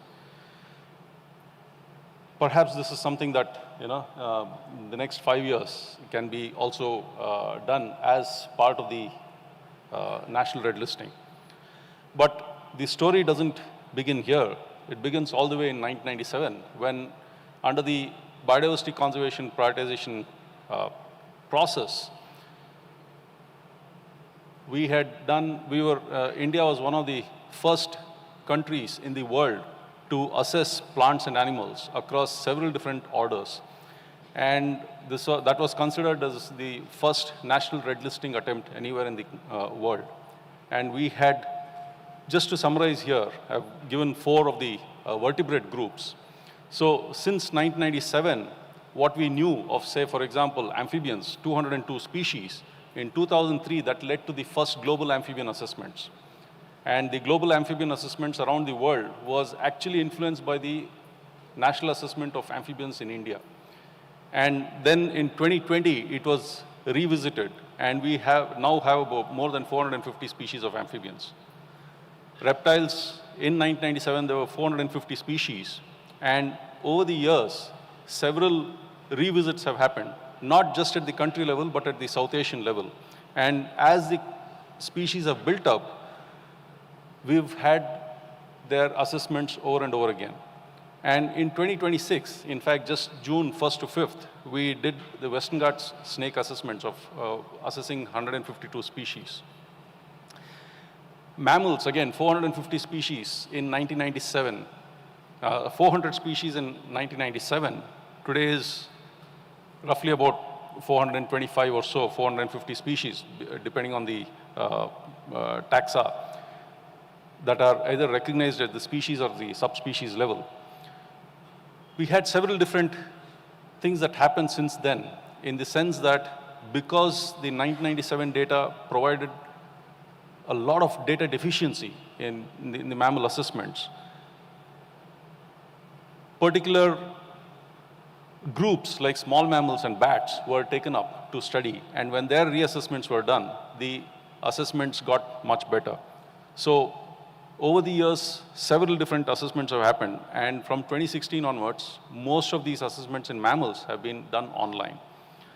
Fish, again, I'm not going to talk much because Rajiv is going to talk, but about 330 species were assessed in 1997, and then in 2010, 2014, we had a series of workshops on freshwater assessments, and most of the freshwater fish were assessed at that point in time. And again, there was one more attempt that happened, which Rajiv will talk to you later about. What has happened over the 30 years? Our knowledge of vertebrates in India has definitely progressed. The species have doubled. Awareness, of course, has increased a lot, and the data deficiency has decreased. Over the last 30 years, again, we've understood because of taxonomic solutions, the species distribution ranges have reduced. And because of increased threats, and the threats have increased also, and therefore a higher number of species have become threatened in each of those groups. But then, as we all heard in the first theme today, there's a lot of simmering taxonomic undercurrents that we've faced. And how do we solve that is something that we need to look at. Again, over the last 30 years, amphibians have shown the strongest declines. Okay? Because of forest loss, of course, habitat loss is one of the biggest things. Chytrid fungus, disease, climate crisis is one of the main problems. Reptiles, again, there is better knowledge that is being accumulated in reptiles, and the concern is therefore increasing. Habitat loss, persecution is one of the biggest threats in reptiles. Mammals, of course, are much better. The deterioration is moderate, unlike amphibians. But what we don't know is about small mammals. They are dying off, literally dying off, unknown. In my own study on small mammals, I have noted 5 species of small mammals to have gone extinct. Freshwater fish, severe declines, again, because of various reasons, invasive species being one of them. Birds, again, moderate declines, but a lot of the species are facing threats. Again, I'm not going to go into the details because when we look at each of these groups separately, we have, like I said, amphibians performing the worst. Western Ghats amphibians have really tiny distribution ranges, so automatically they get selected for declining restricted distribution criterion in the IUCN Red List. Of course, since all the streams are impacted, amphibians are impacted too. climate crisis is impacting them, and chytrid fungus is one of the main reasons now why several populations have undergone mass mortality. And recently, we've found the same in some purple frogs in Neliampati. So there's a rapid deterioration in the amphibian populations, not just in species, but also in abundance in all over the country. Reptiles, the information on reptiles is increasing because taxonomic work is becoming more and more now. But again, many of the newly described reptiles, especially the geckos and skinks, are all highly threatened because of their restricted distribution. Turtles are one of the most threatened reptiles. Snakes are increasingly threatened because of persecution. And crocodiles, when they're protected, are doing okay. Mammals, like I said, they're not as bad as the other two groups, but the small mammals are disappearing in many, many areas. This is what we don't see, we don't recognize. We usually go by charismatic mammals, and they seem to be doing okay because there's a lot of attention, but the non-charismatic mammals have a lot of problems. Marine mammals too have issues. With freshwater fish, again, with Rajiv telling more, there's increased destructive fishing, sand mining, and invasive species that are impacting the habitats where freshwater fish are declining. Many of the Western Ghats and Himalayan species that are endemic are highly threatened. And there is a steep decline across most river systems. Many rivers and streams of different orders are facing many problems. And therefore, the first things to get impacted are fish and, of course, other aquatic organisms too. Birds, Zoo Outreach did not do any work on birds, but because of BNHS being involved in this for a very long time, we do have the state of Indian birds, which is also adding knowledge to the IUCN red listing that the BirdLife International has been doing for a very long time. Grassland birds in India are one of the most affected. Raptors are affected, and wetland birds. These three groups have a lot of problems on hand, and especially forest-dependent birds in India are also declining because of various kinds of changes to our forests. What we know of birds, we understand moderate declines, but in many pockets we see very rapid declines in birds too. That's all from me. Thank you very much.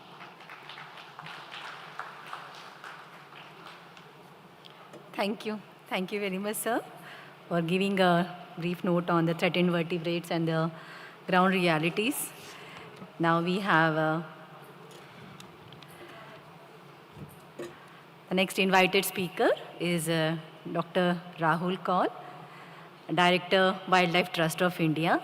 Sir will be giving the brief presentation on invertebrates and the red list gaps.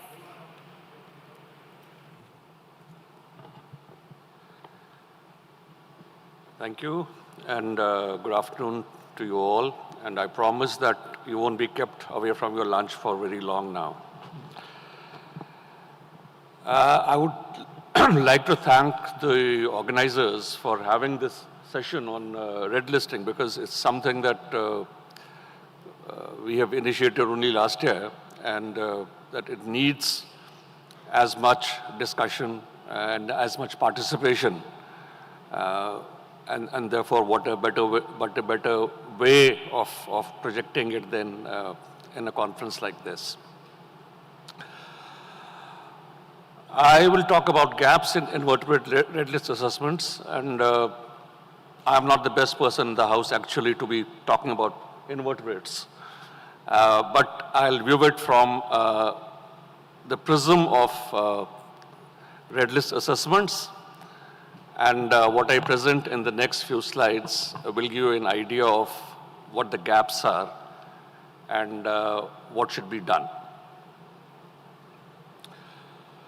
So despite the, the immense spread, both in numbers and mass, of invertebrates, which is 1.3 million across the globe, the level of assessment is abysmally low. It is less than 1%. And most species are data deficient, which means that we have not been able to assign a category of threat to those species. Now, if you look at comparisons across various groups, the vertebrates fare much better, and you see a lot of red lines and very big red bars on invertebrates, especially the insects and molluscan crustaceans. Now, in terms of the conservation actions and conservation interest, the maximum is garnered by vertebrates, although they actually form the smallest of the pie, and invertebrates form the smallest portion. Now, as far as India is concerned, picture is no different. Of the 93,000 odd species that have been described to date, there's less than 2% coverage across groups as far as the assessments are concerned. And of the 112 taxonomic groups that we analyze from the ZSI database, 70% are such which are without any assessments.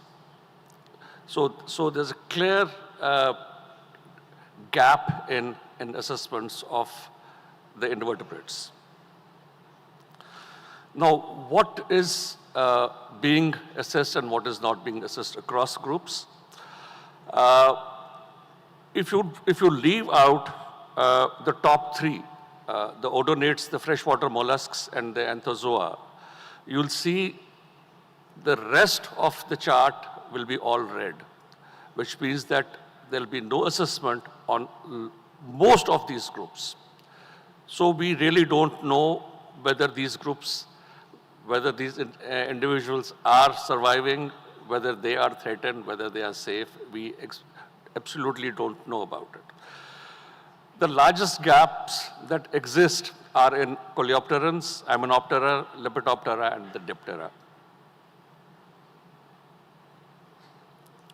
Another trend that we found when we analyzed the 112 taxonomic groups is that there are 17 groups that have or that register an endemism of more than 50%. These are the top 8 groups which basically record highest endemism levels, and none of these groups actually have been assessed. So really, therefore, it is a very high risk of invisible extinction, because we will not know whether this species is there or not. Now, what is the quality of and the categories of existing assessments? Of the less than 2% that we have assessed so far, of course, the bulk is formed by least concern, but what is also of concern is that 445 assessed species, that's 26%, are data deficient. That means, again, we don't know, and therefore the quality of the information that we have is insufficient. Only 15% basically they form the threatened category, and the assessments are largely outdated, and therefore they need an updation. Now, the taxa of greatest concern, based on the number of species, the endemism, and the percent assessed, is these are the 5. These are the spiders, scorpions, and mites, flatworms, beetles, Diptera, and the millipedes. So what should we do? what are the strategic actions that we must take? So first is build a national assessor network. So this is what is happening is through the training. We are trying to build an assessor network across who are trained and who can basically aid in the assessment of these species. The second is prioritize endemic groups. Now, one of the targets of the Vision 2030, and that is the first, in fact, the first outcome that we have proposed is to produce a red list or a data book of all endemic species of the country. It may not be all because there are lots of endemics that are invertebrates, but prioritize endemics to be assessed. The third step that comes out of the analysis is that there is a need for attention on freshwater invertebrates, because they are the ones that, one, have not been assessed, and second is face the maximum threat because freshwater bodies are under threat and therefore they need to be assessed.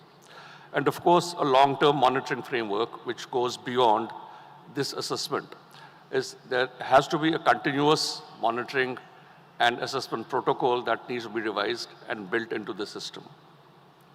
And of course, the first step towards that is the National Red Data Book, which is proposed to be released by 2030.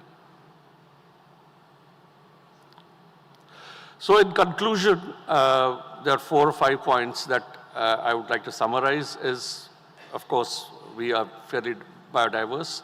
70% of the groups have not been assessed so far. Freshwater species face highest threats of extinction and therefore need to be assessed. High groups with highest endemism, they face an invisible risk of extinction and therefore need to be prioritized. And then Vision 2030 offers a historic opportunity basically to close this gap and start this process. Thank you very much.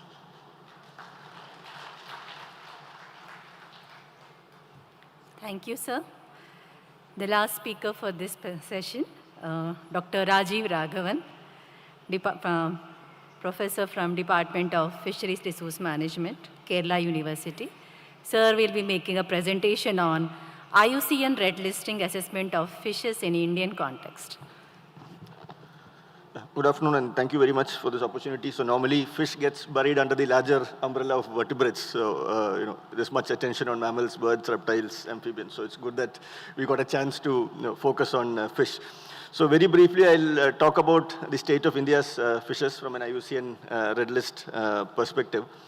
So as a big group of vertebrates, we have around 37,000 odd fish species around the world right now. And for such a big group, we've got comparatively good coverage. Almost 77% of the world's fish species have an assessment.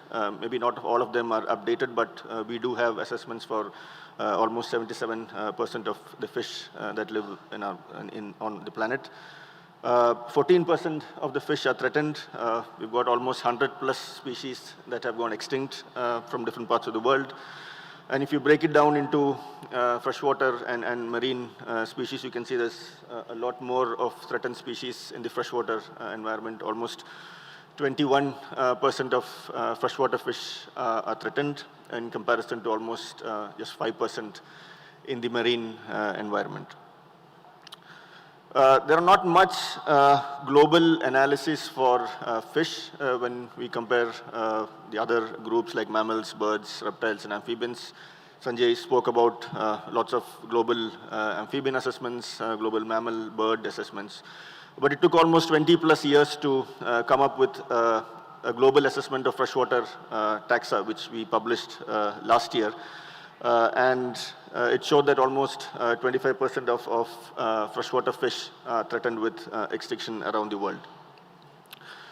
As I said, not many marine fish analysis are available on a global scale, but the only exception, sharks and rays, for which there have been updates coming up every few years. There's been so many global papers talking about the extinction risk and conservation assessments of elasmobranchs. This is a map from the paper I just talked about, the global freshwater assessments, and you can see India is one of the main areas around the world where we have a huge number of threatened freshwater fish species. So the Indian subcontinent harbors one of the greatest diversity of species that are either critically endangered, or vulnerable. So that also shows how important it is to conserve the fish species on the subcontinent. So the red list of India's freshwater fish, the history dates back to 1998. Sanjay talked about the first camp workshops. So that's when the freshwater fish of India were assessed for the first time. And this was followed up with two larger, more systematic assessments carried out in 2010 and 2011, where we focused on Eastern Himalayas first, and then the Western Ghats. So we have these comprehensive reports available on the state of freshwater fish diversity and also other freshwater taxa as well, odonates, mollusks, aquatic plants in both these regions. So the outcomes of these assessments, so the camp 1998 showed that almost 68% of freshwater fish, or fish species, because they were both marine, estuarine and freshwater in that assessment. And when we did more systematic assessments for Eastern Himalayas and the Western Ghats, the level of threat varied from almost 20% to 35 to 40% in these two regions. So how many of India's fish species have assessments based on the IUCN categories and criteria? So when we look up the IUCN database, we find that there are almost 3,072 species for which we have some sort of assessments available on the IUCN Red List database. And when you break it down, you can see that there are almost 2,000 species of marine fish for which there are assessments available, almost 900 species of freshwater fish for which assessments are available, and there are these different categories which I'm not going into detail, so it's all self-explanatory on how many species are threatened and how many are least concerned, data deficient, etc. So on an average, almost 11% of the assessed species, so as I said, not all species have been assessed, but on an average, 11% of all the assessed fish species from India are in different threatened categories. And when you break it down into marine fish and freshwater fish, obviously freshwater fish have higher levels of threat. So 23% of threatened fish species in India compared to 6% of threatened marine fish species in India. And if you look at data deficient species as well, so there's a huge difference between freshwater and marine groups. And when you again break it down into biogeographic regions, Western Ghats, more number of threatened species, 40% of threatened fish species in the Western Ghats compared to a little lesser percentage in the Eastern Himalayas and the Indo-Burma. I've clubbed both together. 17 species of threatened fish in the northeast part of the country. One group which I would like to highlight is sharks, rays, skates. So it has one of the highest levels of threat for any fish category in the country. I'm sure this is also the same in other parts of the world. So 70% of all of India's known sharks, rays and skates are under different threatened categories. So this is one of the most important groups of fish that needs a lot of conservation attention, because almost, we could say that almost 3/4 of all sharks, rays and skates known from the country are in different threatened categories. So are all of these assessments really up to date? Not really. So we still need a lot of reassessments for these species, because 60% of the assessments that are available for freshwater fish are outdated. So they're almost 10 years or more than 10 years old. And unlike other groups like mammals, birds, reptiles, and amphibians, we've also not had the luxury of having reassessments done every 5 or 10 years. So there's a lot of reassessments that need to happen for these groups. The same way with marine fish assessments as well. So almost 40% or more of the marine fish assessments in India are more than 10 years old. So all of them need reassessments. What could be the future directions? So as I said, not all of India's fish species have been assessed, so we need a lot of new assessments, especially for groups like estuarine and brackish water fish species, which is a huge gap. We need to make sure that we have reassessments for those species that are outdated by 10 years or more than that. So to come up with red list index that Sanjay was talking about to see how species are doing over time. We have some regions of interest, Western Ghats, the Himalaya, the Indo-Burma hotspots, where we should focus more on assessments and reassessments of these species. We also need to look at commercially important marine species for which not many of these commercially important marine species have been assessed for the red list. And what are the requirements? Basically, we need more of trained in-country assessors. So lots of training workshops are required for more and more assessors to take up the responsibility of doing these assessments. Of course, we need a dedicated funding mechanism in place for fish red list assessments and basically a multi-institutional support. So basically, all of these fish assessments are carried out by the respective specialist groups. So we have all of these different fish specialist groups in the IUCN SSC. And if you look at the membership from India, there are very, very few members who represent many of these fish specialist groups. So hardly 4 or 5 members per specialist groups, and many of them are in this audience here as well. So I think there's also a need for more interest from Indian ichthyologists to join the specialist group and contribute to red listing of both freshwater and marine fish. So thank you very much.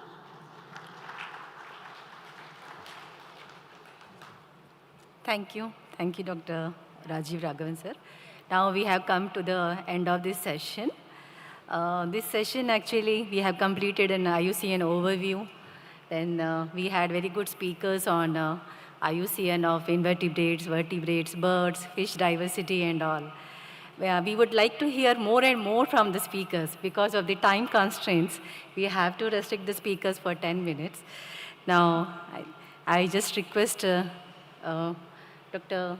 Achilendra Reddy, sir, to sum up this session.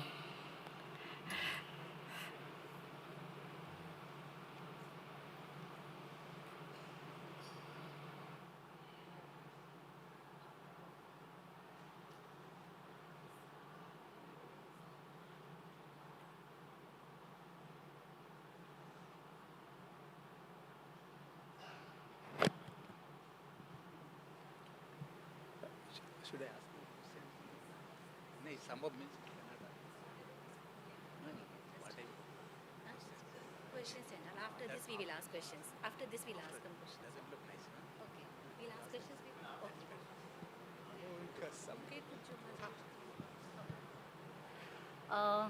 The stage is open for the discussion. If 1 or 2 questions can be answered. Anyone have any questions, please?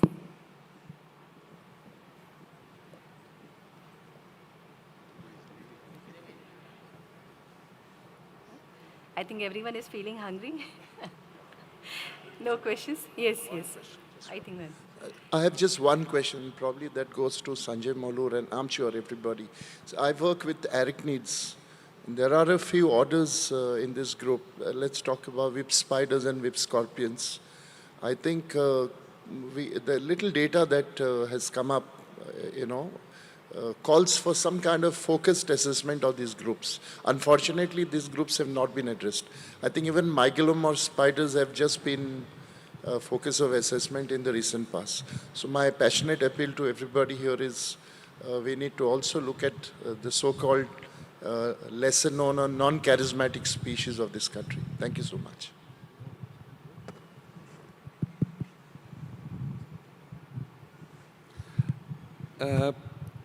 See, in the vision document, although they mentioned about 11,000 species, but there's another category that we've included, which is taxa of special interest.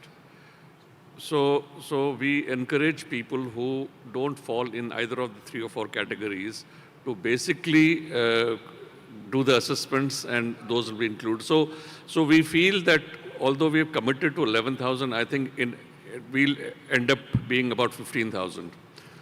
with those special interest groups coming in.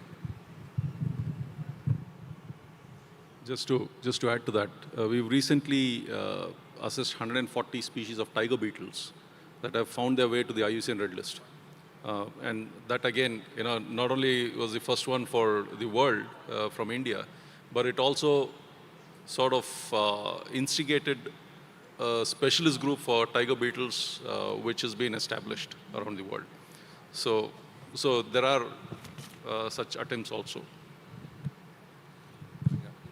I think with the South Asia specialist group for invertebrates now in place, and Sanjay the chair of that, I think there'll be more emphasis on that group as well, isn't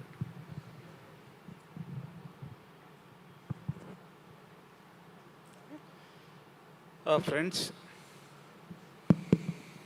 hello. Friends, as you are, just before going for lunch, I don't wanted to hold you on, all of you. And learned speakers, co-panelists, have nicely shared their scientific and analytical aspects of different topics. You have heard them. And on your behalf, I thank each one of the co-panelist speakers for sharing their thoughts on different scientific aspects. And I also thank Dr. Deepa Jaiswal for nicely moderating the session. Last but not the least, let us give a big hand to the director, Dr. Dhriti Banerjee, for, and also, Dr. Ranganathan, additional director, for organizing this event so nicely. And we are very, madam, we are highly thankful and grateful to both of you and your organization for extraordinary arrangements and extraordinary organizing the sessions. Thank you. Thank you on all our behalf. Thank you very much. Let us have lunch too. Thank you, sir. Now I just give the dais to Dr. Raghunathan, sir, for release of the books. Thank you so much for all the panel members and as well as moderator of the session. Like previous session, we do have a couple of publications to be released on this occasion. May I request the Director of Zoological Reproductive, please come on stage. This particular session will be releasing the publications of the one is Faunal Diversity of Mao Wildlife Sanctuary, Arunachal Pradesh. Authors are Gurumayam, Kosi Singh, Pigrajan Sinha, and Mahendra Devendra. Then Fauna of Gautala, Atramghat Wildlife Sanctuary, Maharashtra, Dr. Pasudev Tripathi. Fauna of Samaspur Wildlife Sanctuary, Uttar Pradesh, Archana Bhavuna, Gaurav Sharma, and Anjim Risvi. Faunal Inventory of Moorland National Park, Uttam Saikia, the most. Others are coming now, before they're already released, before release. Others are coming, yeah. Field Guide to Protected Fishes of India, Benis et al., and Field Guide to Race of India, Benis et al. Authors, please come and join on the stage. Yeah. Others, bring your own books while coming for stage.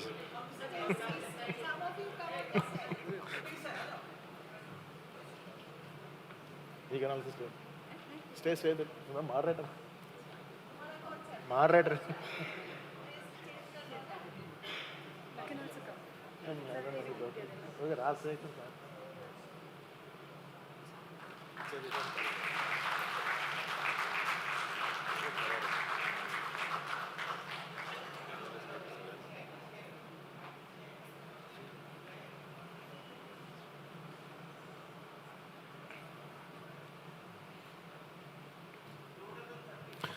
You are not covering, that's what it is.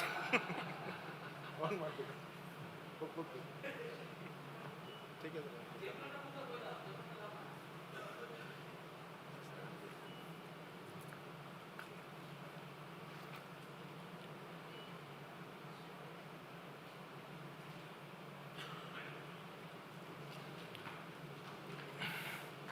Thank you, panelists, for releasing this book. And again, request director to felicitate the chair and members of the session, as also moderator of the session. quickly can bring one by one.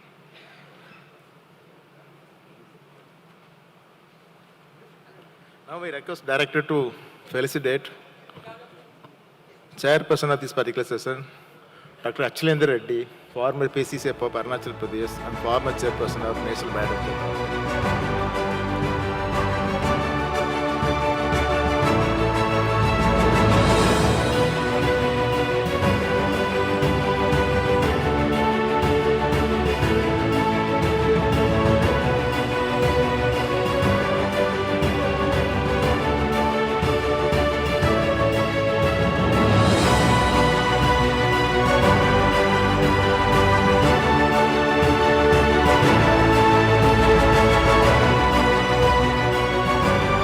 I request Director to felicitate Dr. Yashvir Bhatnagar, Country Head, Dr. Yashvir Bhatnagar, Country Head, IUCN India.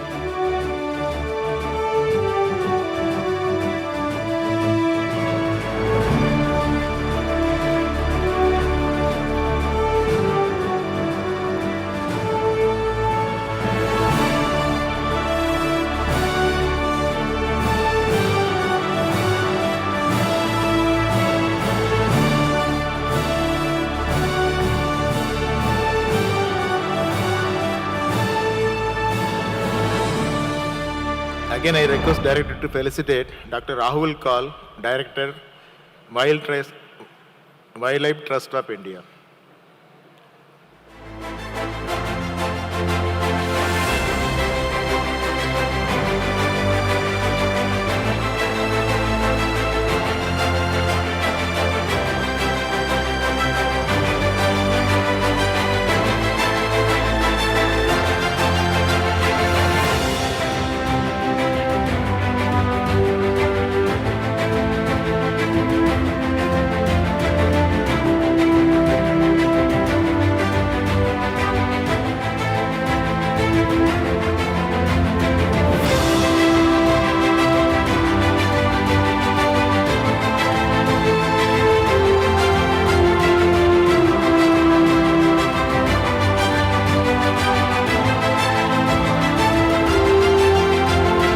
Director to felicitate Dr. Sanjay Malur, Zoologist.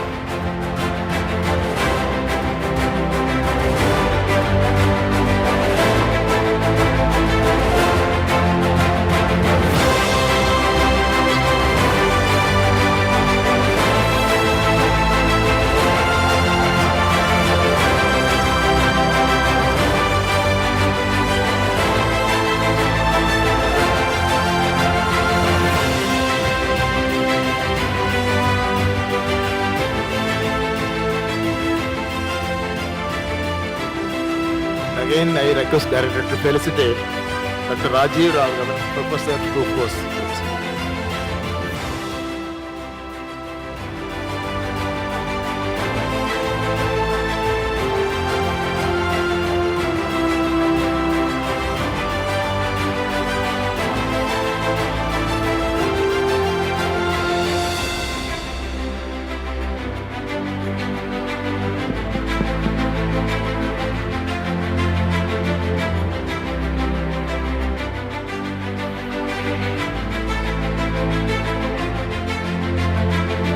Again, I request Director to felicitate moderator of the session, Dr. Deepa Jaiswal, officer in charge of ZSA.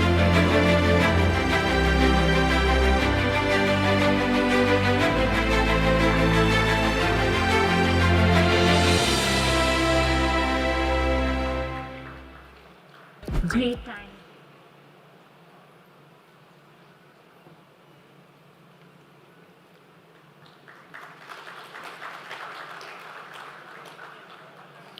Thank you, Director and panelists, for this session. With this, we can break for lunch and we can reassemble at 3:30, 45 minutes lunch break. Please, 3:30, assemble at this hall. With this, I thank all the panelists as well as the Director also for successfully conducting the session within a confined time. Thank you so much. Delegates are requested to please go Sapphire Hall for their lunch. Delegates, please go to Sapphire for having your lunch. So all others, they can have their lunch in the free function area of this lobby. Sir, just that one.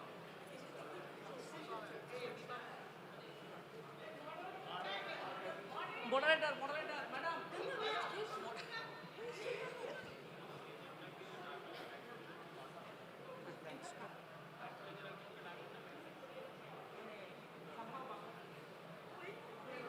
Sir, please go to the next room. Go there, Sapphire Hall. That is the hall actually. Huh?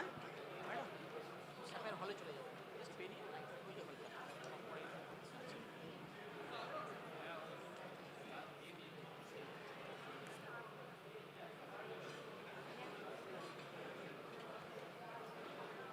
Sorry, sir.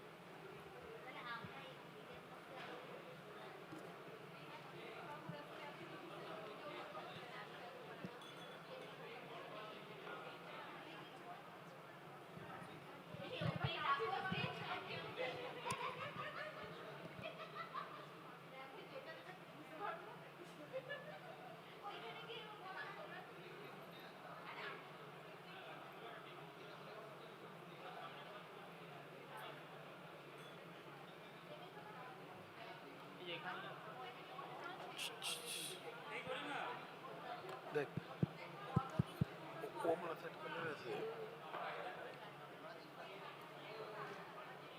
took 1 2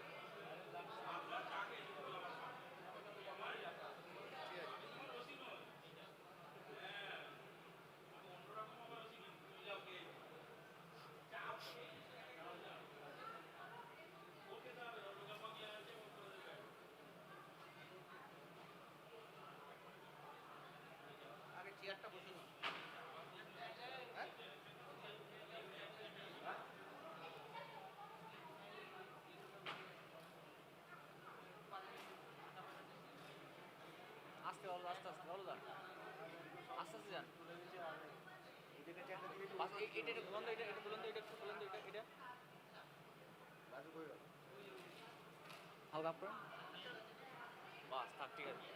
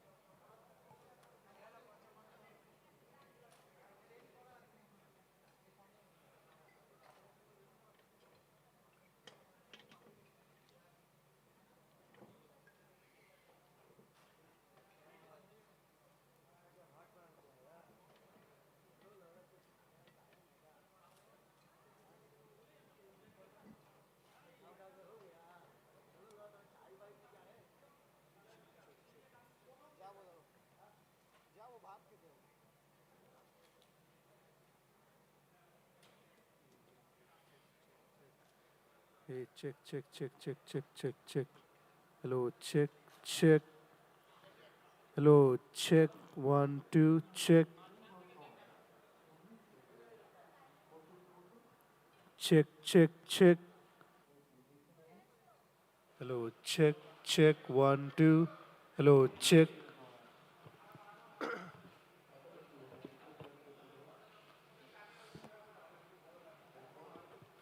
Hello, check. 1, 2, check, check. Hello, check. पहले वाला है rack में. Hello, check, 1, 2, check. Hello, check, 6.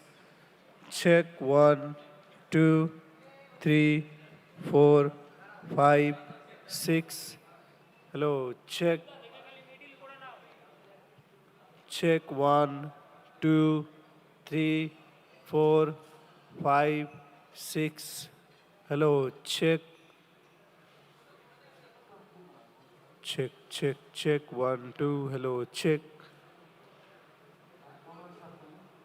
Hello, check, check. Hello, check, check. Hello, check.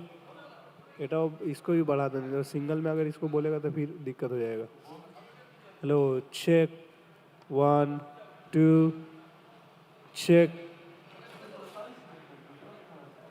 Hello check check 1 2 check. Hello check check check 1 2. Hello check.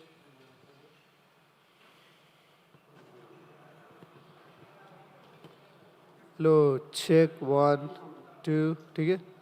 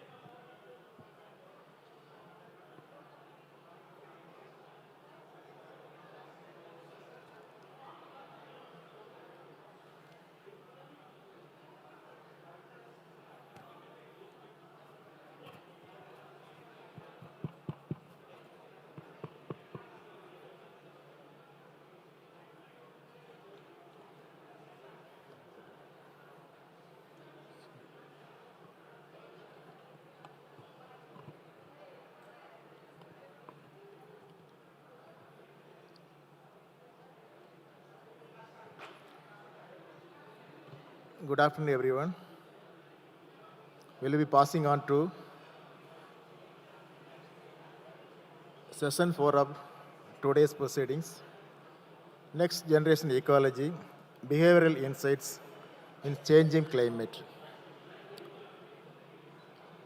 This afternoon, we have with us the chairperson of the Research Advisory and Monitoring Committee of Zoological Survey of India, Dr. Nandita Chatterjee, IAS.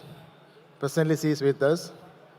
Madam is also the advisor to United Nations Secretary General, and also she is a former Secretary to Government of India. She was a former Secretary to, Additional Secretary to Ministry of Environment, Forest and Climate Change, and she becoming a former Secretary to Ministry of Urban Development. Welcome, Madam, for this particular session. So with this, this session is talking about next generation ecology, behavioral insights in changing climate. Climate change is rapidly reshaping the biodiversity across the globe and also changing the behaviors of the animal. It has become very critical to conserve the ecology and biodiversity for the next generation. Say, for example, since from the pre-industrialization era to till date, atmospheric temperature has been increased 1.5 to 1.3 degrees Celsius. Atmospheric carbon dioxide also increased to the level of 425 parts per million against the optimal value of 280 parts per million. So because of this climate change, natural disasters also become 5-fold more than it was happening preceding decades. And also, it is also said that ecology also changing because of the climate change. It is estimated that about 1 million species all across the world under the threat of extinction and facing great threat due to climate change. Say, for example, because of the climate change, animals also changing their behavior. If you look at the migration of the birds, now the bird migration has been advanced by 5 to 20 days prior to the earlier migration to happen.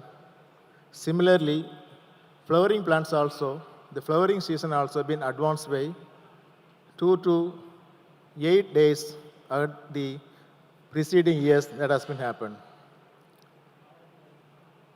In addition to that, if you look at this population of the animals also, distribution of the animals also shifted from its original distribution to shifting towards poleward, North Pole and South Pole.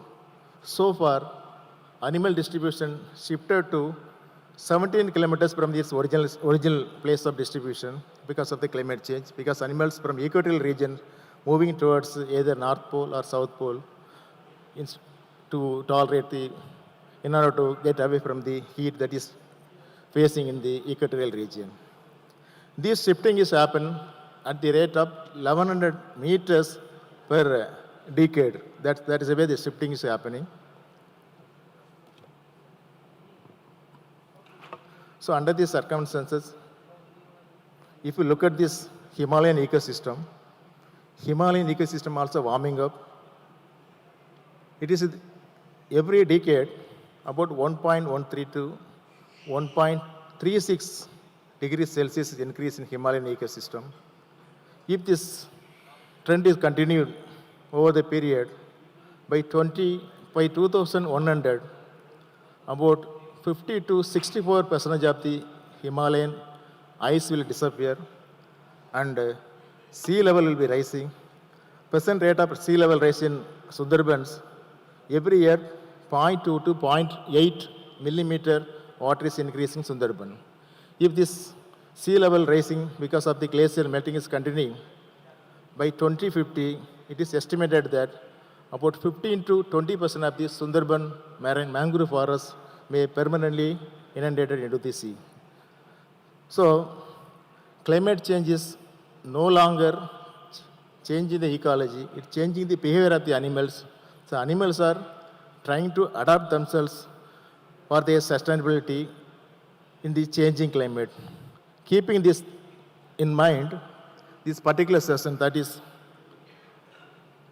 next generation ecology, behavioral insight in a changing climate, has been adopted in this Animal Taxonomy Summit. May I have AV, please?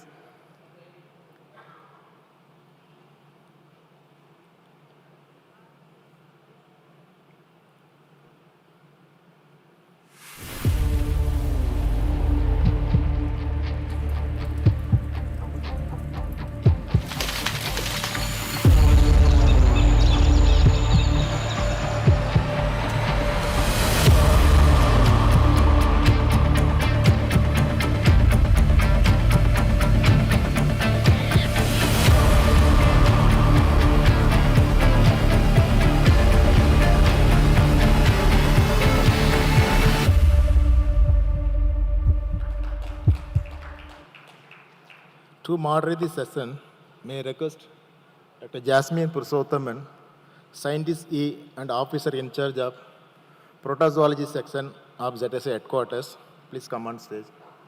Dr. Jasmine is working on the Antarctic ecosystem, Arabian Sea ecosystem, and Bay of Bengal ecosystem, and she is looking for the plankton and planktonic organisms and gelatinous jellyfishes. With this introduction, I am handing over this session to Dr. Jasmine Purushothaman to way forward.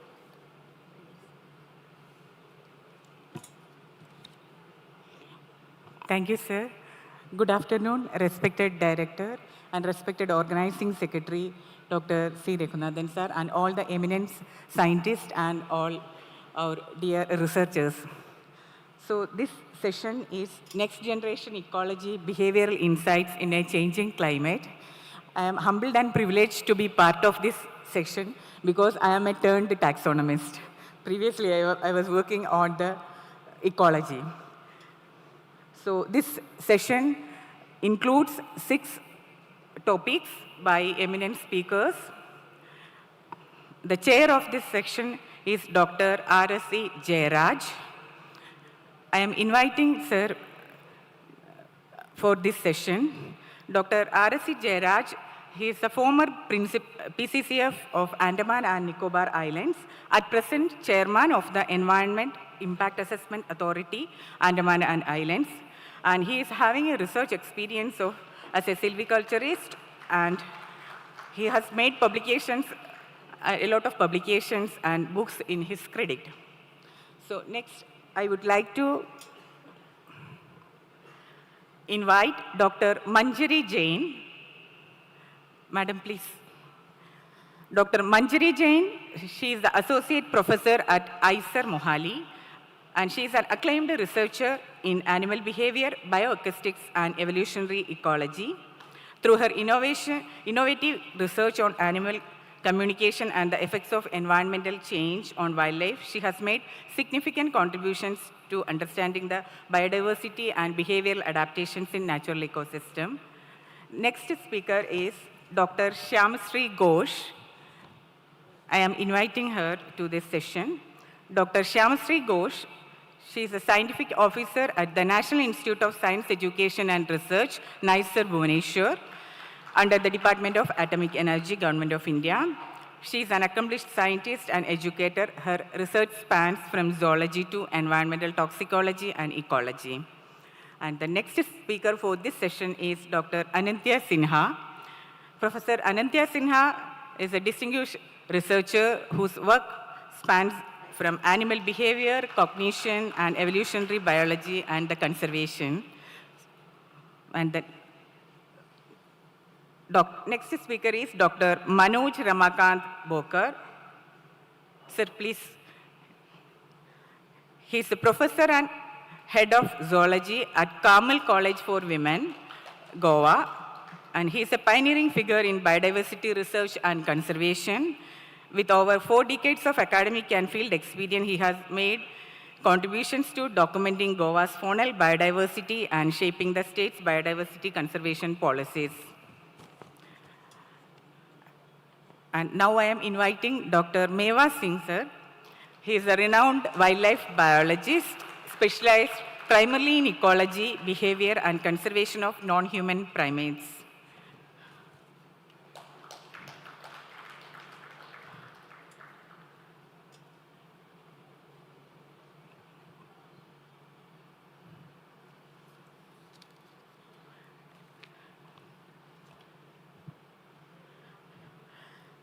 In this section, there are 6 topics, and each speaker is allotted for 10 minutes.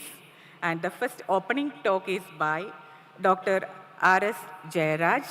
He will be giving the overview of the climate change and ecology. Sir, please.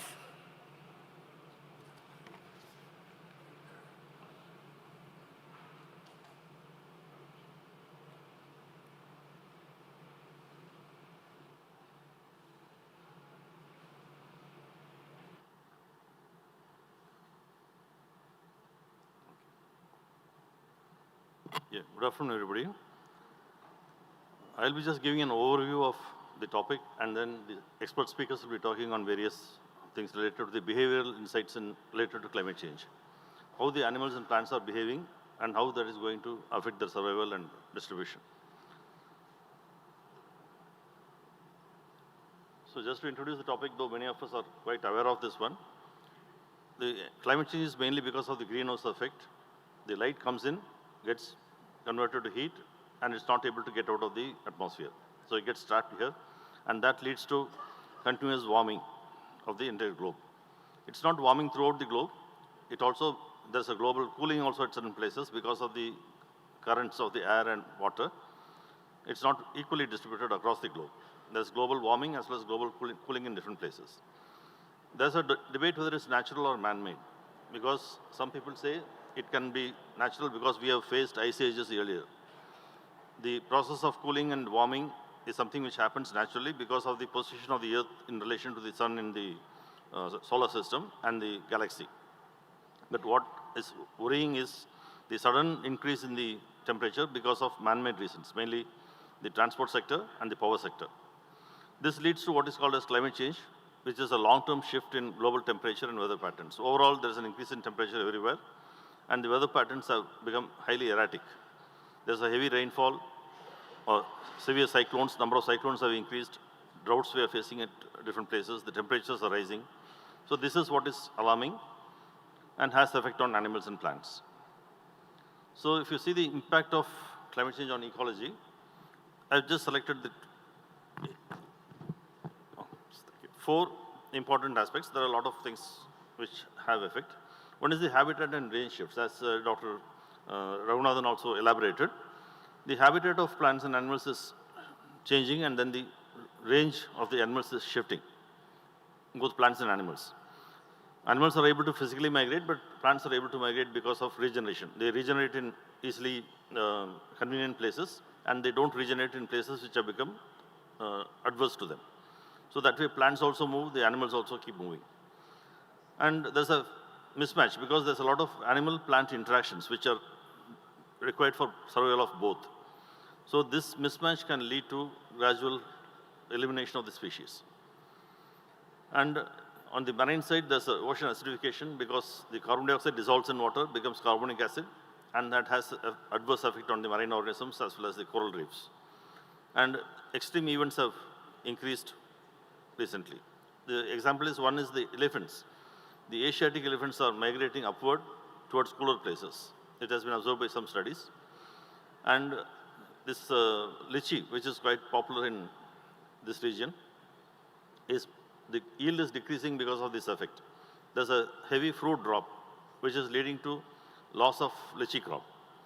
And in the Himalayan region, the rhododendrons are flowering yearly. So this is what I wanted to show you seeing these pictures. And if you come to the changes in plant behavior, the start of growth and the end of the senescence, this determines the growing period of any plant species. So these are getting shifted. There are multiple ways in which it's getting shifted. Either the start of growth is becoming early and the end of senescence is becoming late. So enlarging the period. The growth period overall becomes more. Or the other way also, it becomes shorter also. Sometimes there's a shift. The start of growth gets later, the end of senescence also gets later. So there's a rightward shift or leftward shift. All these things are happening. And the plants are also trying to adjust to this. Mainly the stomata. It's a link between the atmosphere and the plant is the stomata. The stomatal closure becomes more under the elevated conditions of carbon dioxide and temperature. And the root system also gets altered. Because of the drought conditions, the roots become stronger, thicker, and longer. But the fine root system, it's adversely affected. There's a heavy casualty of the fine roots. And the chemical differences also becomes concentrated because of the drought conditions which are prevailing. It has effects on the survival of the animals, especially the insect predators. So simultaneously, there's also change in the animal behavior. The cognitive capacity of the animals is affected adversely.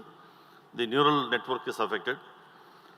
And because of these things, they are not able to many times carry out the important functions. Like, for example, the crabs.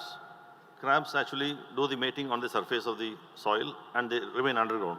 Because of the high temperature, they are going underground and the mating is getting affected adversely. So the population size is going down. Same with the birds also, they are not able to take care of the young ones. Because of the high temperature, they are not able to fly frequently, getting exhausted. The parental care of the young ones is getting affected in the case of birds. And the mammals are also getting increasingly aggressive because of the high temperature. And they're also shifting ranges and moving to different places. The timing is also getting shifted. Many of the animals which were diurnal are also becoming nocturnal. Slightly they are extending the time because of the high temperature. They are extending their foraging time into the late evenings and night, because of which they are exposed to the predators. So all these are things which are affecting the animals. And the main thing is the interaction between the two. Because of this, the change in the plant behavior as well as animal behavior, the interaction is also getting adversely affected. Main thing is the pollination and dispersal are adversely affected. Because many plants depend on animals, mainly the insects or bats, for the pollination as well as dispersal. When the animal behavior changes, it doesn't match with the requirement of the plants. So effective pollination doesn't take place, dispersal doesn't take place, and that leads to gradual decrease in the regeneration of the plant itself. So that leads to what is called as forest degradation, which is more serious than deforestation itself. In deforestation, the entire forest is removed and you can easily notice it. You can take remedial action. But in forest degradation, there is a gradual loss of regeneration. The young ones gradually die out or they don't regenerate. And when the mature ones die, there will be no replacement. So ultimately, a species can be totally lost. A forest type can totally change, which is a forest degradation, which is more serious, very slow, and goes unnoticed. And that one reason can be the phenological asynchronization. And another thing is the increased herbivory, because the carbon dioxide is a fertilizer for the plant. So it produces more carbohydrates. So the carbohydrate to protein ratio changes. So in each unit volume or area of the leaf, the protein will be less, the carbohydrate will be more. And insects and animals need more protein for their growth itself. To complete the life cycle, they need protein. So to compensate for this, they eat more of the leaf, because the required amount of protein can be got only by eating more leaves. That is called as compensatory feeding.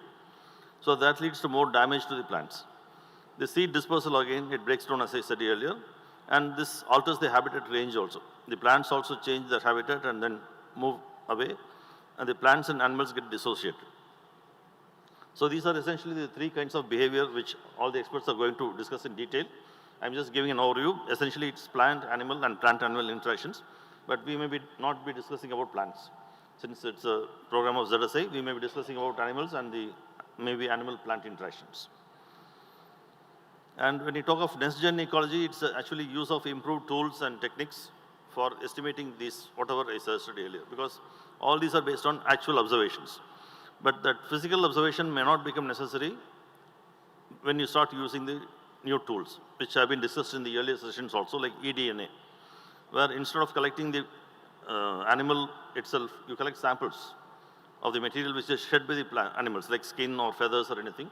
And from there, you take the DNA, and then that shows the distribution of the particular animal or the bird. So eDNA can serve as a proxy for the actual distribution of the animals. And another developing field is the bioacoustics, where using the sound of the animal or the bird, it can be located, or distribution can be estimated, then population can be estimated. And this is also getting affected because of climate change, because the sound is also, the calls of birds are also changing because of change in the muscle structure due to higher temperatures. And another thing is the next generation sequencing, where the genome sequencing is done. Nowadays, new techniques are there where the entire genome can be sequenced very fast. Any species genome can be read in one day, like human genome can be read in full, genome can be read in one day itself. So these facilities have come now. And then there are advanced monitoring mechanisms are also there, like drone mapping. Now, the latest one is what is called wild drone. It's an autonomous drone with a computer camera, computer interface. It can capture many details perfectly. Like you don't have to physically go to the place to see or count the animal. The drone itself can fly on around the animal and take multiple photographs to give a 3D structure also. And it can estimate the populations. So such facilities are already there. I have given the citations below. That latest paper of Lundquist, it talks about the use of wild drones, wild drone technology. Same way the camera traps, which are used for population estimation nowadays, and the soil sensors to detect the changes in the soil moisture and temperature. These are all being used nowadays. This can also help in what is called as ecological genomics, where you study the genome of a particular animal and also see the effect of climate change, and then forecast in future how the genome will be and whether that will match with the future conditions or not.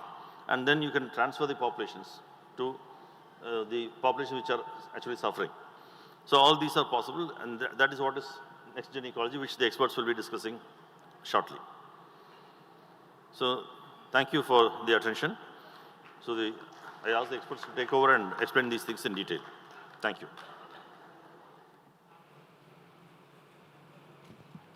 Thank you, sir, for giving an insightful talk on plant-animal interactions on climate change and the next generation ecology. And sir has given an overview of the entire ecology. Thank you, sir. Next, I am inviting Dr. Meva Singh, sir, for giving the presentation, Animal Behavior Under Climate Stress, Adaptation or Extinction. Sir, please.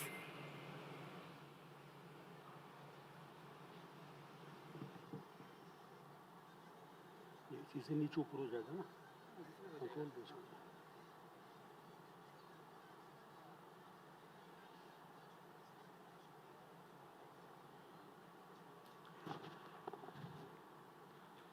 Good afternoon, everybody.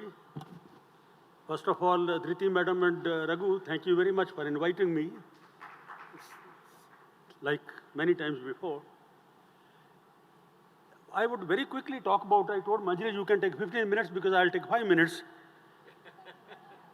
See, when we talk about climate change and effect of climate, we talk of a number of things.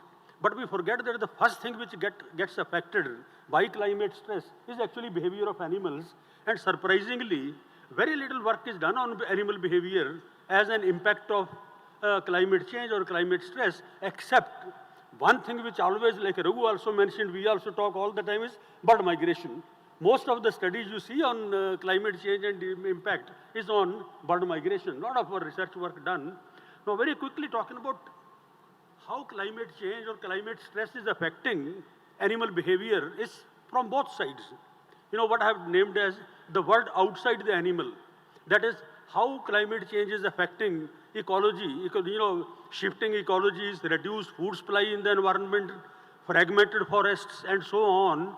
So these are the factors which force changes in animal behavior and drive new behaviors in the animals from outside. But there is something also happening inside the animal. This climate stress affects the very physiology in the circadian rhythms, the seasonal rhythms, the circannual rhythms. And not only this, it also affects the brain, which in turn affects cognition, which results in lots of changes in animal behavior. Now, each one of them is a topic to talk about, in our talk or something which we don't have time. But just to give quick examples like shifting ecological variables, for example, we have been monitoring, we have been seeing in the Western Ghats, for the last 15 years or so, there has been a delay in monsoon. We used to get actually the last week of May, then it started early June, and now it's getting shifted. This year, there's hardly any rain in June. So this delay in rainfall patterns in onset of monsoon has changed the behavior of frogs a lot. So there are mistimed courses of frogs which has affected their reproduction, which is now resulting into a failed generation. Likewise, reduced food supply, we all have heard of so much about elephants, right from Chhattisgarh to the Western Ghats and so on, how reduced food supply changes the behavior of elephants, risk-taking behavior increases, and so on when the elephants enter the croplands. And then fragmented forests, I'll come to give you an example. But rising temperatures, for example, we have known about the birds in Sikkim, the birds in northeast part of Himalayas, the whole guild moving up. And we have been monitoring rhesus monkeys in Himachal Pradesh. In the past 11 years, nearly 35 kilometers the rhesus monkeys have moved up towards Lahore Spiti, where the monkeys were never there. So even these large animals like primates are just moving up in Himalayas. Now, how do we study animal behavior? How do we study the impact of climate change or climate stress on animal behavior? It is difficult to create. This is not an experimental study. If we have to study, I would talk about the experiments conducted in the lab, not by my group, but what we have to study in nature is to find proxies. Now, you can have we know that climate is going to affect in certain ways, but there are certain ways already existing. Reduced food supply, so select habitats where there is a reduced food supply. Climate change is going to start, create forest fragmentation. There are already forest fragments created, even by humans, for example. So we can go to such places, use them as proxies, and study animal behavior. So I would quickly talk about, we have been monitoring in a fragmented forest habitat in the Anamalai Tiger Reserve in a place called Valpare Plateau. And my research group has been studying now for decades primates, especially the lion-tailed monkeys and elephants, how the animals are behaving. And then Rana and his student also have been monitoring those monkeys there. So very quickly, about just 1 or 2 slides each, the first thing which has been affected there is the diet of these animals. These animals, lion-tailed macaques in the forest fragments, if you just look at, don't have to look at the data, but more than half of their diet now comes from unnatural resources. 30 years ago, we recorded that 100% of their diet was coming from natural resources. Now it has gone to almost 50%, which is from the resources which are not natural. And several consequences of these altered behavior, they're living on unnatural diet. Long daily foraging movements. The animals move now sometimes, more than 2 kilometers, 2.5 kilometers there in the forest, the daily range. Lion-tailed macaques even otherwise are not very social because they don't have time, unlike bonnet macaques and rhesus macaques. So this has cut down the time for social activities further. So they have very few social interactions, time left for social interactions. Then in most of the forest fragments, there is a high mortality rate, there is a low birth rate. But some forest fragments, because of high human food or cultivated fruits available, and some places people have started giving food and the monkeys have gotten used to it. We never thought that the lion-tailed monkeys would become used to picking human food, and there has been a population explosion, which as usually happens, such explosions would result in population crash.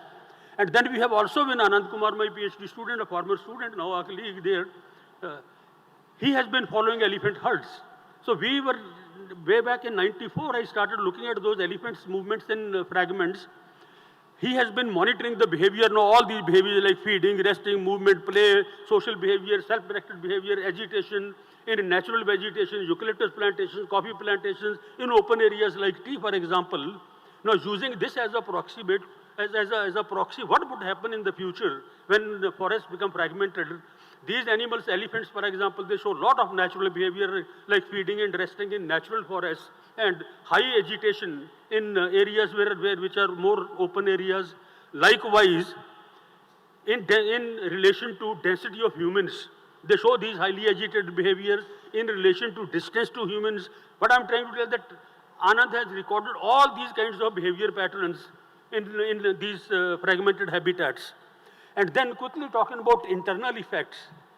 I don't do any laboratory studies, but again, a proxy, for example, for this one, Professor Vinod Kumar in Delhi University and Lucknow University has done extensive work on controlled studies on migration.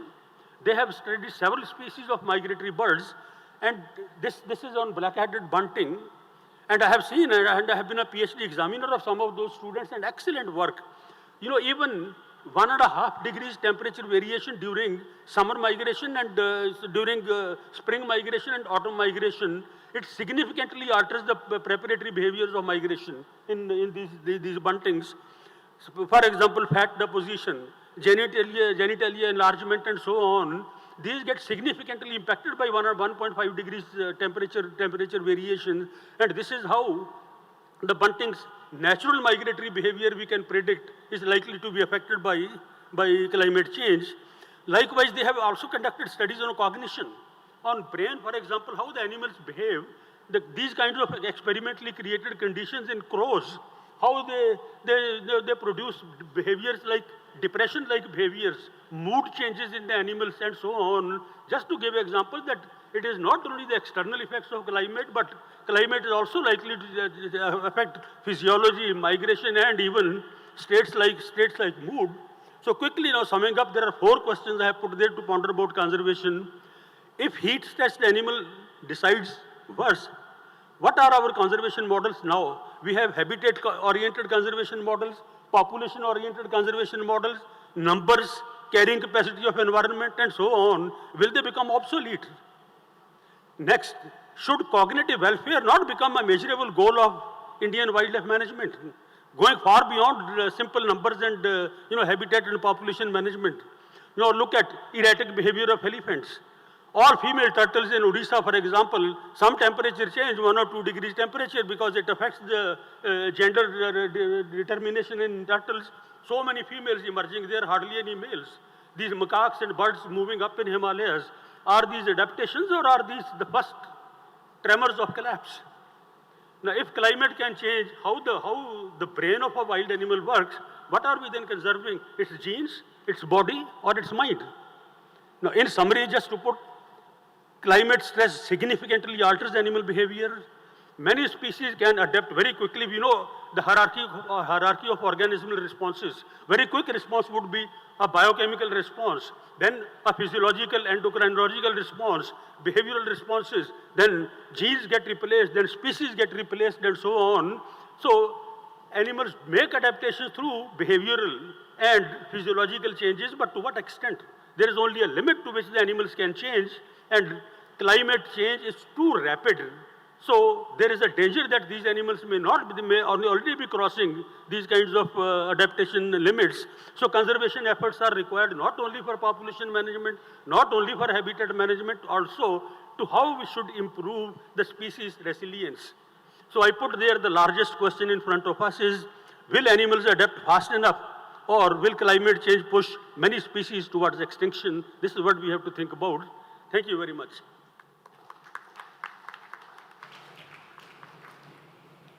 Thank you, sir, for giving an insightful talk on animal behavior under climate stress. I think sir has covered almost all the vertebrates. I think we are the best example under climate stress because we are sitting inside the 4 walls within AC. So next, I would like to invite Dr. Manoj Ramakant Bokar, Professor and Head Department of Zoology. He will be giving a talk on phenological shifts and faunal responses.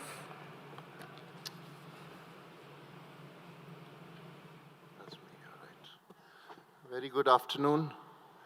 I understand everybody's predicament is not the best time to engage in a serious kind of intellectual discussion because there is hyperglycemia prevailing on both sides. I believe raised sugar levels can numb the brain on both the sides. But nonetheless, let me attempt. For somebody who's put in 40 years teaching in a women's college, to put across my views in 10 minutes is a challenge bigger than the climate challenge for me. Right? And phenology is something which involves a huge timeline. So as such, the topic itself is rather little challenging. At the outset, Dr. Shruti Banerjee, ma'am, thank you so much for inviting me. As I said, I've been in academia for almost 4 decades, but this is the first time you've given me this opportunity. Also to your second in command, Dr. Raghunathan sir, thank you so much. I'm only reminded when I saw you yesterday at the auditorium, once Julius Caesar famously said, he says, Vini, Vidi, Vici, which essentially means I came, I saw, and I conquered. I think that's apt for you and your team. You're doing wonderful work. To all my erudite panelists, I'm sorry, there could be a few repetitions because you're all dwelling on a theme which is not investigated much, particularly in the Indian context. So basically, phenological shifts and faunal responses would essentially mean trying to amalgamate ecology and ethology, which in itself is a very interesting, attempt per se. Just to remember, the founding fathers, or maybe the people who actually made an attempt for the first time ever to look at this whole interesting domain in a more scientific perspective, Robert Marsham and Jean Combes. I think the first ever scientific attempts to maintain a database over an extremely long timeline, probably one of them all through their lives, pertains to, the oak bird burst. I think this is one of the most robust database when it comes to understanding phenology. Of course, that's got more to do with flora, not so much to do with fauna per se. But I thought it would be fair to, kind of remember these people.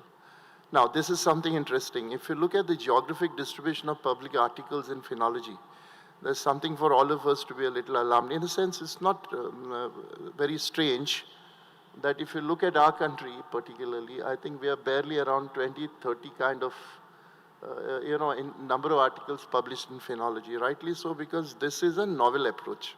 We've been looking at climate change, we've been looking at ethology, but in silos.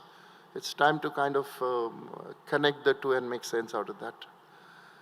So I thought I will just dwell a little bit on what exactly drives, what exactly do these responses get driven by? Because you have an external environment and you've got something inside, right? So if animals are expected to respond to anything that happens outside, there ought to be some kind of a cue which connects their within to their outside, right? And that's basically a Zidgabber, which essentially for us, the Indian region, could be either changes and swings in meteorological parameters, particularly the rainfall, temperature shifts, and probably the light intensity in terms of photoperiodic changes that we're experiencing. So I think this is very important that there are Zidgabbers which operate, that's a molecular mechanism. It's a sort of a cascade which operates through transcriptional, translational loop feedbacks. And it's got more at the molecular level to do with gene expressions and repressions and things like that. So anyway, that's something we all need to understand. It's not simply that they are responding to something outside, but it involves a cascade of triggers and responses boiling down to the molecular level. So there's a switch on and a switch off and a reset. All of us who are familiar with chronobiology would understand it's exactly like a biological clock that operates, and probably that gets disrupted, in response to what's changing outside in a big way.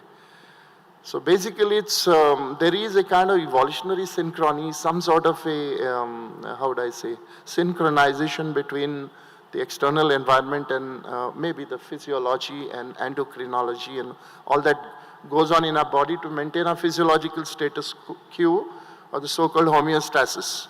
If all your physiology is expected, sir is here, in the morning I heard you're a physiologist. So I believe if the physiological processes have to be optimized for efficient metabolism and whatever it takes to keep the animal in a state of good health and vigor, there has to be this synchrony maintained, and if that is disrupted and everything goes asynchronous per se, then that is basically what elicits a response. So this connect between the externality and internal life process, which is what I said, and let me reiterate, operates through Zidgabbers. There's a big range. And climate change basically, kind of interferes there. That what is, sort of set, that set synchrony through the entire process evolution is now set to change. Rather, it's changing fast. As the previous speaker, in a very erudite primatologist and ethologist Meva Singh sir has rightly said that more often than not when we speak about phenology and responses, we tend to think about bird migrations. That's so very obvious. But there's more to it than just the migrations and movements. It's got to do with many more things beyond migration. And now climate change, of course, when we speak about climate change, we also need to quickly remind ourselves that these are driven again by some natural causes, as also by some anthropogenic drivers. Natural causes, of course, is something that we can't avoid. You have Milankovitch cycles, which has got to do with shifts in the orbit and the tilt of the Earth's axis. Something that we can hardly do anything about that. Or maybe the solar intensity variations, you go volcanic eruptions. El Nina, we've all been hearing about this. You know now, the present monsoon cycles have been disturbed very seriously. I come from a state where we depend very heavily on southwest monsoons. It's got delayed almost by a month. And the deficit is going to create, cascade further into lots of trouble for us. So, this is basic. What I'm trying to emphasize is somehow, very unfortunately, that synchrony is said to be, it's kind of thrown out of gear, and that's a challenge. Of course, it's altering the zoo geography, it's altering, I'm into say, in terms of distribution patterns. It's interfering with times of certain biological events and behavioral organs. Previous speakers have already made some references in that direction. And I think these phenological shifts, again, are one of the best indicators of climate change. When we speak about phenology, if it's about flora, we talk about flowering, fruiting. You've got the to and fro movement on north and south axis with a seasonal reversal. And that's basically the migratory behavior. Subtle climate change also can build up to trigger long established ecological rhythm disturbances. So this is important. Now, what is extremely important for us is our geography, where yesterday we all made a reference to we being a mega biodiversity country, a B17 country. And we depend a lot on the seasonality of monsoons. So phenological changes are becoming more evident here. Not only the flora, but the fauna also responds behaviorally to many of these shifts, which is of course very critical for the conservation future. We need to kind of be able to document this, understand the patterns, and then respond to that. And all these learning have to be integrated in our conservation planning and management as well. So that's very important. Just to quickly reflect on some of the observed climatic trends in India, it's, as I said before, I'm not going into the figures and facts here, but just primarily the rainfall. It's got to do with temperature fluxes. It's also got to do with shifting light regimes. I think this is very important. And then again, the oceanic dynamism in terms of what happens deep down in the ocean. The bentho-pelagic coupling, as you call it, is what we see is only the surface. Deep down in the ocean, there are so many factors that, for example, upwelling, nutrient connection between the sea floor and the pelagic domain, a lot of things. So by the way, when we speak about phenological shifts and animal responses, let's not only restrict ourselves to the terrestrial fauna. There's lots in the sea which is beyond kind of our scanner per se. I think that's also very, very important. These are some examples, which are very famous. The early arrival or the late departure of many of these migratory species. You've got the bar-headed gaze. You've got the Amur falcon is one of the most iconic example of, something that happens with regular periodicity. In my own state, we've got a lot of these birds which are now staying back because they seem to be confused. I was so happy to read what Professor Meva Singh ji said, cognitive welfare is now at stake. And that's a beautiful concept, sir. I really kind of, I was thinking about this. So I think that's said to be disturbed. Yeah, phenology is also triggering a lot of changes in terms of nesting behavior, in terms of choice of nesting material, in terms of the hatching success, in terms of the clutch size perhaps, because especially where there's a lot of parental care involved in terms of investments, that's also being it's interfering. So I spoke about crows and their mood swings and whatever, cognition. Well, this altered light at night is a big challenge again. That's also causing a lot of issues. This morning, I was listening to my good friend Dr. Sanjay Maulur made a particular reference to two species which are endemic to the Western Ghats, the purple frog and the Malabar gliding frog. We know very little about these two, particularly in terms of their breeding ecology, whatever, breeding biology, reproductive biology. We know nothing. So such, range-restricted species and small populations are at a greater threat. We know what happens when the rains are delayed. It interferes certainly with recruitment of a lot of amphibians. They are unable to sort of spawn and so on. And if it's too much, I mean, both extremes are not desirable. Too much of flooding can also, interfere with burrows of fossorial creatures and so on and so on. So basically, we're talking about an ecological mismatch, which can also manifest in terms of disrupting the trophic connections and trophic levels that the animals occupy. Traditional breeding schedules, I'm not going to speak about. But then very interestingly, to sum up the whole slide, we were told in school the early bird catches more worms. Now I'm using the same saying to say that the early bird now no longer catches the worm if the worm has arrived early. What I mean to say is this kind of disconnect, disruptions, asynchrony or disrupting the synchronies. And there are many examples of Indian Lepidoptera which are now victims of that. They are being influenced by seasonal shifts. Many of them are moving upwards because of warming climates at lower altitudes. I'm sure ZSI scientists must be kind of making their observations, and this data is slowly coming up. So earlier emergence, or maybe you've got movement towards higher altitudes. This kind of altitudinal shift also clearly did. Pollinator plant mismatch, if the phenology in terms of flowering and the, the life cycle of the pollinator again goes a bit out of, connect, then that's a problem again. Particularly for specialized plant pollinator interactions, this is a huge question mark. I come from a state where we have, just like Orissa, a few stretches of our seashore are designated as turtle nesting sites, particularly for olive ridley. We know what's happening. C.A. Reddy Saab is here. He was a very upright forest custodian of our land, good old days, and I remember all his good work in terms of turtle conservation in my state. The matter of fact is today a lot of the nests are getting inundated because of sudden rise in the tidal flux is changing. The anticipated tidal amplitude is no longer behaving the same way. I know our forest department in Goa often need to shift the nests at very short notice because I'm not talking about sea level rise really. I'm talking about this erratic or the aberrant tidal amplitudes. That's also changing very fast. And as I think Meva Singh sir made a mention about temperature dependent sex ratio changes. So I have just one slide, and that's very interesting. Too many boys or too many girls in many reptilian species. So I call it a challenge of matrimony, that many of these species are now on kind of facing a biological dead end. For example, this is not of course an Indian species. On the left there's a very interesting relic species. It's not a lizard either, it's Tuatara. It's endemic to New Zealand. It's actually having a third eye right on top of its head, which is what connects it with the photoperiodic changes. In this, there are too many boys. I mean to say, most of these populations are heavily tilted in favor of the males.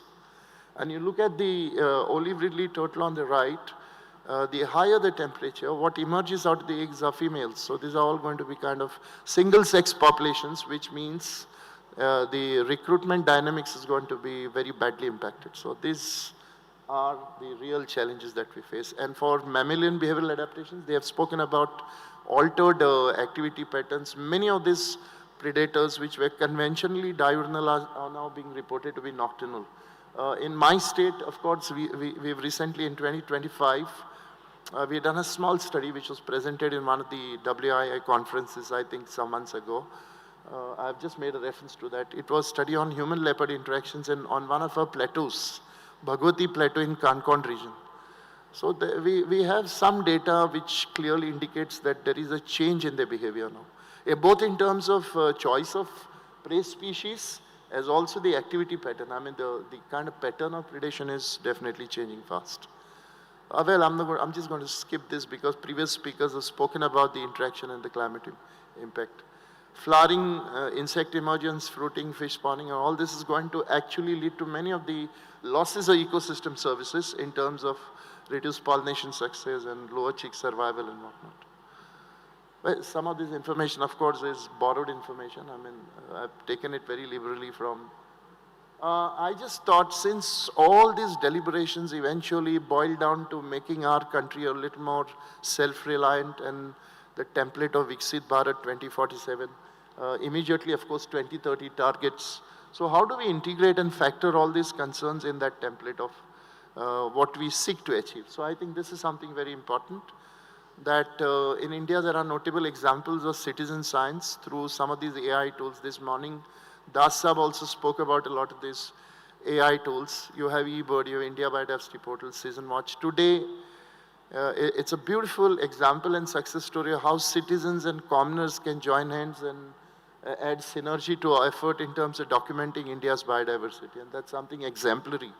So I think this long-term phenological data will emerge definitely by handholding with the civil society or by with the community. Relevance to Viksit Bharat 2047 is, these are most often overlooked bottlenecks in our developmental trajectory. We take for granted that when we speak about development, it's not necessarily only about linear infrastructure. It's not got to do with GDP again. It's also got to do with what does collective wisdom of the country decides and things about what are your thoughts on your rights and your responsibilities towards this kind of natural wealth that we hold within the political jurisdiction of a single country called Bharat. In simple words, while we celebrate our B17 status and feel very proud about being citizens of India because it has got exemplary kind of biodiversity, wealth and wildlife and what have you, how does that celebration also touch upon our responsibility to hand over this wealth to the next generation, Gen Next, right? I mean, that's the whole discussion. So while we are a mega diversity country, we have a lot of issues here. I'm not going to repeat this. This is again very, very important. The point is very simple. If I may just word it in one statement, today, my biggest fear, I belong to the generation, probably not the next generation. I kind of feel I've spent enough time to have been a witness to a lot of things which are undesirable. So my understanding of the whole scenario is today our manufactured capital is seeking to replace and displace our earth capital, and that's scary. I mean, we're just trying to, all our engineering and technology artifacts is translating into the so-called assets that's set to demolish and displace all our earth capital where we have had no role to play in creating it. I mean, all your natural assets and ecological assets, that's something. So I believe this has to be given a kind of a thought. We need to have more biodiversity sensitive planning. Monitoring is a key to management. So if we are talking about Viksit Bharat, we have to look beyond energy reliance and maybe, that kind of infrastructure boom that we, of course, role of ZSI, I'm just kind of happily saying this is all that is being done. You have national checklists, you are a designated repository, you also work in a big way towards protecting sovereign rights of our country, you advise the government on many matters of international importance and so on and so forth. And all this is actually helping the people in policy making take data-driven policy decisions where there's absolutely no ambiguity, there's non-ambiguous decisions. So a big, what should I say, gratitude that I wish to express on behalf of the fraternity of zoology teachers that the Zoological Survey of India is doing exemplary and yeoman's service to creating that kind of robust database. This I will not repeat. I will only go to the last slide, which is conclusion, ma'am. I promise I'm going to take my seat back after this. Conclusion, I just want to say that if we are to address this challenge, we have to be strengthening our long-term phenological observatory in a more regimented manner. We can't be very casual about it. We have to do it more rigorously in a more systematic manner. We need to integrate biodiversity indicators into climate policy. We need to restore ecological connectivity and particularly climate refugia. That's a very interesting concept. There are certain pockets which kind of are buffered against this kind of climate vagaries. I think we need to now take it to a larger scale. And of course, promoting citizen science-based monitoring networks. I think India can enhance ecosystem resilience and ensure that its developmental aspirations remain aligned with ecological processes. And that's the buzzword. You can't be just, it's always economy with ecology, not economy at the cost of ecology. And I think if this is more of a rhetoric, I think now it should be put into practice. If we do that, I'm confident that maybe your generation, the youngsters sitting at the back, may not really have to have a lot of discussion on climate change and how do we respond to that situation. Thank you so much for your patience here. Thank you, sir.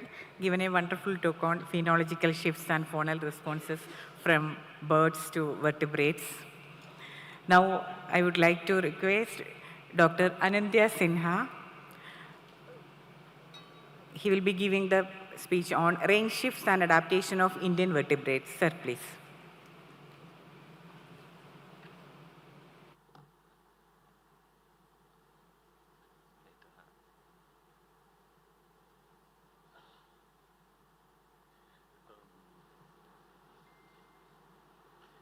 Thank you very much, ZSI, for inviting me to this seminar. It's a great honor.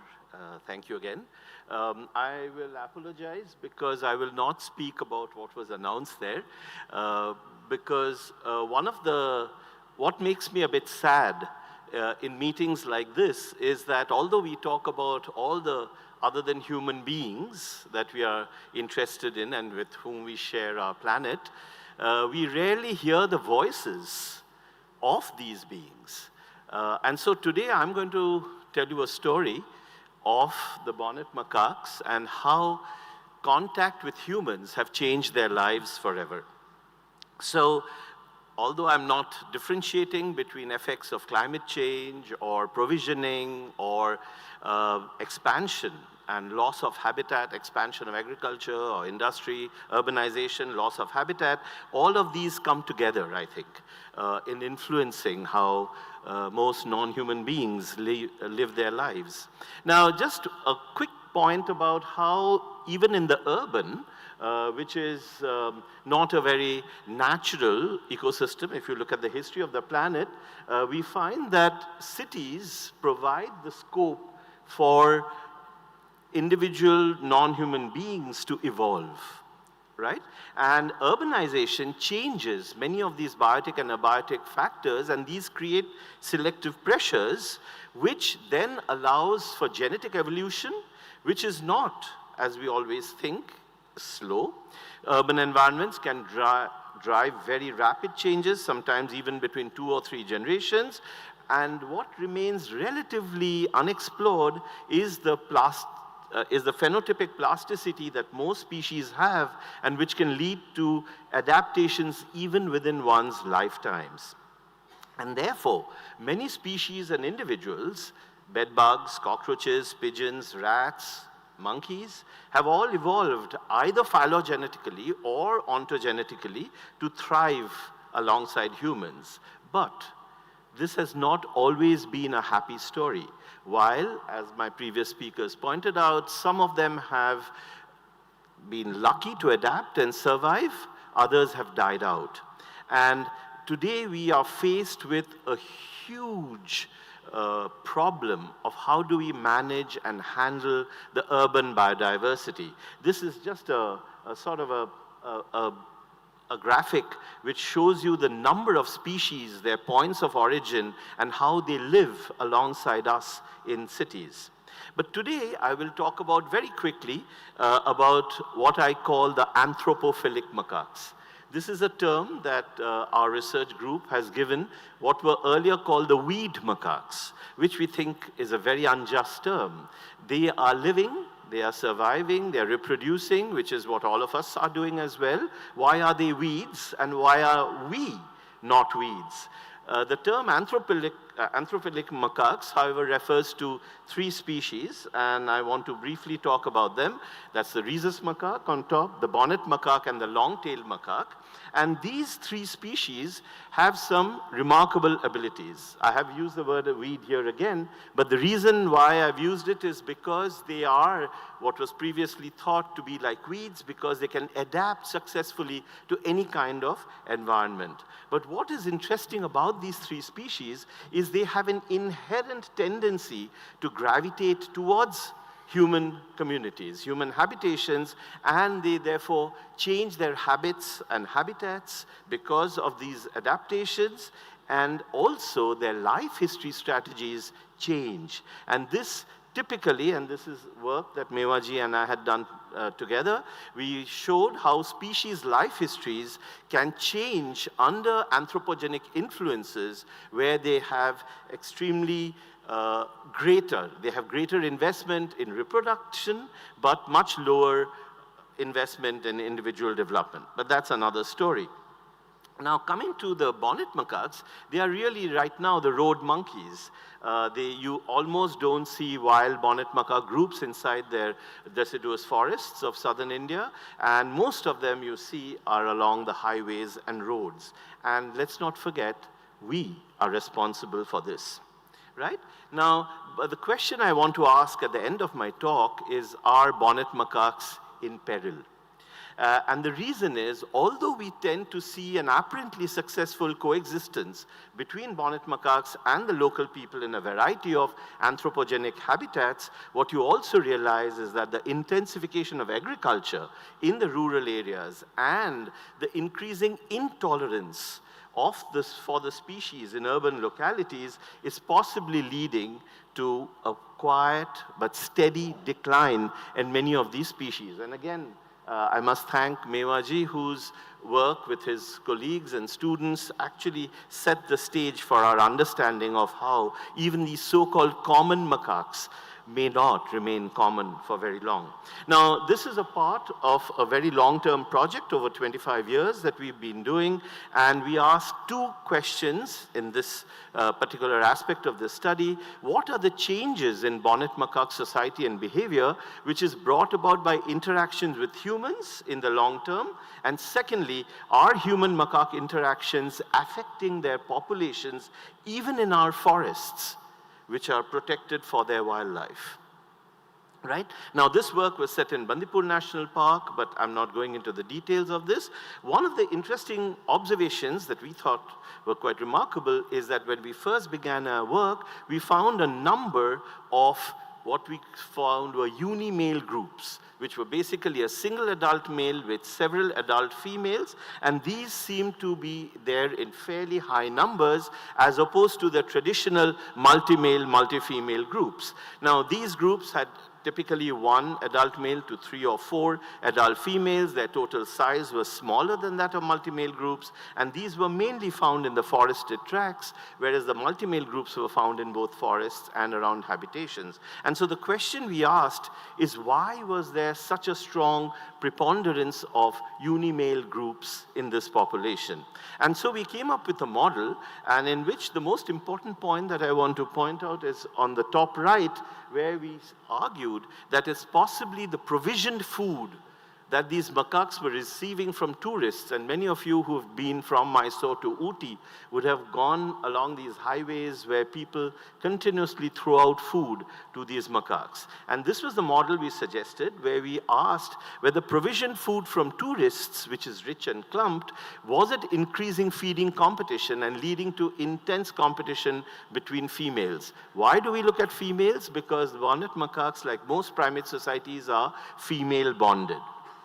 Right? And here, very quickly, is a graph where on the x-axis we have various aggressive behaviors. On the y-axis, the frequency of their performance. The open bars are under conditions of natural foraging, and the black bars are under conditions of provisioning. And this is data from a single group which would alternate between natural foraging and being provisioned by tourists. And what you find remarkably is that aggression grows up seriously within the group, within the same group, at times when they are being provisioned, right? And this significant increase in aggression was obviously leading, perhaps, to smaller groups of females. And why do we say that there were smaller groups of females? Because we started seeing increasing group fission with female emigration, not only as groups, but also individual females, and we can discuss this later. But these small groups of females, were they then being monopolized by a single adult male? In other words, are we trying to see then that the groups are shifting in, or there's a dynamism in these groups because of the group compositions, where a smaller group of females could be monopolized by a single male? And here again, I don't have time, but we looked at a series of behaviors, and we compared an adult male in a unimale group, the only male there, with the alpha male in a multi-male group.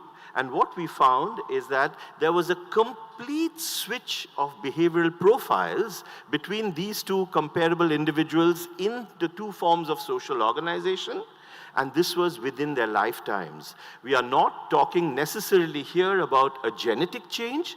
These are possibly what we call phenotypic plastic traits, where individuals adapt to changes in social organization even within their lifetimes. And what you found was that the single male in a unimale group had complete reproductive monopolization. It showed tremendous aggression towards subadults and juvenile males. He actively herded adult females, defended his group staunchly, which the alpha male and the multi-male groups never did, and was therefore effective in keeping out all other males from the group, maintaining its single male status. Whereas the alpha male in a multi-male group never showed any of these so-called despotic behaviors, and the group therefore continued to remain multi-male. Therefore, this monopolization of reproduction by a single male possibly led to the unimale social organization. Right. So therefore, to conclude, what we are now seeing is that human interactions with macaques, including the simple act of feeding monkeys, which many people in our country think is benevolent, is good for them, has profound effects on their behavioral ecology, both at the social level and at the individual level. And secondly, bonnet macaques are remarkably adaptable. So they are very unusual in being able to exhibit remarkable social flexibility, a wide variety of behavioral strategies and behavioral traditions, cultures, which I haven't talked about, but which leads them to successfully adapt to these very different socio-ecological habitats. But do these changes, in spite of being adaptable, are they vulnerable? What we found is that most of our unimale groups slowly disappeared. Although there were new ones forming, there was a rapid turnover of these groups, but the multi-male groups were very stable. And we therefore think that there are two sets of processes, one stochastic and the other biological, which is perhaps responsible for this differential survival of these two forms of social organization. In statistics, when you have a small group, and this has been shown in other studies, the loss of even a few individuals can decimate the group and lead to their disappearance, either dying out or perhaps their movement into other areas, and this could be affecting the unimale groups, but also the typical nature of the behavioral interactions within a unimale group could also spell its doom. First, the single adult male, as I pointed out earlier, is very despotic, leading to emigration of subadults and juveniles in a predator-rich area, which led to higher mortality rates. Possibly there was an emigration, costly emigration of females from the unimale groups, driven by a lack of female companionship. We have shown this, as well as an absence of mate choice. And therefore, as females leave groups, they tended to dwindle away. And finally, the repeated group fission of the larger multi-male groups to form smaller, unstable unimale groups possibly negatively affected the survival probability of a significant part of the macaque population. So are we then talking about, as Mewaji also pointed out, to an endangered species of tomorrow? The bonnet macaque and the rhesus macaque are considered common pests. They are everywhere. But are they really everywhere? Or are they really dying out? I think we need more detailed ecological and behavioral studies of different populations of macaques and other such anthropophilic species. And now, increasingly, you find elephants moving out. We've done studies to show that elephants are not coming out simply because they're losing their habitats, but they actually like the human origin foods, which is why it's serving as an attraction for them to come out. And therefore, we need to now understand what these interactions are going to mean, not only for us, but for the other non-human species as well. And we need very effective management strategies for these species in protected areas with tourist-wildlife interactions. In fact, one of the reasons why I stopped working in Bandipur is because the forest department itself was capturing macaques from within the sanctuary because tourists were complaining. These were tourists who were feeding them in the first place. So it's a very unjust process, and we protested, but we were not heard out, and therefore these macaques are being affected even within protected areas. We, however, also need to perhaps understand the conflict that macaques and humans have across areas, otherwise there's very little hope for the survival of the species. I'm sorry, so there's a large number of people. I'm sorry, the slide hasn't shown up well. I will not spend time on this, but I wanted to end my talk with a poem.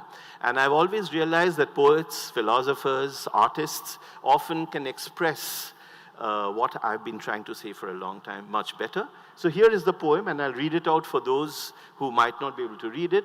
When the monkey on the bough of the jackfruit tree in the town's commons mistakes for fruit the eye on the thronged drumheads hung up there by mendicant bards, he taps on it, and the sound rouses the male swans below to answering song. Now, this is a beautiful poem. It's very evocative. It talks of interspecies communication, where the macaque seems to be communicating with the swans, although noticeably it is mediated by humans, because some bard or poet hung up the drums on which the macaque beats. But this poem, which was originally in Tamil by the poet Muttamochiyar, was actually composed 2,000 years ago. So what is significant is that even 2,000 years ago, we had macaques living in the town's commons on the jackfruit tree. So they form a part of our natural ecology just as we form a part of theirs. And yet the times have come where perhaps we are destroying them at rates which they will not be able to take for very long. Thank you. Thank you, sir. Given a wonderful talk on range shift and adaptation of Indian vertebrates with a best example of Anthropophilic macaque. Now I am requesting Dr. Manjari Jain to give her presentation on microhabitat laws and threatened species behavior.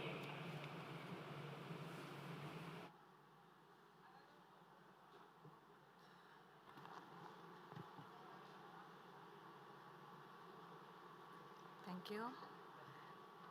I want to quickly thank Dr. Dhriti Banerjee and her team for having us here and for a very inclusive environment that you have here. Especially impressive how you got everybody on the stage on the day of the inaugurals. It was very, very, very nice. So thank you for having us here. What I will try to do today is talk about insects and not talk too much about the behavior. I think behavior mostly is sort of, we kind of get the hang of it.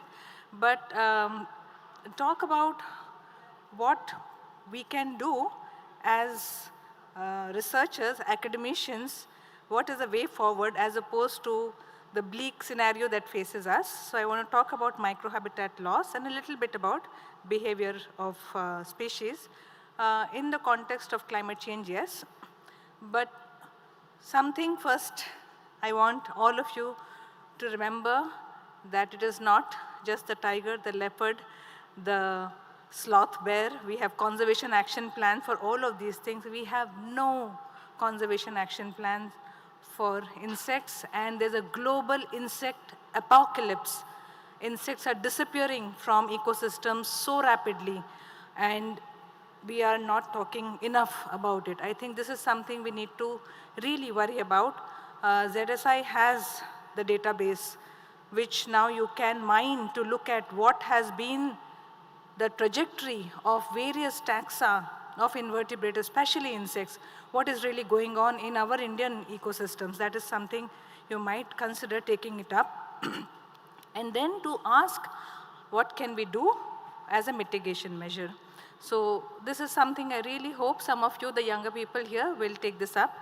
I'm just throwing some data here just to convince you that there is really an insect apocalypse. There is not enough data on whether the insect species, how many species are actually threatened or not, as many people before me have already told. But of the species that we have, the IUCN status on 203 species across 5 orders. This is data from North America and Europe. They found that 33% of species were declining. and 30 to 60% of species, insect species per order, were experiencing range decline. So they were getting limited to very small pockets. Moreover, overall, if you see, there is a 45% decline in invertebrates over a span of just 4 decades. So nearly 50% of invertebrates have declined. There are so many species that we don't even know that exist. So what is happening to them, that is something we will not even get into. Lepidopteran species, very well worked upon, and of course we know that their diversity is greatly impacted by areas where there is higher human disturbance. So what are the various drivers of insect decline and the consequences? This graph sort of summarizes that. What you will find is there is habitat loss, pollution, invasive species overexploitation, this, that and the other. We are not talking about the disappearance of microhabitats. These microhabitats that are disappearing can happen also because of climate change, but it does not mean that there has to be habitat loss for microhabitats to disappear. That is the distinction I want to make. So you can have intact habitats, you can have forests that look absolutely fine, but the microhabitats have disappeared. Some microhabitats have just gone. Why have they gone? They could have disappeared because of climate change or because certain kinds of structures such as the dead wood and logs are being removed. It is possible. It is also possible that certain other species, disappearance of certain other species impacts certain microhabitats to disappear. So it's a complex and underworked topic, something that the young scholars might think of taking up. Really, you will get a lot of papers. There's really very little work on this. So what we can do is to see, are there insects who really care about microhabitats? So I searched for threatened species because that is very important. So threatened species who are microhabitat specialists, okay? And I have listed some here. This is the hermit beetle. It's a microhabitat specialist of ancient hollow trees. Then there are these bumblebees called the rusty patch bumblebee. These are all IUCN evaluated species, so therefore I'm sort of, this is validated. It's a critically endangered species, and it is a microhabitat specialist for a particular behavior, which is overwintering and for hibernation in underground burrows. There's this dancing grasshopper, which requires temporary grasslands with high moisture conditions. These are very specific microclimatic habitat features that these species require. The dung beetles, then the dragonflies, some of them who require slow-moving mineralized streams. The cricket, the boulder cricket, critically endangered. It's a cave-dwelling species, and it requires the presence of large boulders in caves. So these are some of the examples of species actually requiring certain microhabitats, sometimes for specific behaviors. Those microhabitats disappear, those behaviors disappear, the species eventually disappears, okay? So are we in India studying these things? Yes, there is some work, but not as much as there can possibly be, given that there are so many insects that are really poorly worked on. So I'm going to very briefly talk about some work I did 15 years ago as a PhD student in the rainforests of Kudremukh. We worked on these nocturnal insects called crickets and katydids, and we looked at whether they actually care about specific microhabitats. And what do we find? We find that 10 out of the 13 species that we evaluated were actually microhabitat specialists, some selecting for microhabitats that dead log, which is less than 1% of all the microhabitats available to them, or specializing on brambles, okay? So some such things, which is to say that there are species around us which are microhabitat specialists. Now what is the trajectory, what is the fate of these species? We don't really know. We don't have that kind of data from insects. So if you think of in the context of climate change, like both Rana and Meva said, that we need experimental studies, but we also need field studies. So I'm just giving you data from now North American and European species, where people have actually looked at something called thermal death time.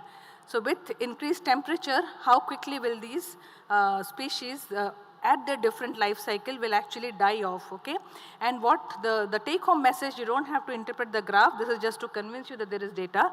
The take-home message is simply that both the species of butterfly actually did well in their preferred microhabitats. Now those preferred microhabitats disappear and they show extreme mortality. Now to bring in bioacoustics, I have to bring it in. I think that there is value in traditional survey methods, but there's also value in adopting newer technology.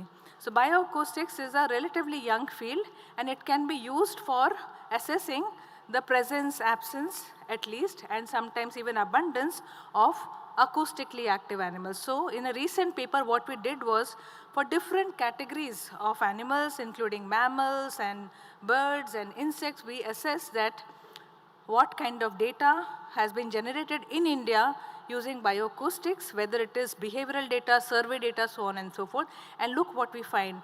We found 69 studies which were conducted on insects. Most of the insects, we don't even know their status, okay? So Yashvir, something for you to take up. And there is some studies on near threatened species, so on and so forth. You can see that in insect conservation, the biggest stumbling block is the absence of data, but there's also this hotspot bias. Most of the work is being done in these hotspots, and now you will argue there are so many species, so why not? Well, there are so many species everywhere, so why overwork in certain areas and not work at all in certain other areas? So this is just a sort of a reminder. To conclude my talk, I just want to say that how can we contribute? I think the way forward is to actually conduct behavioral and ecological studies in the long term, not only in project mode, which is typically what funding is for. So you will get funding for 5 years, unless you're working on a tiger. And then you can be limited to complete your work, collect the data within that 5 years. So that is not really very useful. What we need is long-term ecological monitoring, which goes beyond the careers of individual PIs. Now, how can that happen? Recently, Meva, me, Hema, Sanjay, Bilal, we sort of put our heads together and we wrote a perspective piece where we argue that the way forward is if the government actually invests in research infrastructure ready field stations, a network of field stations all across India. Field stations which are not merely accommodations, field stations which are not funded by individual institutions or by individual PIs, but are treated as national laboratories funded by the government, and that is the areas where now anyone and everyone can come and work. The field station staff themselves will be involved in collecting baseline ecological data, which should be available more freely. And once we have all of this, there is some hope. I also urge the ones who are in policy making, especially in conservation, to think about, can we have a conservation action plan for insects? I think it's about time. So with that, thank you very much. Thank you, Dr. Manjari, given an insightful talk on microhabitat loss and how the species loss and species behavior is happening due to microhabitat loss. Now I am inviting Dr. Shyamsri Ghosh. She is a scientific officer at NICER, Odisha. She will be giving a present talk on behavioral insights in a changing climate.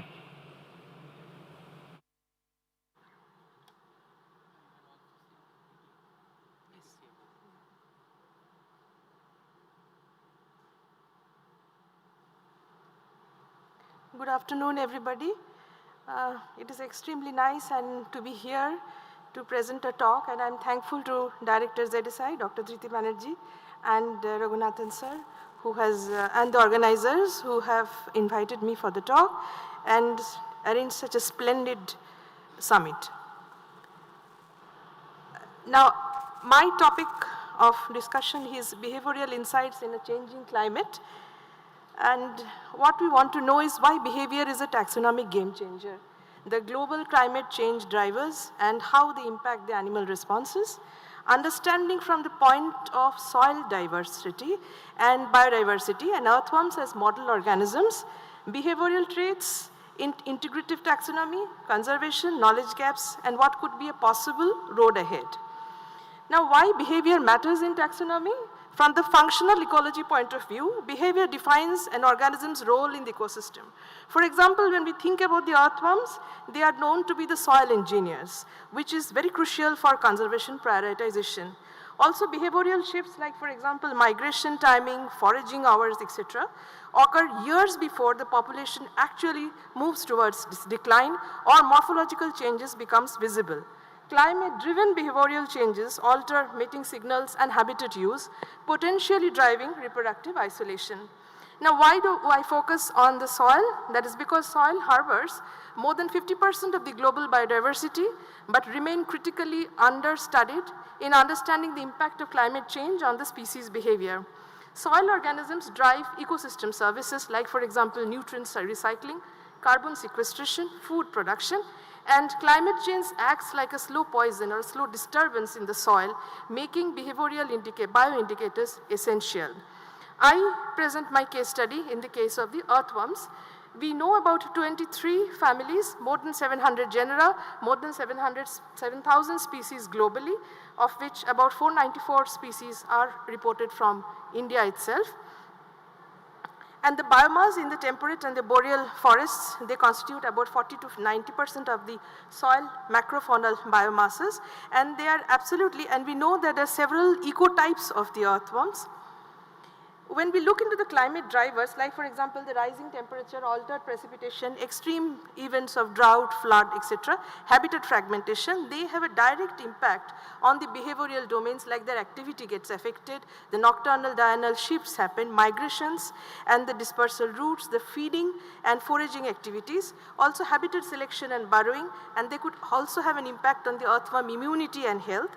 And all these have a direct implication on the taxonomy, leading to species delimitation, cryptic biodiversity, range shift hybridizations. Now, one of the most important challenge in the earthworm is that there is no baseline data. In order to find out a baseline, we try to understand the biochemistry of the earthworm. We selected earthworm species from Orissa, that is the place where I work, and there we try to find out the biochemical imprint of the earthworms. We try to check the differences with the soil and the cast, and we try to find out the elements which are present in the earthworm. When we tried to study the impact of the temperature or precipitation on the earthworm biology, the data that is observed, that has been reported is that for a particular range of temperature change, either increase or decrease, it impacts the earthworm biomass, the earthworm activity, as well as the cocoon formation. While in most of the species, the increase in the temperature has, or absurd decrease in the temperature has reduced these effects. In some of the species, there has been no change in the behavior, while in some other species there has been increase in the activity. Now, how and why the differences happen, which species is more vulnerable, which species is more resilient to such changes of temperature is not yet studied. When we try to observe what has been reported on the effects of flooding on the earthworm species, abundance and biomass, again here we observe that due to the impacts of the flooding, the activity, the biomass, population, etc. goes down, while in some species it is not affected at all. Now, when we try to understand what could be an underlying mechanism of the observed behavioral changes, like for example, vertical migration downward of the earthworm during a drought, it could be an implication, it could be a symptom of avoidance behavior. Then for example, surface emergence after a heavy rainfall, it could be the oxygen seeking nature for dispersal. Altered burrowing depth and turning rate, this could be optimization of temperature and soil moisture condition. Similarly, when we try to see the delayed reproductive timing, it could be temperature dependent gametogenesis and maturation, reduced cocoon formation, production under heat stress. This could be due to the energetic trade-offs between survival and reproduction. Now, not all changes are permanent. Some changes that have been observed occurs within hours to months, which is the phenotypic response, while certain changes are more adaptive, like for example, selection for the heat shock proteins, genes. Variance in the French alpine population over approximately 20 years is a more evolutionary response. Now, how climate change and its impact and how it has impacted on the vermicomposting, because we know this is a very essential function of the earthworms that we are that has an agricultural application. There are 34 species from India. It has been recorded under 19 genera and 8 families, which has been reported for vermicomposting in India. And the major species being Acina fetida, Eudrilus eugenia, Perionyx excavatus, Lampeter moriti, and Reproductive. And the climate change impacts these species, impacting the vermicomposting as well. So the habitation challenge here remains is that the climate-driven range shifts bring historically allopatric earthworm species, like for example Lumbricus terrestris, which is an NS6 species, moving north, meeting the Lumbricus rubellus, which is an epiendigoic species. Now behavioral divergence, mating time, and the burrow depth can maintain a species boundary, and it can break down under stress. So if we sum up from whatever we have understood so far, the integrative workflow, it appears that morphology, genetics, behavior, ecology all contribute towards a robust species delimitation. And behavioral monitoring provides a dynamic layer that static DNA or morphology misses. Long-term data sets therefore are important for, say for example, a 20-year burrowing record could improve the species distribution models. Several technologies have been tailor-made for the soil, particularly the eDNA, AI, computer vision, etc. And here in the deep learning has been used. There is a nice video which shows, I don't know whether it will open or not. Probably doesn't work. Anyway, so this shows the earthworm avoidance behavior in response to, and how the burrowing nature of the earthworm has altered in response to a toxic chemical, and they have used deep learning and in order to predict it, and artificial neural networks have been used to predict how the alteration has happened. This is also behavioral change in response to toxic chemicals. Of course, this has not been studied in terms of the climate change, but very well this kind of a system could be used to study impacts of climate change on the behavior of earthworm as well. So from the data, whatever we have studied so far, whatever we have known, from the data to the action, behavioral shifts, for example, reduced surface prediction, agricultural soil degradation occurs 2 to 3 years before the biomass actually declines. And protecting the specific NS6P lineages ensures deep soil storage and storage persists under drought. Knowledge gaps. Now, what we discussed over here is only the tip of the iceberg, because there are a lot of things which is not known in this domain. For example, these questions would be to the intriguing minds and the scholars who are listening to this. At what temperature or drought, the severity, does plasticity fail? Now, 80% of the behavioral climate studies are from temperate zones, while the tropics, it is very less monitored. What proportion of burrowing behavior is genetically determined versus environmentally induced? How do earthworm behavioral shifts affect a wider soil web?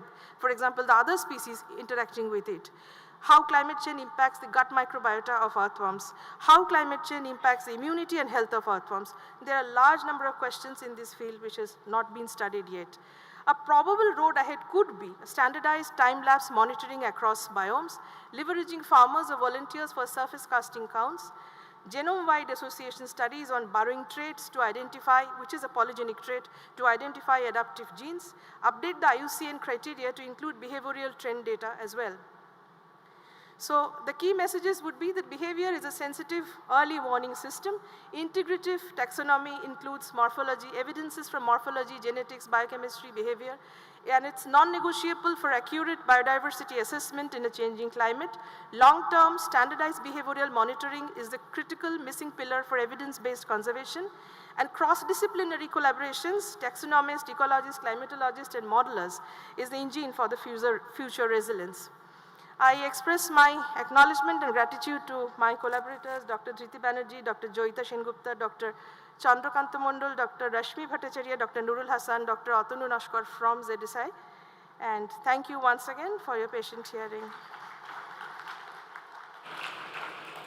Thank you, Dr. Shyamsri, given a wonderful talk on behavioral insights with the example of soil biodiversity.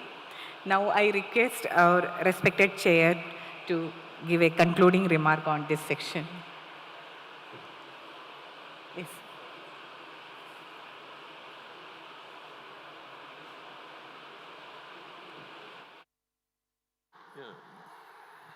To sum up the discussions in this session, Dr. Meva Singh and Dr. Borha, they outlined the major changes that is happening to the animal world, especially in terms of the food, habitat, and the social interactions. The kind of the reduced food supply leading to unnatural diets, the migratory problems, the mood changes in elephants, the biological clock disruption, the breeding phenology, all these were discussed by both of them. And the interesting observation was the phenotypic plasticity of the anthropophilic macaques by Dr. Anindya Sinha, citing the case of the bonnet macaque in Bandepur Mudumalai area. And Dr. Manjari Jain and Dr. Shyamashri Ghosh gave examples from the insect world and the annelids, the earthworms, on how things are changing because of the climate change. So in essence, this shows that a lot of studies are still required in this field. Though a lot of studies are there on the individual species and the population demography, but more studies are required on the behavioral changes, especially the plant-animal interaction and the animal-animal interactions. These are less studied, and this is an emerging discipline which needs attention. And to conclude, I wish to thank the ZSI, Director ZSI, Dr. Dhriti Banerjee, Dr. Arunathan, the Additional Director of ZSI, for giving this opportunity for all of us. I thank all the panelists for the wonderful presentations, enriching the knowledge of all the participants. And special thanks to Dr. Nandita Chatterjee, the Chairman of the RAMC, for her gracious presence in this session. Thank you, Honorable. Thank you. Thank you, sir. Now the session is open for a quick question. Sir.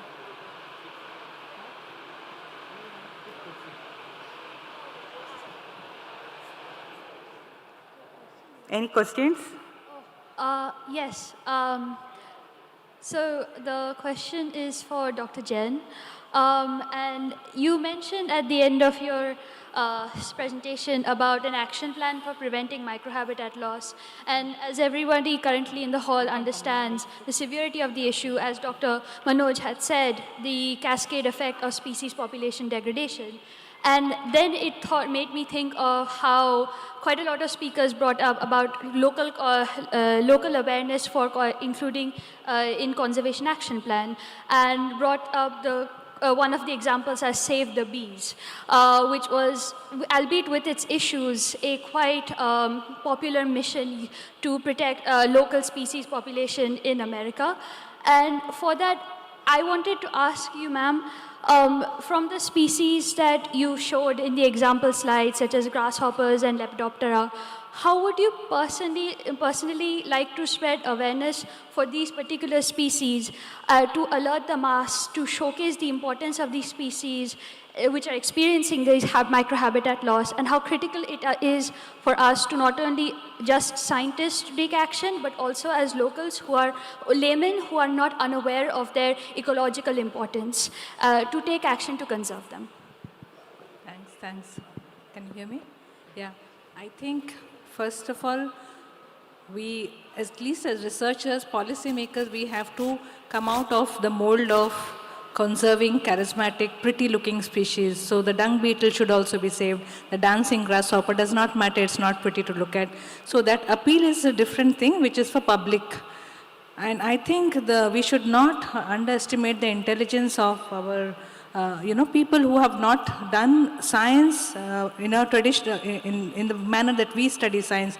If you talk to them about how the forest functions with all of these beings as part of the forest, I think you will realize that you don't need to convince anyone.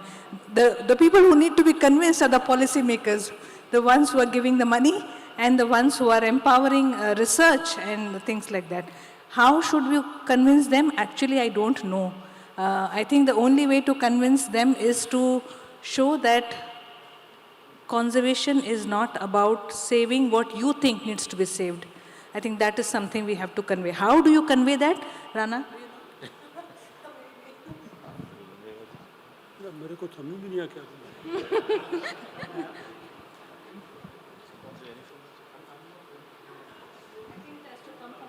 Yes, I think the sensitivity of every individual has to respond.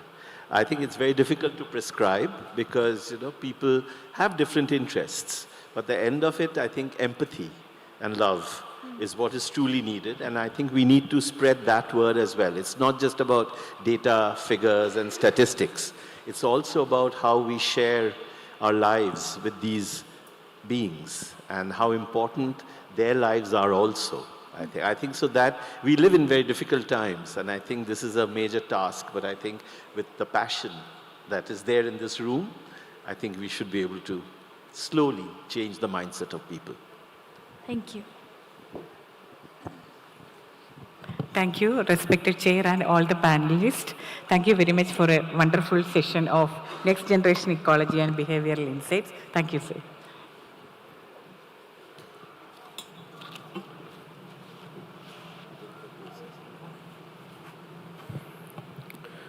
Thank you, Dr. Chair. Thank you, Chair of the session, as well as panelist and also moderator.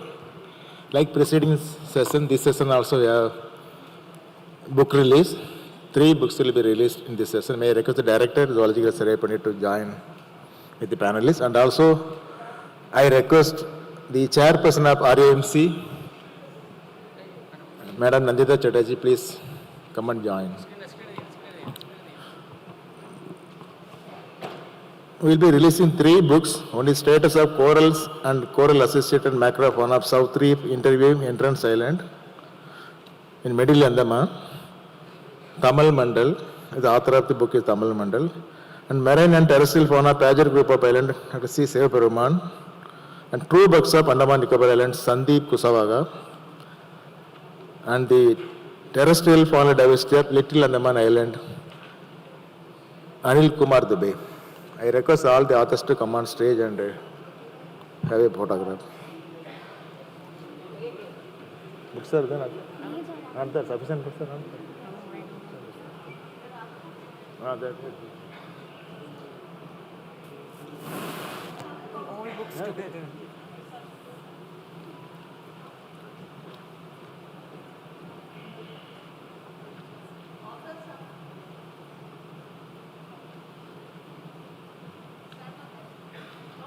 I'm inviting all the authors for these books. Please come on to the stage.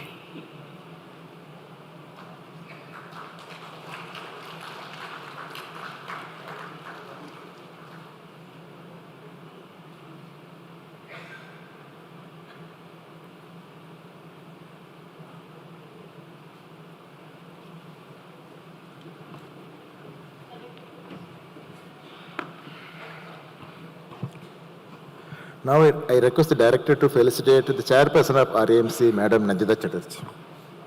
To felicitate. Please quickly.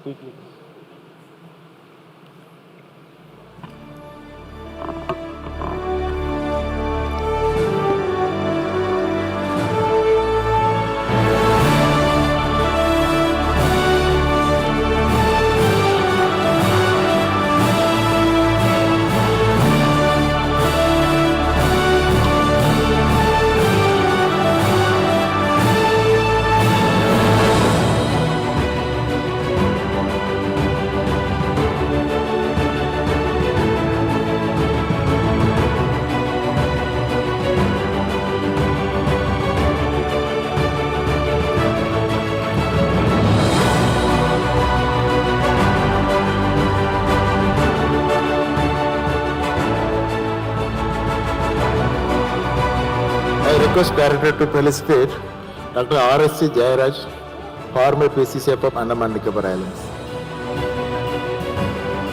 He is also the chair of this session.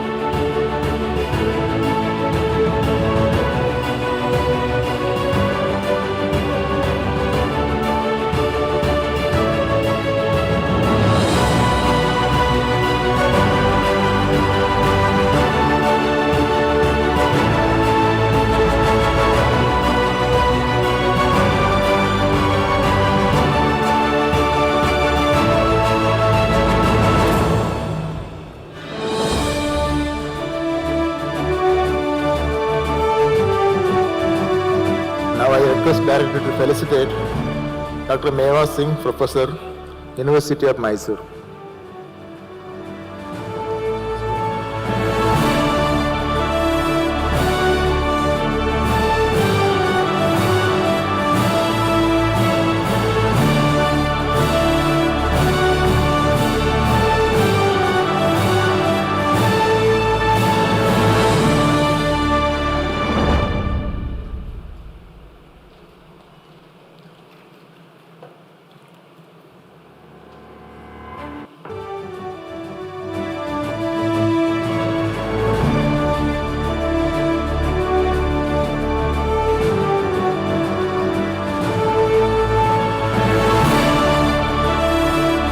Again, I request Director to felicitate Dr. Manoj Ramakant Borkar.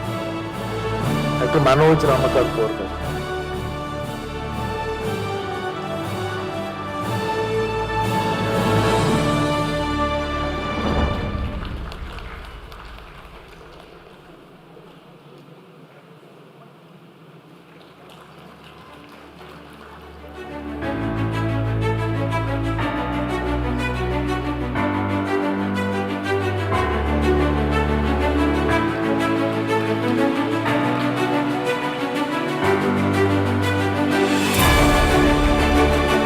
Request Director to felicitate Dr. Anindya Sinnam, Professor, National Institute of Advanced Studies, Bangalore.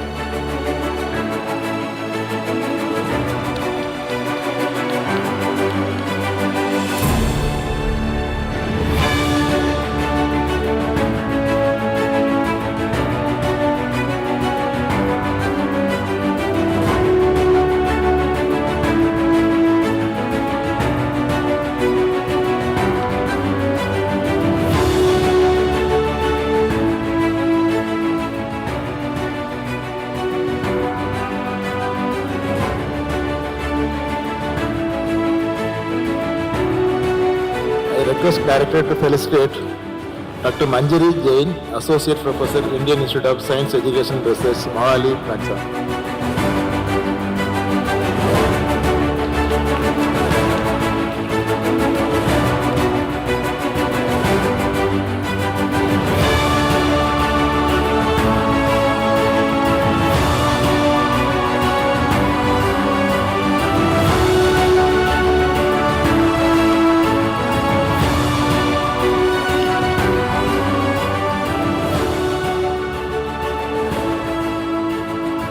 Request Director to felicitate Dr. Shyamashri Ghosh, Scientific Officer G, School of Biological Sciences, Mysore, Odisha.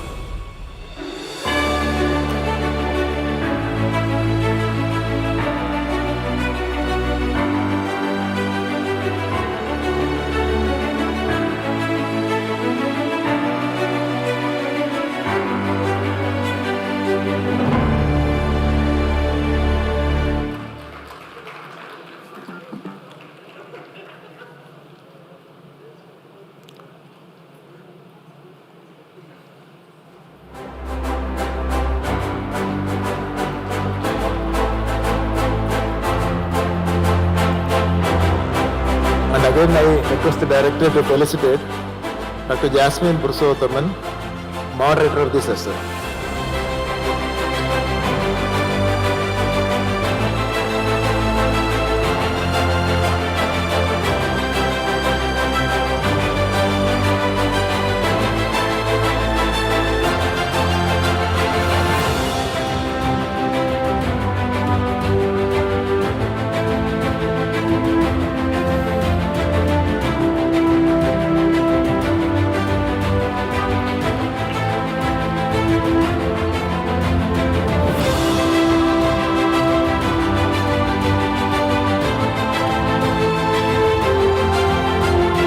Thank you, Director, ZSI, and all the panelists, and also the chairperson of RAMC for this wonderful session. Thank you so much. Photograph.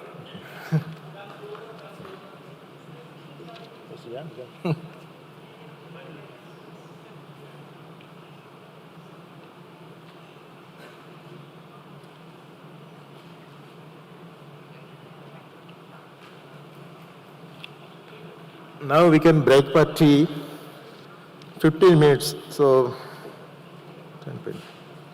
5:40 we can reassemble, we can have a last session of the day.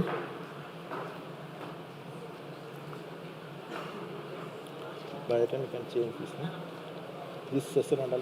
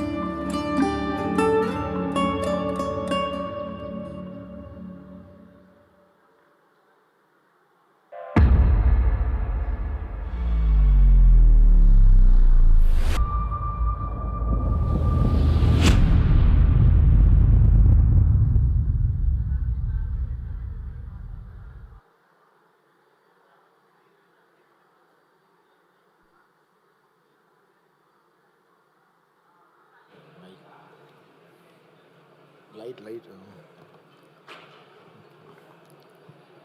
So we can pass on to next session of today's proceeding.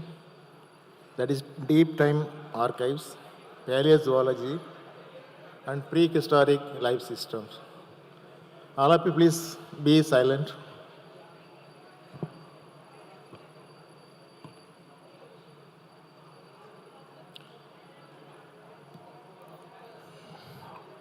If all of you keep silent, I can also speak. Otherwise you speak, after that I'll speak.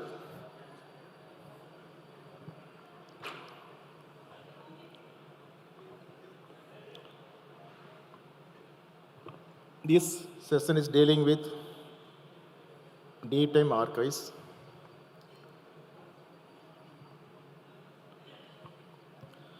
Planet Earth is about 4.5 billion years old. Life system originated in the planet Earth about 3.5 to 3.8 billion years ago. Animals started in the planet Earth during the Cambrian explosion that was happened about 541 million years ago.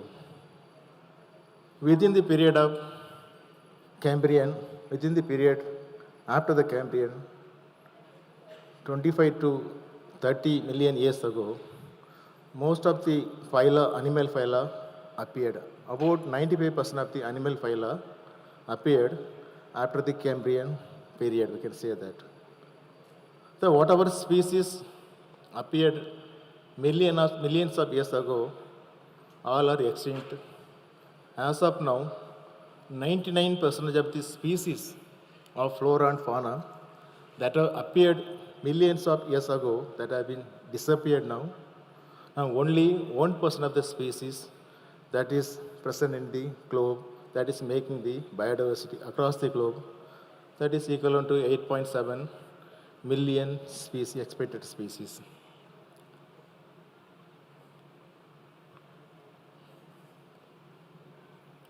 If you look at this 5 mass extinction that this planet Earth faced, out of this, one of the extinction that has happened in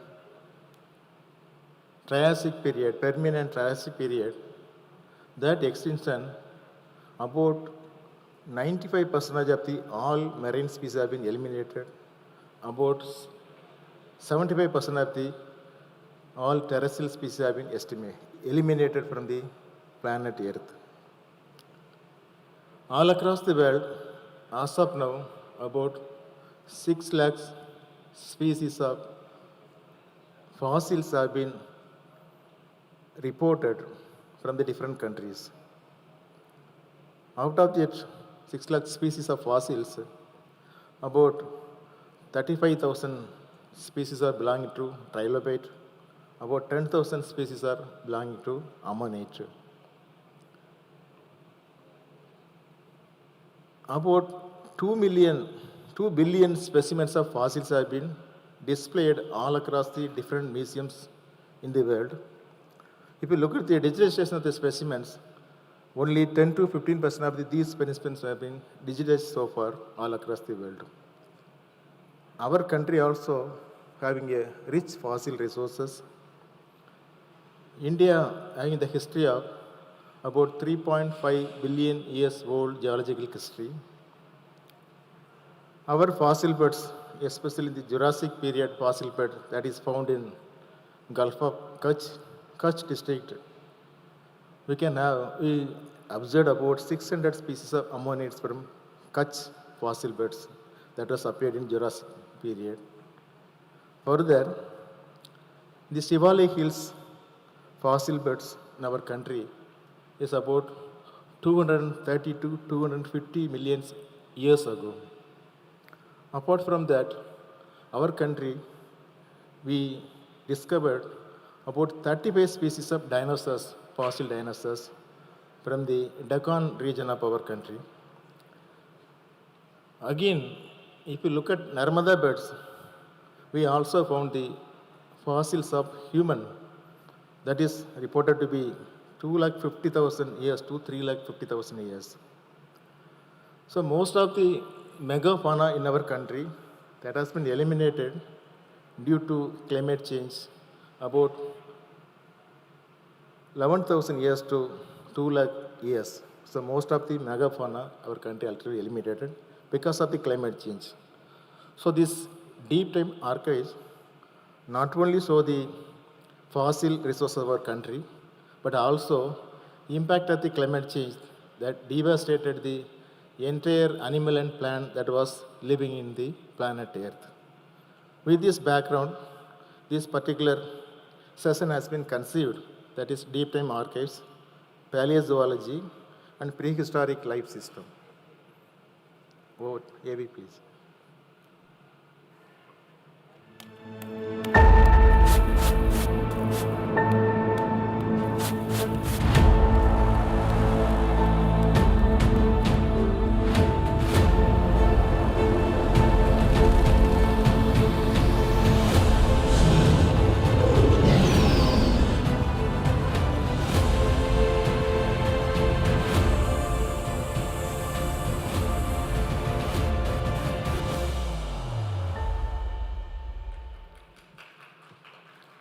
To moderate this session, may I request Ms. Devasri-san, Scientist C, Zoological Survey of India, Paleozoology Division, to moderate this session. I am handing over this session to Dr. Devasri.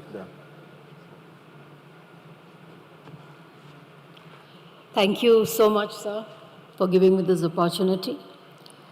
Before I call and invite the speakers here for this session, I want all of you to please pay attention, especially the participants who are here. Yes or no? If you say yes, we will do the session. If you say no, you can go. Yes? No, a very soft yes. Can I hear a louder yes, please? A louder yes. Louder than that. Yes? Okay. Without the microphone, so maybe it was sounding a little less. Why I'm asking you is because we've been talking about climate change. We have been talking about future. We've been talking about action. But say you have an arrow and a bow. For the arrow to move forward, you need to pull it back. To know about action, to know about future, you need to know what went wrong in the past. And that is where this session has been planned, and paleozoology is very, very significant. So for this session, title is Deep Time Archives, Paleozoology and Prehistoric Life System. This is for the first time this session has been organized by ZSI, and all the speakers who you are about to see, I have waited 3 decades to see them under one platform. So that is the significance of this session. Please give a very big round of applause. The first speaker whom I'm going to invite is someone whose discovery of an ancient snake fossil made headlines. Most of us have already guessed. He has discovered a snake fossil which is 47 million years old and from the present day of Kutch, that is Gujarat. I'm talking about none other than Dr. Sunil Bajpai, who is from a senior professor, and please, the clap should be really loud, senior professor and vertebrate paleontologist at the Department of Earth Sciences, Indian Institute of Technology, Roorkee. I invite Sir to please come on the dais.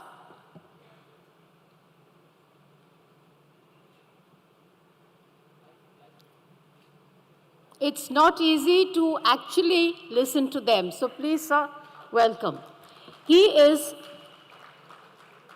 a senior professor and vertebrate paleontologist at the Department of Earth Sciences, Indian Institute of Technology, Roorkee, former director of Birbal Sahni Institute of Paleosciences, Lucknow, over 150 publications to his credit, and he has demonstrated that India was the center of origin of early evolution of diverse vertebrate taxa, especially mammals such as whales, horses, and primates.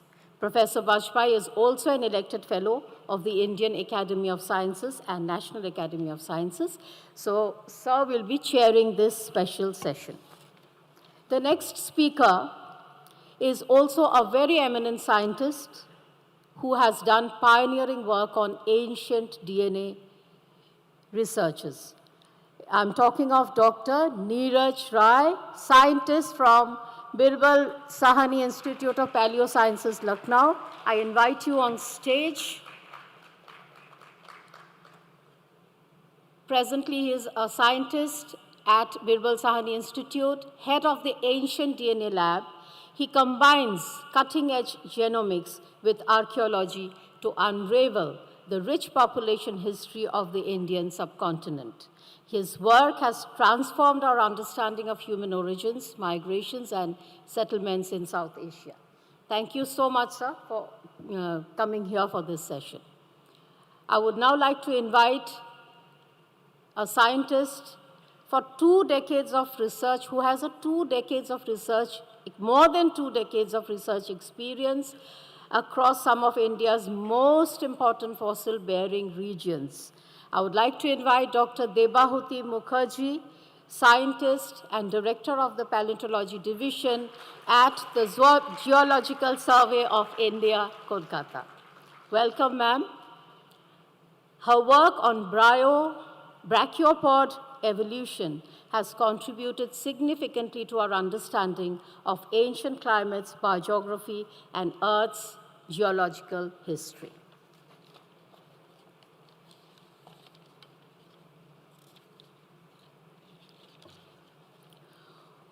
Former director of IIT Kharagpur, a computer scientist internationally acclaimed, I would like to invite Professor Partho Pratim Chakraborty, one of India's leading pioneers in artificial intelligence and advanced computing research. With seminal contributions to artificial intelligence, automated reasoning, VLSI design, and national education initiatives, he has played a transformative role in shaping India's research and innovation ecosystem. Welcome, sir. Next, I would like to invite an eminent vertebrate paleontologist. We are all familiar with him, Professor Durjyoti Prasad Sengupta. I invite sir on stage, a former professor at the Geological Studies Unit of ISI, Indian Statistical Institute.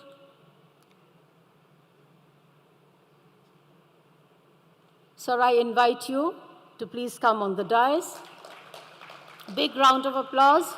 His distinguished career spans pioneering research in vertebrate paleontology, morphometry, taphonomy, and biostratigraphy, alongside a lifelong commitment to teaching and academic mentorship.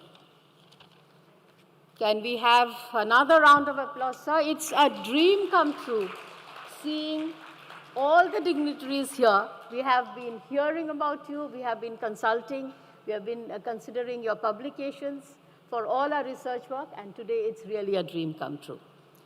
Sir, 10 minutes is a very, very small window of time to do justice with the wealth of experience and expertise that all of you have. But, sir, we want the big packet in a small capsule without compromising the quality. So, sir, that is the challenge in front of you.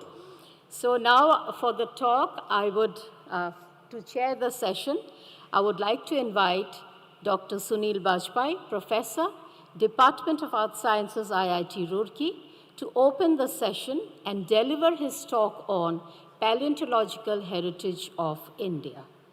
I request all of you to please give attention and listen to their lectures.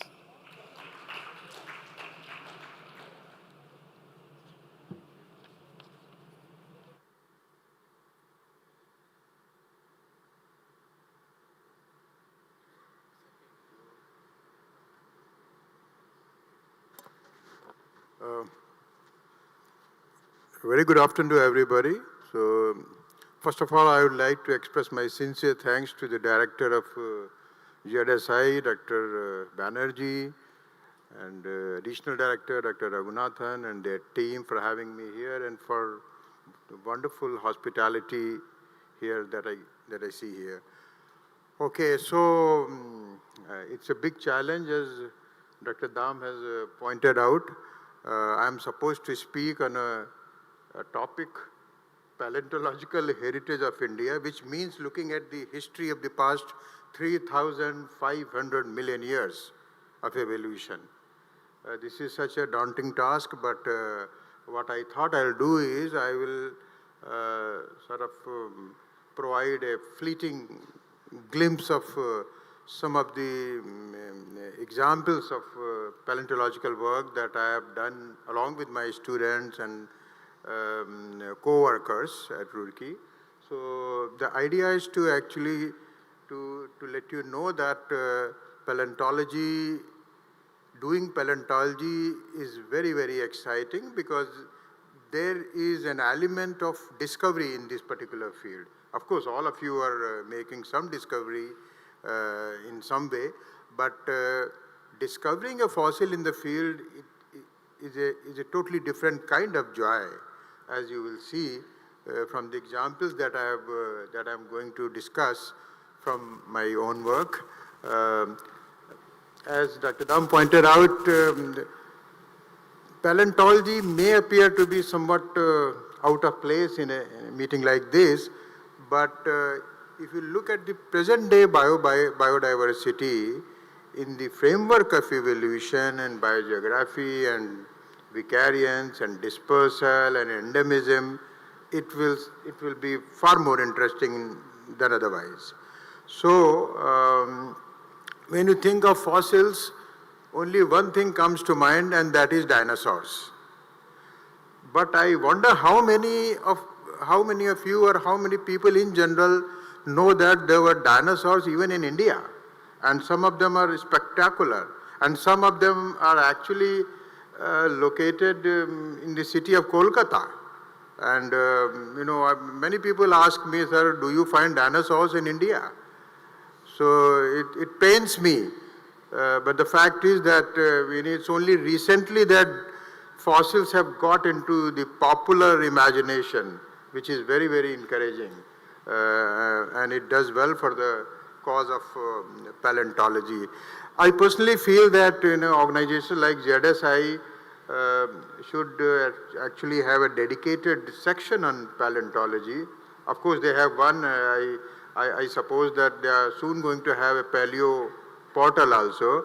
But unfortunately, in our country, the subject of paleontology is sort of taught as essentially as an integral part of geology, unlike in the Western countries. So people in the ZSI who are trained they are much better trained in anatomy and all.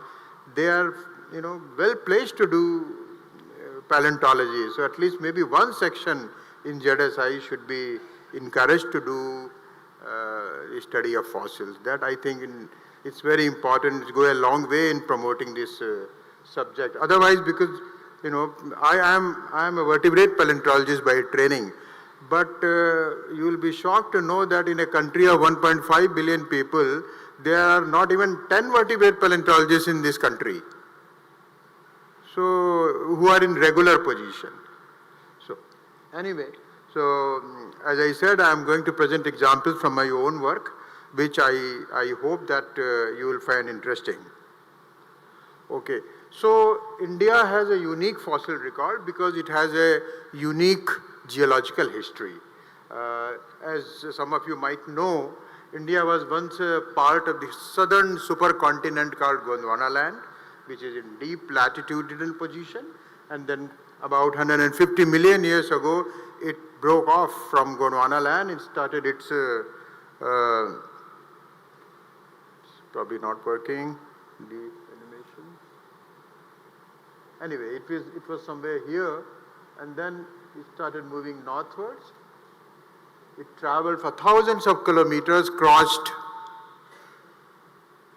several latitudinal belts, and there were several climatic belts before it attained its present position in Asia.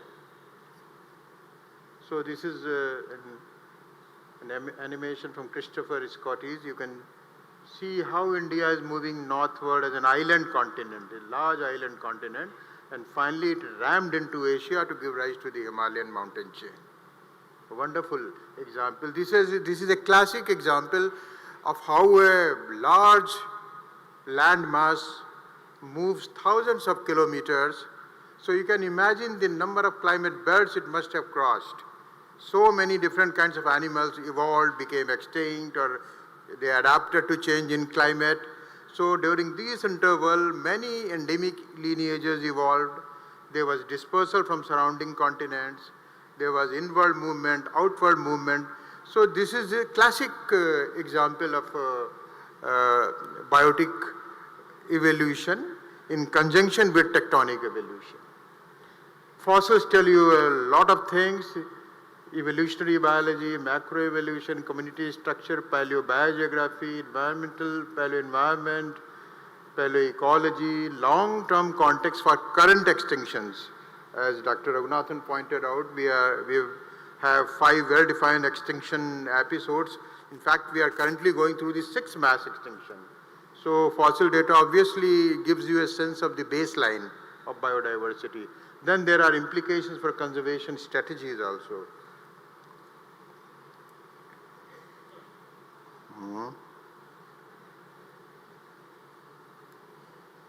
All right, so in India we have an interrupted record of rock sequences that span the interval of about 3.5 billion years to Quaternary period, which is present day period, Pleistocene. There are so many fossil bearing intervals. I'm not going to talk about each one of them, but the life itself started around 3.5 or maybe a little earlier. And then initially we had these microfossils of bacteria, then we have stomatolites. The first skeletal microfossils, start appearing just before the Precambrian-Cambrian boundary around 542 million years ago. And then we have this late Paleozoic period where we have these coal-forming flora, then emergence of land vertebrates, large size amphibians, and dichynodonts, and Mesozoic we have Dicenodont to Archosaur transition, then marine reptiles, and we have some of the earliest dinosaurs in India in the early Jurassic. These were, the precursor forms of those long-necked sauropod dinosaurs. We also have some recent discoveries of Middle Jurassic dinosaurs in India from Jaisalmer area. There's something we reported, Tharosaurus, after the Thar desert of Rajasthan. Then we have this late Cretaceous herbivorous dinosaurs called Titanosaurs, and then a meat-eating dinosaur called Rajasaurus. Okay? And then some evidence of marine reptiles called ichthyosaurs. We also have some very primitive mammals. Among invertebrates, Dr. Debahuti will talk about those. We have Jurassic ammonites, and then many other groups. In the Cenozoic time, which is the period from 66 MA to the present, we have the ancestors of many of the modern mammals, as I'm going to talk about. This is a very crucial interval. Around 55 million years ago, the earliest representatives of many of the modern mammals evolved on Earth. Nobody knows how they suddenly evolved, what was their source area, what were the immediate ancestors, how they spread from one place to another place. You can see there are so many of these mammalian orders. So the Indian fossil data is so important that it has attracted global attention, as you will see. This is one section that where we study, which yielded some of the earliest representatives of many land mammal orders. Those of you who probably don't know the difficulties of working in the field, this is a working coal mine in Gujarat, near Surat. So you can see how difficult it was for us to work in a place like this and extract fossils. This is a mandible, a lower jaw of a very, very primitive horse. So in this particular locality, we have found representatives of many mammal orders, including horses, artiodactyls, primates, bats, insectivores, rodents, and some other extinct groups. So I am only going to present a few notable examples that have attracted global attention. We reported, or rather we identified some of the most primitive horses anywhere in the world. We erected a new family called Cambeatheridae after the Cambe Basin of Gujarat, and these are some of the earliest horses. Earlier people used to believe that horses originated in North America, then China. Now there is more or less, this is a settled issue, that horses evolved or originated in the Indian subcontinent. Okay. Then there were other orders like primates, artiodactyls. This is an animal called Gujaratia, which we described initially. This is also the most primitive artiodactyl. Artiodactyla, as you know, is a large group that includes sheep and bovets and all those things. Primates attract particular attention, in mammalian paleontology, and you can, imagine its importance from the fact that the paper itself was published in PNAS. So, then there is this classic story of the origin of whales. Origin of whales, whales are obligatorily marine mammals, but their ancestor was a land animal. This is so interesting. There was a huge ecological shift also. And you will be very, very interested to know that this whole transition from land to sea took place in the Indian subcontinent, in India and Pakistan. In the Indian Eocene, that is the period around 40 to 50 million years ago, we get the representatives of some of the most important intermediate stages of this transition from land to sea. As you can see, the land ancestor is something called Indo-Hyas. Okay, and how do we know that it has some whale characteristics? That's because of its middle ear characteristics. And how do we know that it's an artiodactyl? Because of its double pulleyed ankle bone. So these two characters suggested that it's a kind of mixed animal. It has some characteristics of whales, other of land animals. So this transition of land to sea is now become a model example for understanding macroevolution. When a land animal becomes a sea animal, everything changes. The sense of hearing, balance, drinking behavior, from freshwater to saltwater, locomotion, everything. And the subject is so important that several papers have been published in Nature, Science, PNAS. In India, we get beautiful material of some of these early whales. The proto-seated, these are skulls of some of these early whales, as you can see. These are some of the sequences where fossil whales are found in Kutch, in rocks that are about 42 million year old. These are some more fossils, and there is even a possibility of combining paleontological work with embryological work in developmental biology. Because modern cetaceans, modern whales, dolphins, they don't have hind limbs. And this change can also be noticed in the fossils. So we combined these two lines of evidence, and we were able to determine that this big change, big genetic change, occurred around 34 million years ago. Then, not many people know that in India we have a remarkable record of these marine mammals called sea cows, dugongs. We have an entire series of skulls that are about 42 to 18 million year old found in Kutch. And these are herbivorous marine mammals. So it is also a case of co-evolution of sea cows with seagrasses. Using CT scan facility in our institute, we are also able to study the brain evolution in these sea cows, as you can see there. And then there is this iconic Vasuki indicus that Dr. Dam mentioned.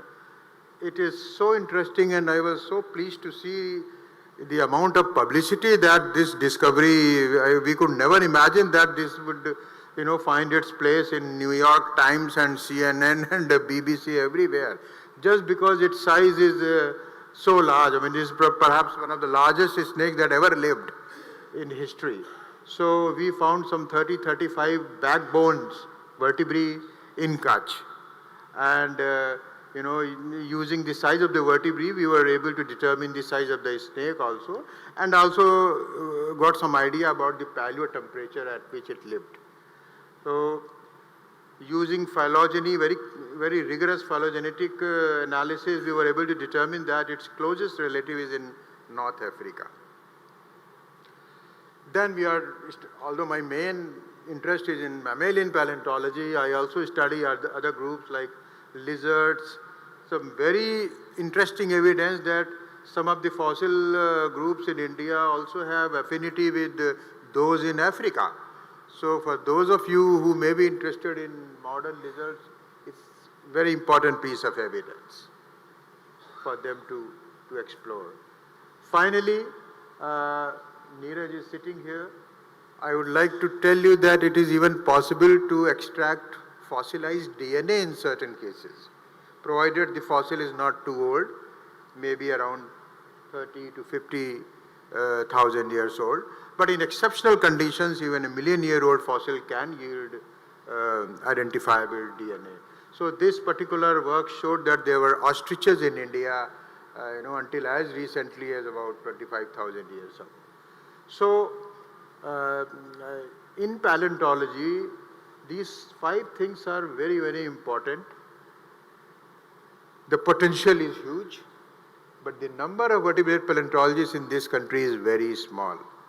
If you want to study fossil vertebrates, that means that you have to go to rock sequences that are up to 540 million year old. You have to explore more, you have to prospect more. Then you have to do the phylogeny in a very rigorous cladistic framework to understand their evolutionary relationships. You have to date the horizon very, very high resolution dating means. And then you have to integrate your data with tectonic or geological constraints, the distribution of land, sea, and climatic belts. And finally, it's very, very interesting. You have to integrate your fossil data with molecular phylogenetics and maybe developmental biology, something which has not yet been attempted in this country, except for some isolated attempts at IISc. So I would say that in conclusion, India's fossil heritage reflects its geological history. Because it traveled thousands of kilometers, different lineages evolved. We have to understand how many lineages evolved in India, how many came from outside, how many left India for other places. We have a world-class archive, and unfortunately in our country we do not have, still have a world-class museum, unlike in many other countries. Professor Chakravarti is going to talk about how we can preserve some of these fossils, which would be, I think, the way forward. And finally, the Indian landmass was the center of origin or early evolution for many of the vertebrate groups, not just mammals, but also possibly several other groups, including some groups of dinosaurs. Sustained efforts are needed to achieve the full potential of the Indian fossil record. So with that, I hope that I have been able to finish it in time. Thank you very much. So thank you so much. Your talk on paleontological heritage of India, and you have covered some very interesting topic, and you've given some very interesting data. And the most important what I felt was that your mention of, and the data which supported it, center of origin for many vertebrate groups was from India. So that is something really very interesting, and sustained efforts are needed to achieve. So I think we all need to work together and to achieve the goal. So thank you so much, sir. It's really, for me, still a dream that we've actually heard you here and you have spoken on this. So next I would like to invite Dr. Partho Pratim Chakravarti, former director, IIT Kharagpur, West Bengal, to present his lecture on museum drawers to digital archives, fossil collection.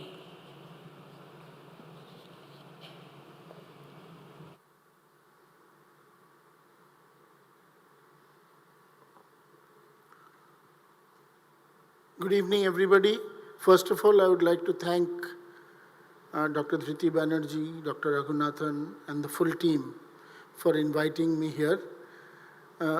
Throughout the day, I am an outsider, a person who has no knowledge of your discipline. But throughout the day, I have been soaking about whatever is here and how we can assist you in this endeavor. I come from a discipline where we have discovered or invented a new animal that is capable of making sure that human beings become dumber and dumber every day if you don't use it properly, and that is called artificial intelligence. And I can speak on the anatomy, physiology, and everything of artificial intelligence, and Dr. Sanjay Das has already spoken about it. But given the topic that came to me, I come to you with a proposal that I believe will help transform the next generation researchers in your domain, completely right up to schools. So as you know, India holds one of the largest fossil heritages, but a researcher in Kohima cannot easily see what is sitting in a drawer in Calcutta. On the other hand, the National Digital Library of India, which provides 135 million content, and this content is not just textual material, it is videos, data sets, and voice, speech, whatever you call it, across the globe to every citizen, every student of the country. And with ZSI and maybe BSI and others as the knowledge source and AI/ML as the acceleration engine, we can really produce something very unique in a reasonable span of time. So the pain is that 70 or 80% of Indian geological specimens are never imaged. 10 people have seen it. They tell their grandchildren, academic children and grandchildren. Curators spend 60% time on manual labeling.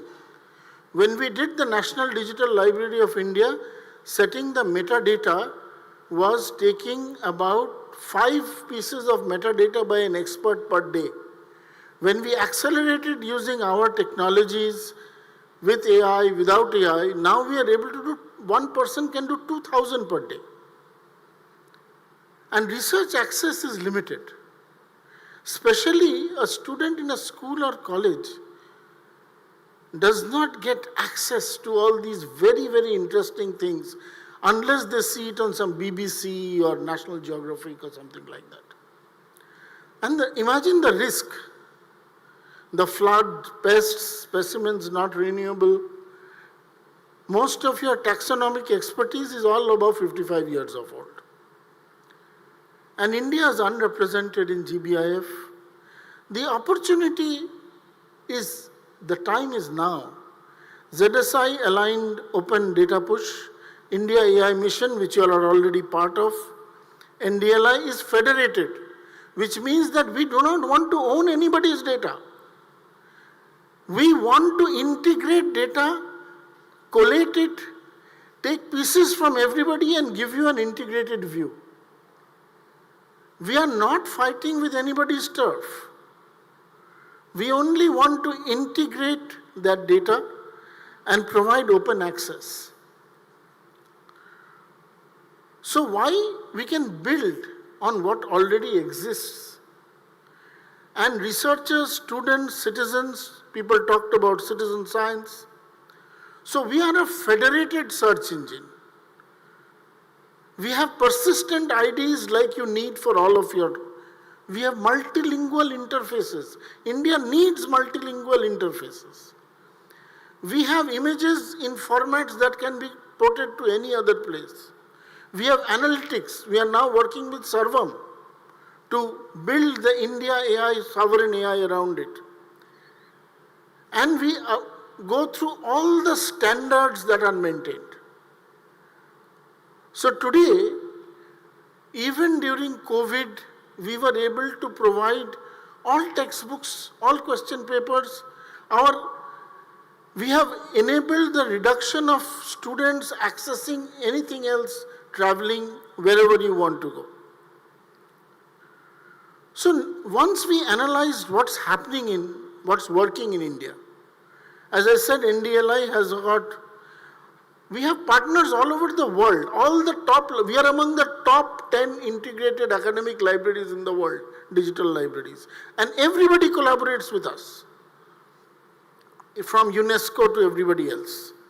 GBIF is there. India AI Mission is there. Virtual labs, 3D rendering, all capability is there in this country. And open access policy is there.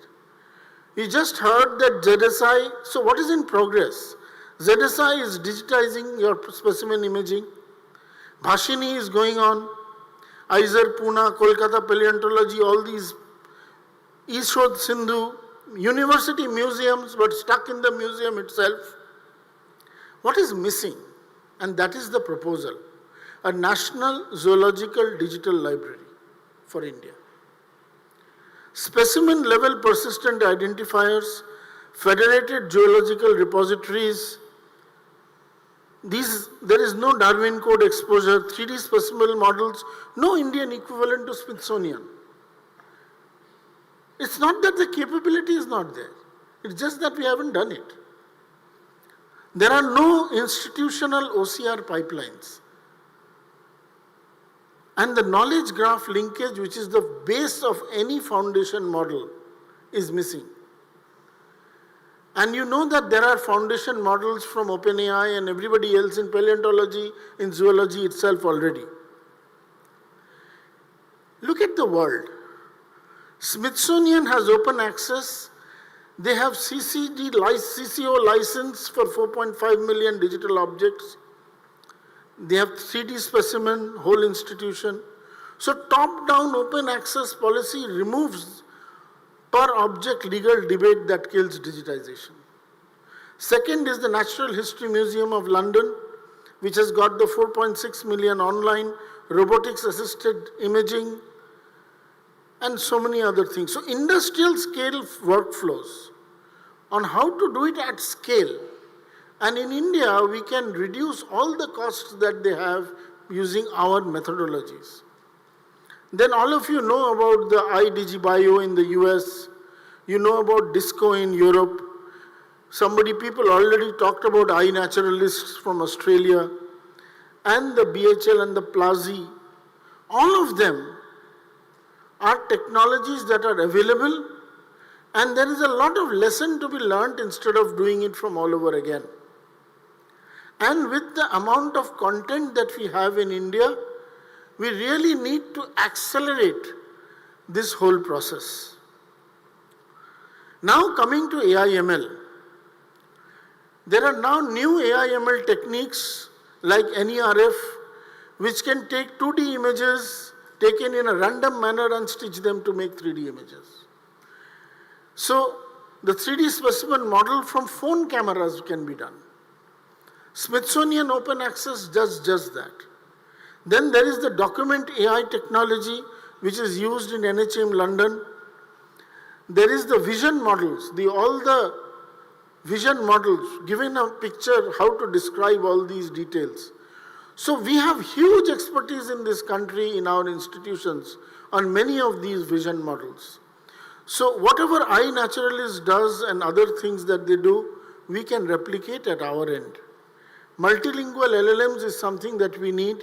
We need voice replication. And finally, we need these knowledge graphs. Once we are able to create the knowledge graphs, then for us to be able to extract and answer queries based on whatever the queries Mr. Das mentioned about all these prompt, etc., etc. So my proposal here is a National Zoological Digital Library of India. And I propose this be done in 3 phases. In the phase 1, ZSI and 2 partners can be on board. AI OCR pipeline will be live. 5,000 specimens and 3D digitization can be done. And open data on GBI alignment will also be possible. Let me assure you, when we started the National Digital Library of India, we said that we will do, they asked us to do 5 lakh items in 1 year. We did that in 3 months. So if we have the effort and the will, then in phase 2 we can get all the other institutions. A complete vision model for Indian fossils can be developed. We will go up to 100,000 specimens and get everything else. And finally, in the next phase, a knowledge graph across collections, a predictive taxonomy which will assist anybody to do the taxonomic, a public-facing virtual museum, and a global mirror via GBIF and DISCO. For an institution like IIT Kharagpur running the National Digital Library, it has become India's soft power. Countries like Nepal, Bhutan, Africa, South America are all seeking us to provide them with the education and the other support.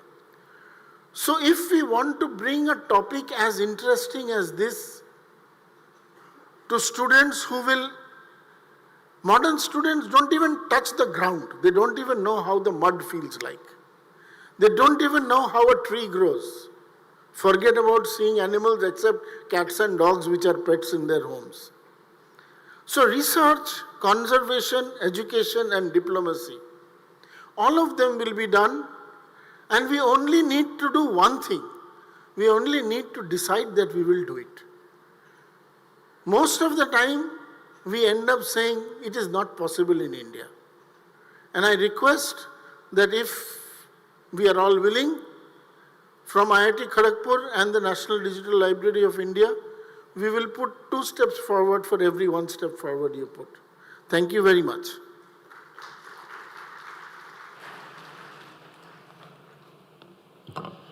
Thank you so much, sir, for your, through your lecture. You have actually given that a proposal for a roadmap for National Zoological Digital Library of India in 3 phases, sir has proposed. And after the session, I will request our Director, Dr. Dhriti Banerjee, to comment on this. And I'm sure, ma'am, the positivity that sir showed, and with your positive energy, I'm sure we could add on to this, we could start this, make it happen, and maybe a step towards Viksit Bharat. Thank you so much, sir. Next, I would like to request Dr. Debahuti Mukherjee, Scientist and Director, Paleontology Division, Geological Survey of India, Kolkata, to present her lecture on invertebrate fossil fauna of Indian subcontinent. Again, ma'am, we've been waiting for years to hear from you in ZSI, so welcome, and we look forward to your lecture. Thank you very much.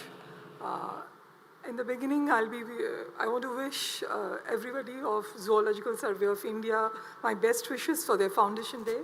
And I'm really thankful to Director ZSI, Dr. Dhriti Banerjee, Dr. Raghunathan, Dr. Debashri Dam, and all the organizing committee members who really invited me and see to it that I could come over here, and thanks a lot for this. Now, invertebrate fossils of the Indian subcontinent is too vast a topic to be just covered in 10 minutes and also by me.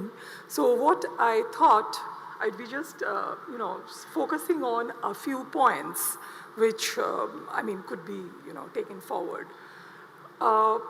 Basically, like when we are talking about the Indian subcontinent, we all heard Professor Bajpayee's talk, and in fact, I am also having some of these slides, that basically the Indian subcontinent, or whatever we are talking about India, has moved through the geological time. So and as paleontologist, we talk about the geological time. So when we talk about the Paleozoic or the Mesozoic or the Cenozoic, the position of India and its neighboring countries is different. And so naturally that point, like where it has been situated, has a lot to do with the biota which was present and the information that can be drawn from there. If I say about geographically, like whatever are the just glimpses of the fossils that we are having in different regions of India, in the Paleozoic, like the invertebrates, the major invertebrates which were in fact very much proliferated was the phylum Brachiopoda, and in fact we also heard a bit about the mass extinctions. Now, these brachiopods suffered loss during the two, in fact, major mass extinctions during the Paleozoic. And as we go up, like near the Permian, we find the bivalves coming to the picture. We have the other mollusk groups, we find the cephalopods. Other than that, in the Paleozoic, like there are the trilobites, and we have the corals, the bryozoans. Now, all of these were, in fact, I'm talking about the marine life, the marine fossils, which we find in the Tethyan belt. And these fossils are there in the northern region, like we are having it in the Tethyan Himalaya, most of them in the northwest part, the northern part of our country. And we get the very good exposures of different Paleozoic segments. As I'm not going much into the detail of the other parts, like when this was the marine, and we are also having the Gondwana segments in the other regions, like in the central region or in the southern region, where we have the vertebrate records and the plant fossils. That was that. And as we go into the Mesozoic, that is, we cross the Permo-Triassic boundary, and the Triassic, again, they are the marine fossils. And then in the Jurassic, we have this fantastic fossil exposures of the Kutch Basin. Now, we'll be just showing in the, seeing in the paleogeographic, if I just say about the fossils and how in the paleogeography, now already this movement latitudinally has started taking place, and we find, right. So the 440 million years is the time during the Paleozoic, and if you can just see that the position of India is more in the southern hemisphere near the poles, and so the neighboring countries which were with the Tethyan exposures and with which we are having faunal similarity are the Himalayan regions, and that is not the Himalayan regions which we are having in the Indian subcontinent today, but also if we go and see the Tibet, the Nepal, the salt range fossils, we are having fantastic similarities. Not only with this, we are having very good similarities with the eastern and the western Australia. Now, as we are moving from there, and I'm just giving a glimpse in the middle part of the Jurassic, that is the 166 million years, when India has moved a bit, and you can see India positioned between, near the Madagascar, still in the southern hemisphere. So as Indian subcontinent, what we are finding is the India, Madagascar, we have the East Africa, we have parts of Spiti, which is, obviously in India now, and we are having the Jurassic, very good Jurassic fossils now. But that is again the Tethyan part. And also there is fantastic similarities with Burma, which fossils we are having in GSI. And And yes, and also with the Pakistan, the Northwest Frontier Province. And as we know, in GSI, we are lucky enough to have a history of 175 million years and a lot of fossil collections which were there of that time. So a bit of my work with the Jurassic marine fossils, I could find that with the Northwest Frontier Province, like with the Banu Attock district of Pakistan, we have interesting similarities which is there with nowadays Kutch, Jaisalmer Basin, and also with Spiti. So as the Indian subcontinent invertebrate fossils, we will be taking that into account. And as we go to the Cretaceous, so India has already started moving a bit, and we have in the Kaveri Basin, there is this endemic fauna of the fantastic marine invertebrates, where we have, because of its endemicity as well as the temperature at that time, we have very giant fossils of even brachiopods, the cephalopods. As we go, but the same Cretaceous, when we are seeing in the northeastern region of our country, that is the Meghalaya, where we have, again, the Cretaceous deposits, we are getting, again, a different kind of fauna, not typically the one that we are getting in the Kaveri Basin. The broad phylum is the same. We are getting the mollusk, we're getting bivalves, we are getting the cephalopods, but the total taxonomic diversity has already become different because, again, we are having the migrations from different areas. So, in fact, what my focus was over here is that until and unless we are able to see the fossil with its tectonic context and its paleogeography as well as the time, so we will not be able to extract the full information from here. So here will just be, sorry. So as I was talking about the Tathian fossils, in fact, the blue hexagon is the area where, if we talk about the Tathian fossils of the Indian subcontinent that we are getting, are lying. Okay, we are having in the northeastern part, the Arunachal Himalaya, we are having the Permian fossils over there. In Sikkim, we are having the Triassic fossils. Both have brachiopods, bivalves, the ammonites. As we go to the northern part in Kashmir, as well as in the Spiti region, we have the mollusk again with the brachiopods.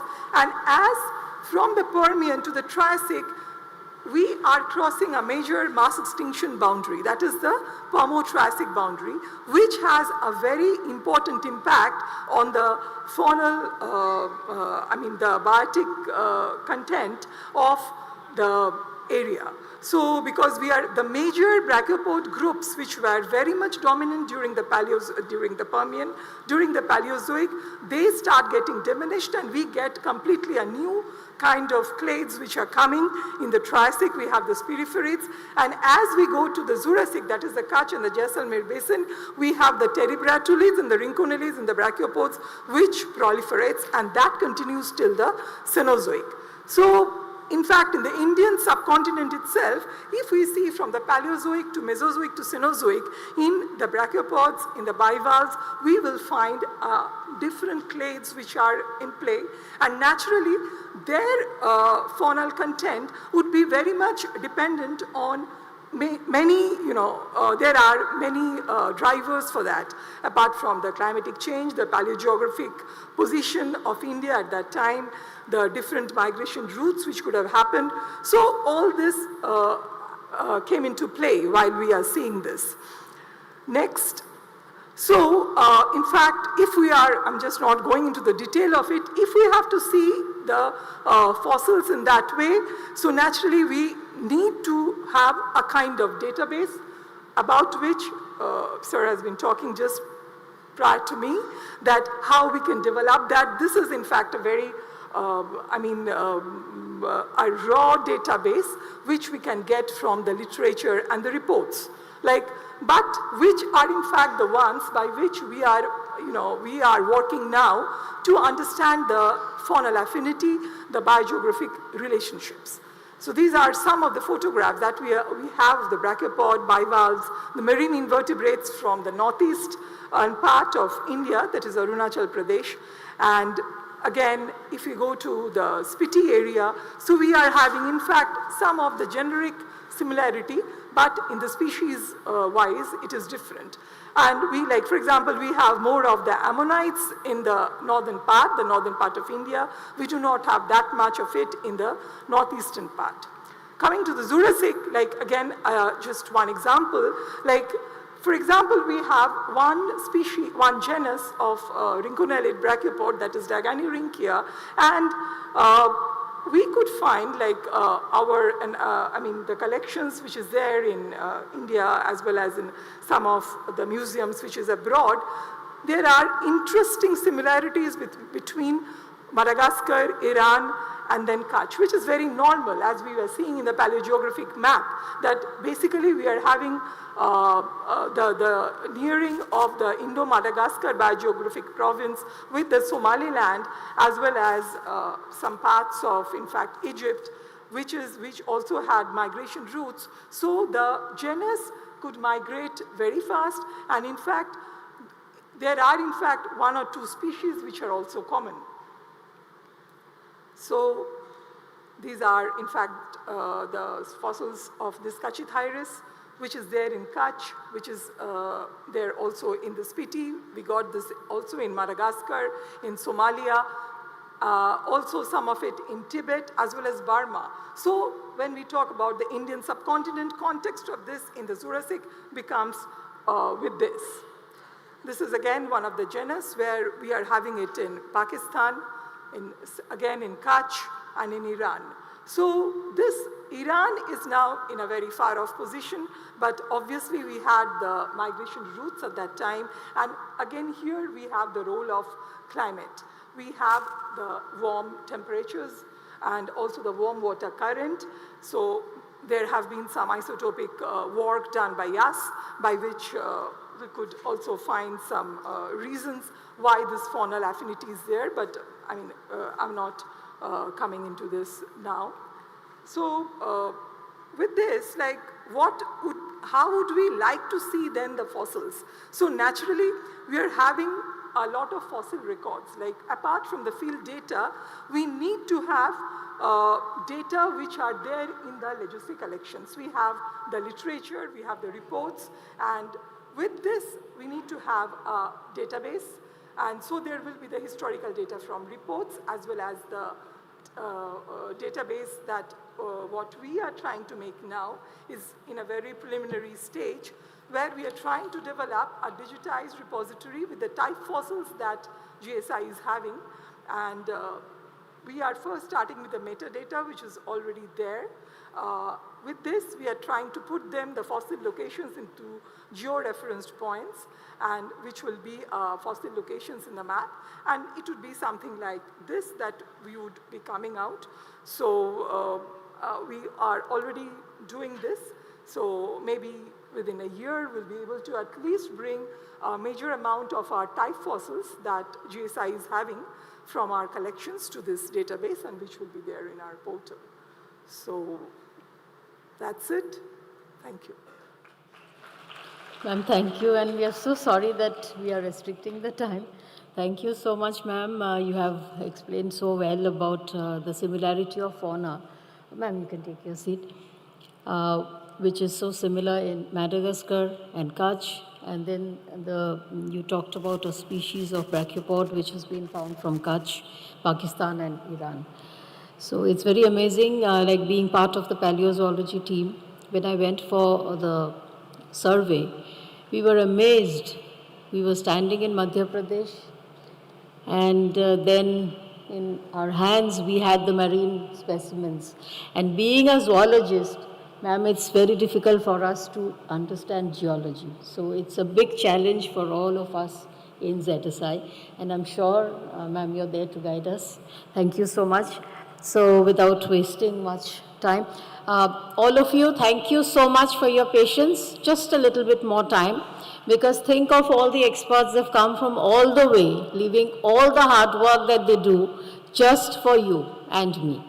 So please bear with us, sit for some more time and listen to the next lecture. I would like to invite Dr. Neeraj Rai, scientist from Birbal Sahani Institute of Paleosciences, Lucknow, to present his lecture on prehistoric megafauna and ecological legacy. So again, it's really a dream come true hearing you speak here in ZSI. Thank you so much, Dhriti Banerjee Madam and Director ZSI, for not only inviting us, but also to organize such a wonderful conference. So I'll be talking about mostly on the technical aspects of cutting edge research that we are doing since last 7 to 8 years. This is a very unique technique and that we can implement in conservation to understand the population demography for human and faunal aspects. So I work on ancient DNA, and this field is not very ancient. This is just about 10-year-old, the history of ancient DNA, where we work on extracting the DNA and to sequence the tiny DNA molecules to understand the past population dynamics and mobility.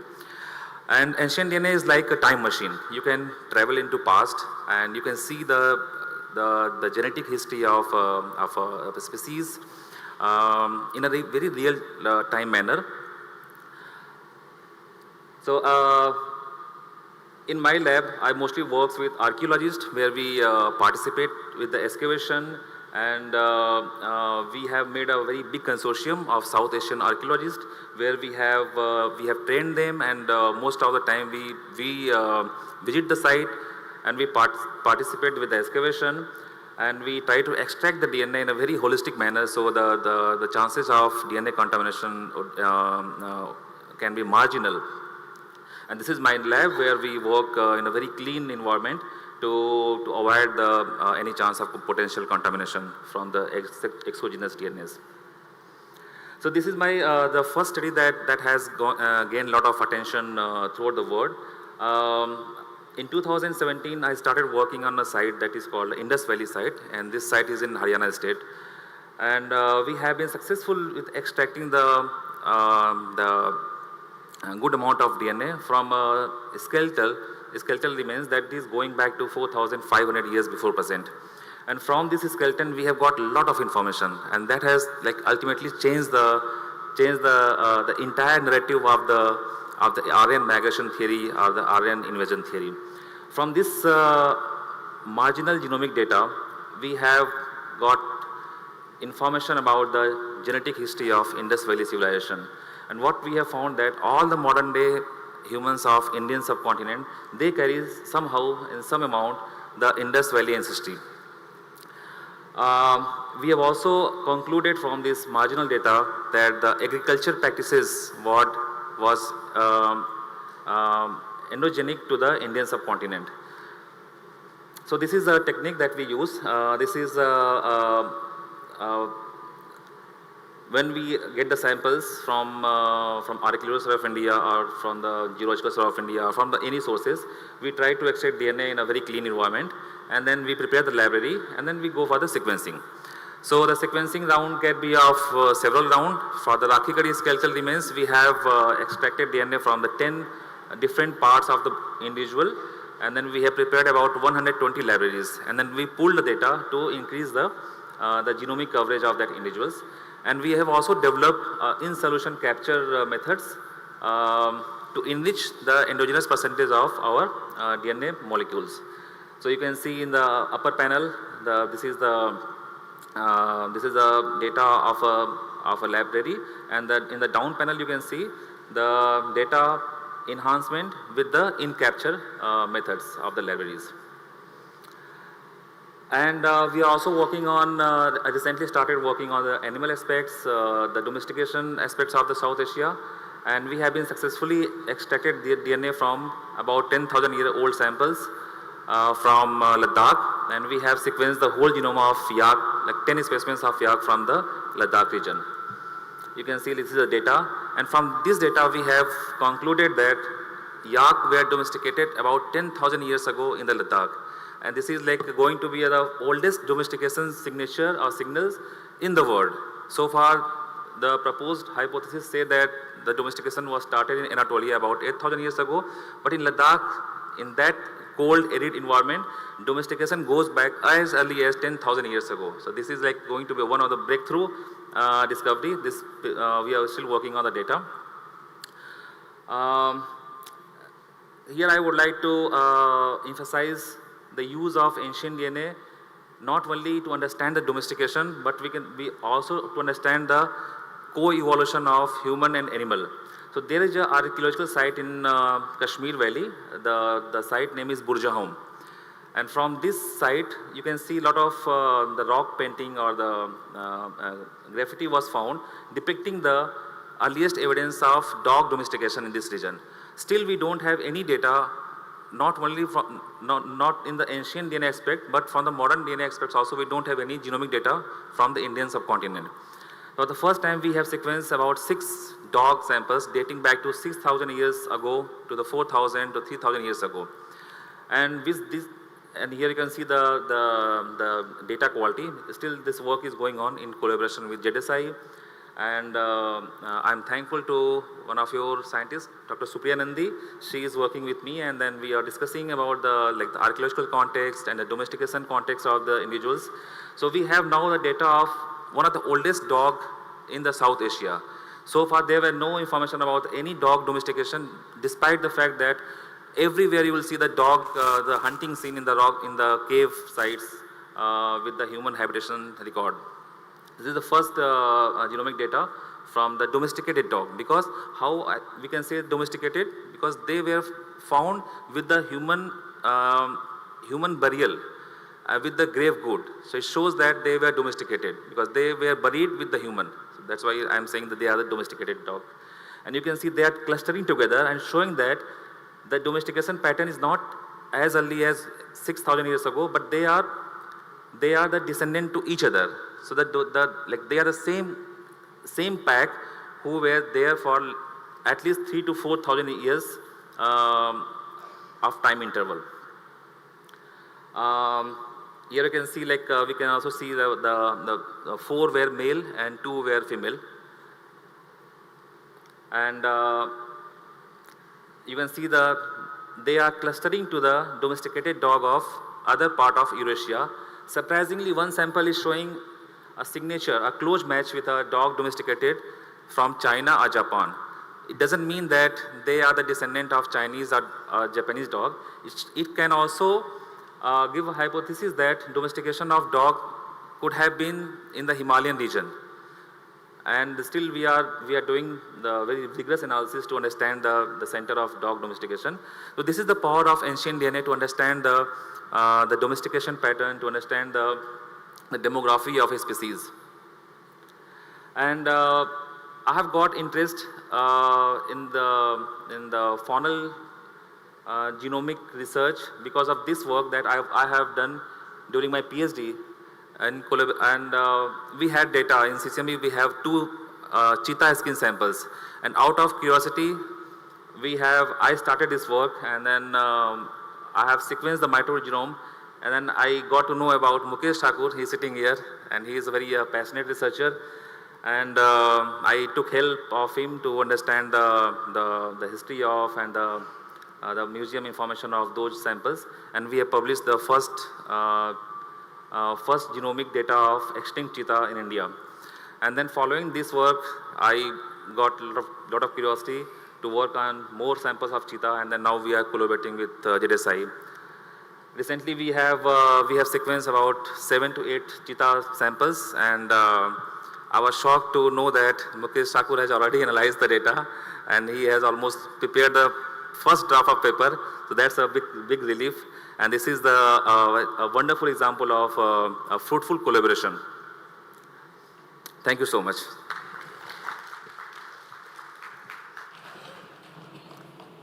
So that was before time. Sir, it was before time, your lecture. Thank you. It's so nice, like how with ZSI, you're collaborating on the Indian cheetah and also on the dog samples.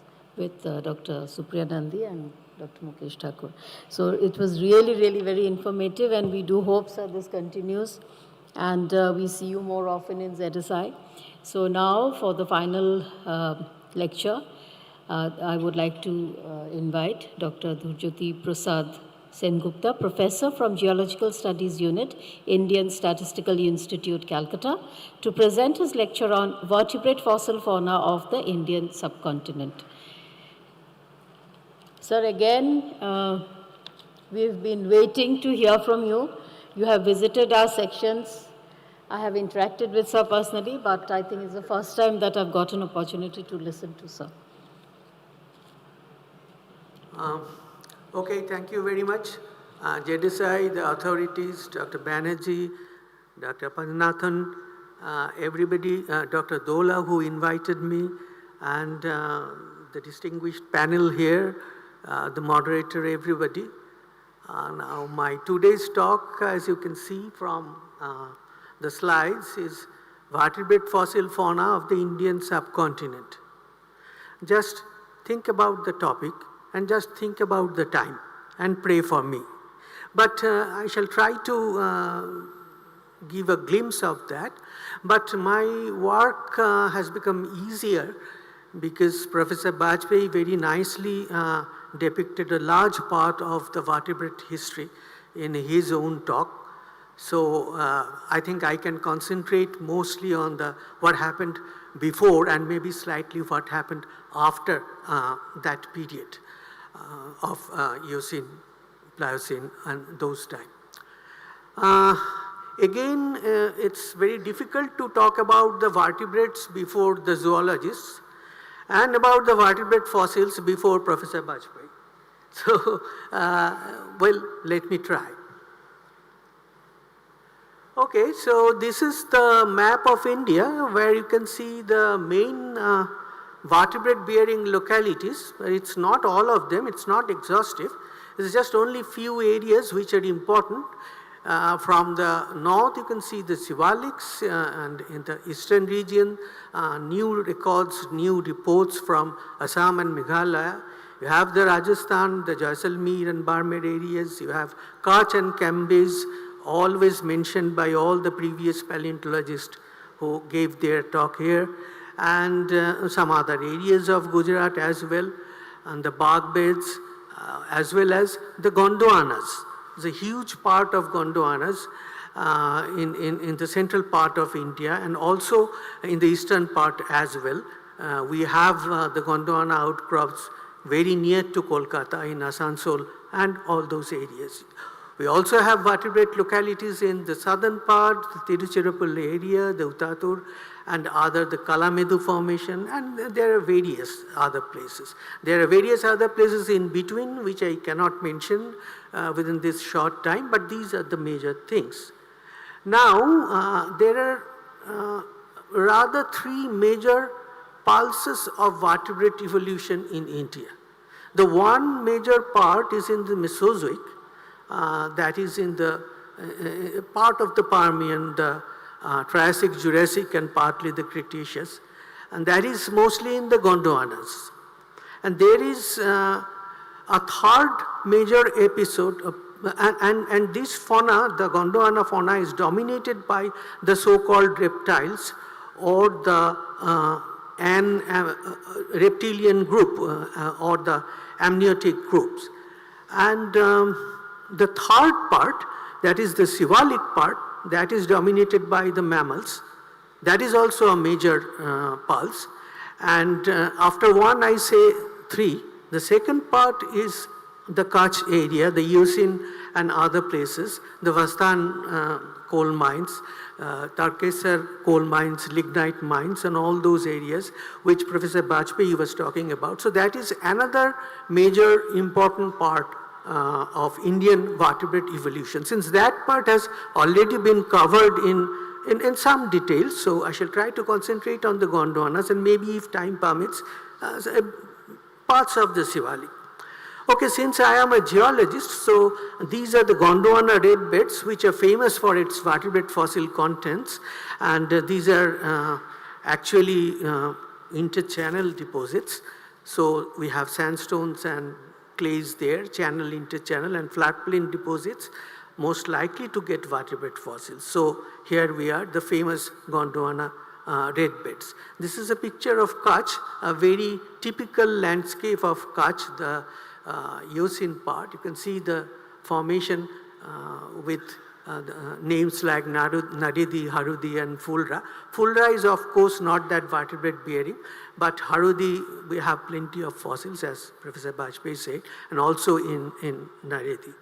In the Siwalik part also, just like the Gondwanas, you have the sand mud alternations, and mostly from the finer sediments, that is the mud, you get the fossils. This is from Dhok Pathan Siwalik of Pakistan.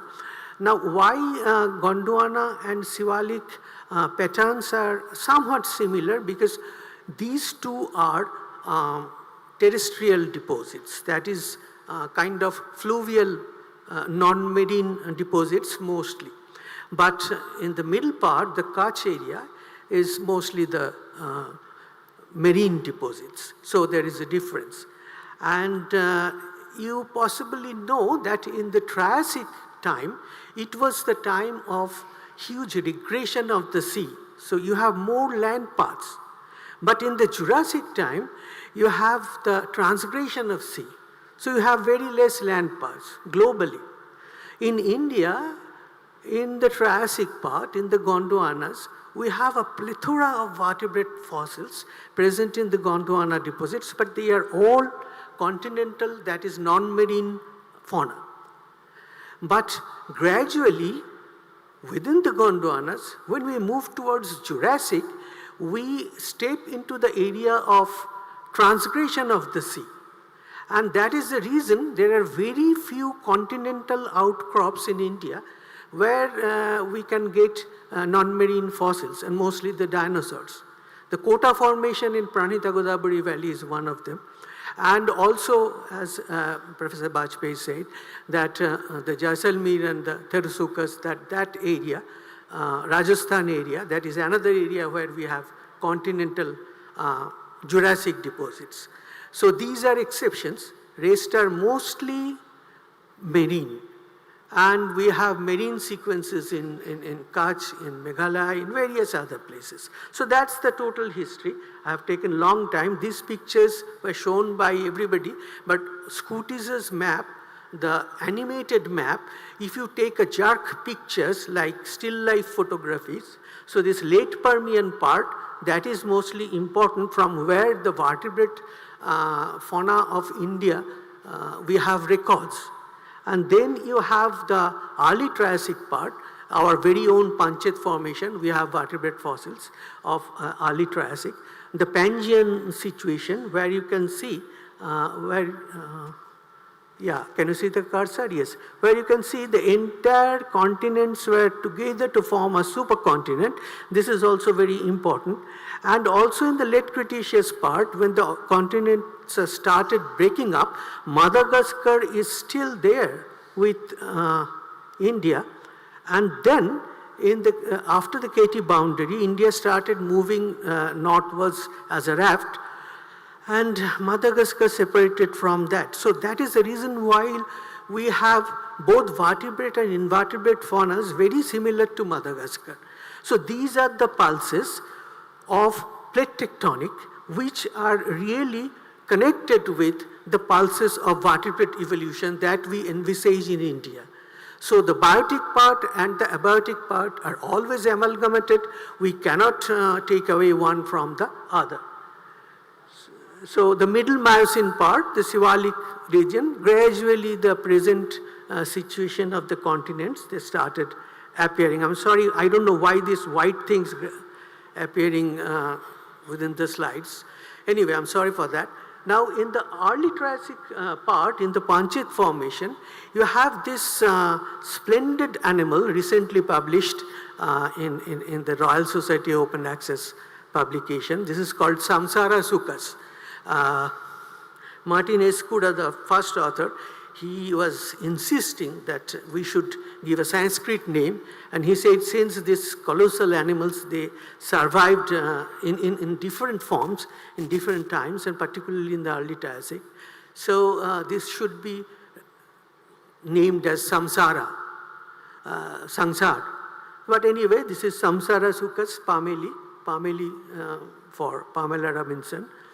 And you have also this, apart from, these are the Chasmatosaurus group, that is a dominant Archosaur group of early Panchid. They are very small, they are of this size. You have this temnospondyle amphibians. These temnospondyle amphibians have a pineal foramen, just like the Tartua that was discussed in the earlier session. And they have very long snouts, only a broken part of that. And this is now present in GSI, housed in GSI. This is a mammal-like reptile, a dicynodont specimen, a spectacular specimen. And this part of this, the other part of it is still there in Telangana, but they have constructed a temple over there. And this is another very important animal of the early Triassic Panchid fauna. This is in the Brachiops. This is also a temnospondyle amphibian. So temnospondyle amphibians, the mammal-like reptiles and the early reptiles, this is the combination. And this combination is peculiar because the temnospondyles are either Pangean in nature or they are partly Gondwana in nature. And these other animals, they are also have more or less, they are distributed over the world. So one thing we are missing in the early Triassic, that is the Dimetrodon, you have seen possibly the sail-like structure in the back. That part is missing, why I don't know. My PhD supervisor is no more now. He used to tell me always go to Panchayat and find one Procolophone, a Dimetrodon for me. I failed. Why they are not there, I don't know. But maybe next generation researchers should try to find a Procolophone from India. So you see, there are some, mostly the global fauna we have in India. But there are some major players which are typically absent. Why? That's a big question. So again, if we move towards the middle Triassic, and very quickly I shall try to focus on this thing is Shringosaurus. This is unique animal of its own, and it is the first reptile with a horn, Shringosaurus. It has got two horns on its skull, and surprisingly, it's like this, bending forward. So this is the complete skeleton. This we got from the Satpuras, and also we have the huge sized temnospondyle amphibians, and some Rausuchid, that is the middle order predators. So the Archosaurs are there, again the temnospondyles are there. This is Elacotosauridae, so in a way the Archosaur clan is also there.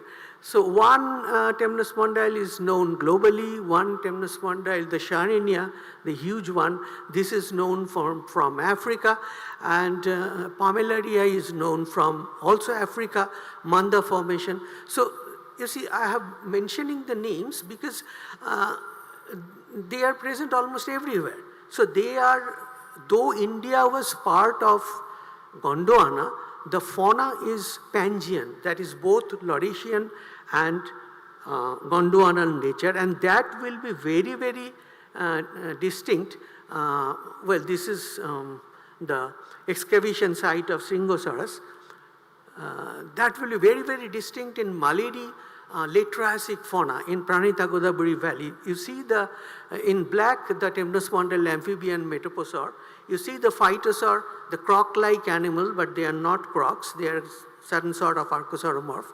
And see the phytosaurs, the Parasuchus below. Now these two guys, the metaposaur and the phytosaurs, they are the typical of North American late Triassic, European late Triassic, and maybe to some extent North African late Triassic, but that is marginal. Mostly they are present in Europe and America. Now, how come these guys are doing in India what they are doing in India, but in Malady you get them in profusion? So that's why I'm saying it's kind of a Triassic rendezvous where you have all the faunas together because the continents were together. Now, this is Trincosaur, another element of the lower Malady fauna. In the upper Malady fauna, these temnospondyles are kind of replaced by another advanced temnospondyle, Chigutosaurs, and phytosaurs by Parasuchus by Rutiodon-like phytosaurs. They are advanced phytosaurs. In Tiki, Dr. Devjit Dotto have reported huge phytosaurs, that is also late Triassic. They are slightly different species. These Chigutosaurs, which replace the metaposaurs in the upper Malady fauna, they are typically Gondwanan. So here also you have the most unique place in Malady in India, where you have the Laurasian metaposaurs and the Gondwanan Chigutosaurs together. So possibly the position of the Indian subcontinent, which is almost at the halfway of the Pangaea and with a very cryptic circumtathian shoreline, possibly these are the reason for that. This is the phytosaur, two phytosaurs side by side, complete specimens we have collected. Professor Shankar Chatterjee have collected this, and he also described a small animal near the stomach of one of those phytosaurs, the Maladisaurus, which is now a very debated reptile. People redescribe it after maybe 5 or 6 years interval. So there is another fauna at the stomach part of it. Okay, so now we moved into the Jurassic part.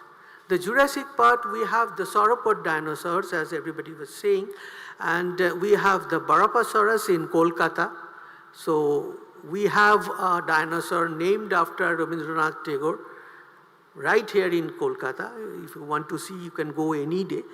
And we also have Kotasaurus, that is this one, which is also a sauropod dinosaur. And this is present in Hyderabad Birla Science Museum. And you can see the similarity in their postures. That is because same person helped in mounting it. So we also have the crocodilians, the pseudosocians, but somebody is working on that, so I'm not showing the pictures.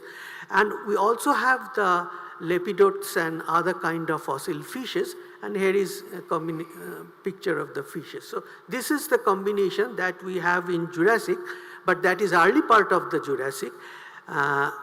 This is, as already said by Professor Bajpai, that the Tardosaurus indicus, the Dicrosaurids, the Diplodocids actually. So this is from Middle Jurassic. So we have kind of a sauropod fauna, mostly herbivore fauna from India. And once in a conference abroad, I was young at that time, I said that India was dominated by the sauropod dinosaurs and also the titanosaurids, which are vegetarians. You see, in India, we mostly are vegetarian. So there was a laughter over there, but then somebody, an American student from the audience, he just jumped up and said, but what about Rajasaurus? You have forgotten Rajasaurus. So the theropods are also there, the carnivores are also there, and Rajasaurus somehow has become, everybody is attracted by the finding of the Rajasaurus. So Rajasaurus normadensis, you can see this picture, this is by Jeff Wilson, a good old friend of mine. Here you can see the black ones are the Rajasaurus and the gray ones are some titanosaurids. So herbivore carnivore combination, and this is Rajasaurus. Rajasaurus' skull, this is a reconstruction, and this picture is slightly, the size is enlarged. So the actual skull, actual reconstruction may be slightly smaller. So this is one of the abelisaurids, the carnivore dinosaurs. In Pakistan, we also have similar kind of dinosaurs. I'm sorry about this age-old classification of Saurischia ornithischia, which is not valid anymore. But anyway, we have the titanosaurs, we have the abelisaurids, and we also have this kind of ornithischians. In India, we have reports of them, ankylosaurid clubs and other things from Hyderabad GSI. And there are various other dinosaurs. I'm not naming all of them. You can find it in the internet. It's a very easily available data. So you can just search for it and get it. There is a book called Dinosaurs of India. So you can also read that. So these are the areas in Pakistan where you get these dinosaurs.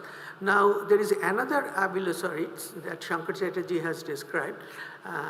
We all have at least 100 bones of this animal in ISI Statistical Institute's museum.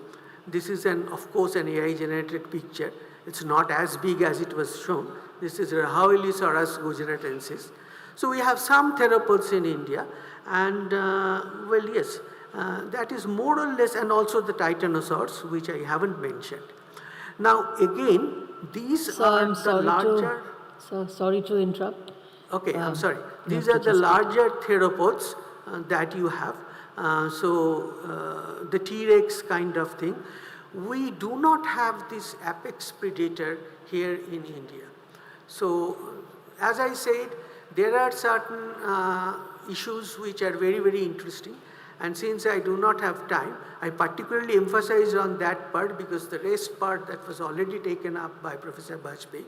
And there are, these things already, you know, the snakes and the pedicodactyls and the whales, particularly the Indian origin, some of the horses that you have in Pakistan, the elephant fossils of the Sivaliks.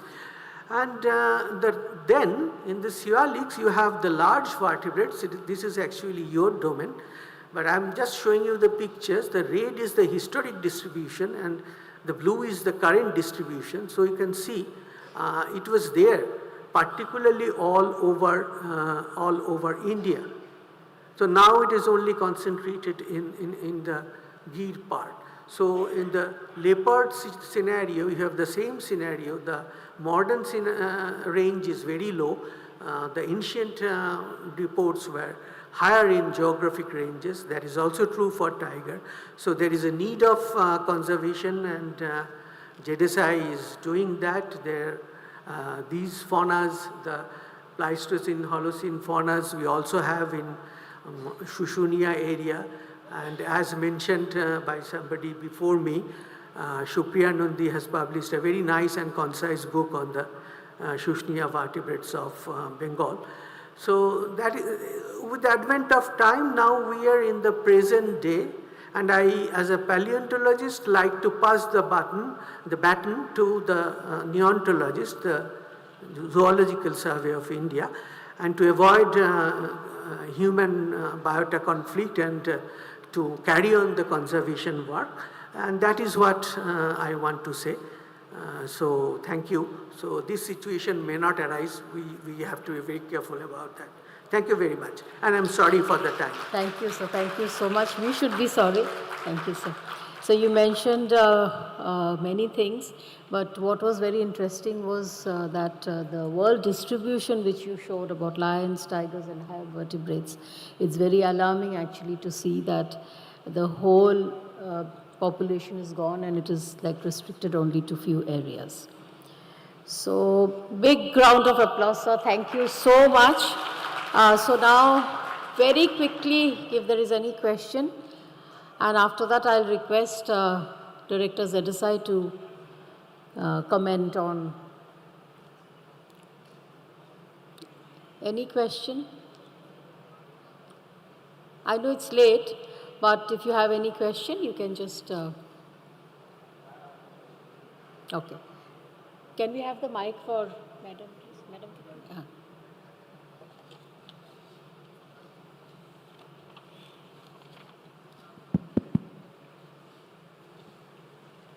So thank you. Firstly, I need to thank everybody because this was a full session of which I myself had very little knowledge on. And because we have been working on an absolutely different group, I want to thank Dr. Debahoti Mukherjee, Madam, for all the information you supplied so that we had in that paleo portal. And I didn't have any scope to thank you on that day, but I take this opportunity to thank you and Director GSI for all the help. And with Dr. Ektu Shoro Bhai, ekebare samne dariye acho. O bhai. Ektu sore jao side.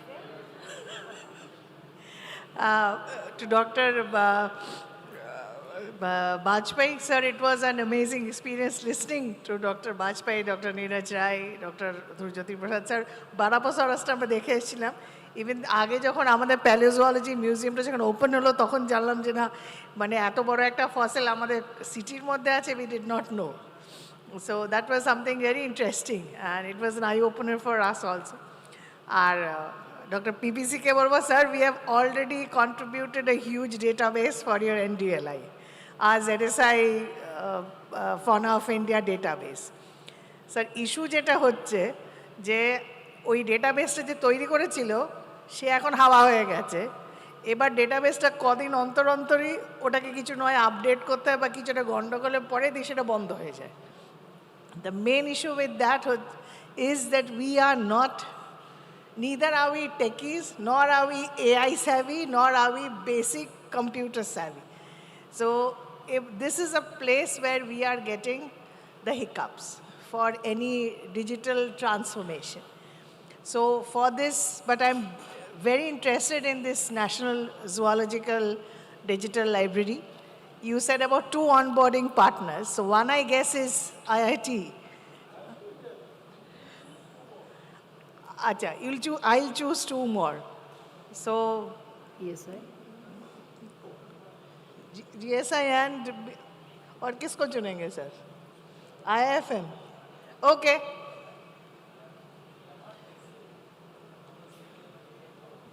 Okay, so we can have onboarders from the ministry like IFM is there. So we'll be there, ZSI will be there, IIT will be there. So what I want to know is that we already have a database of 40,000 specimens, which is digitized specimens, very high resolution, and a metadata which is in Darwin code. So how do we start on? That is a discussion which we need to discuss.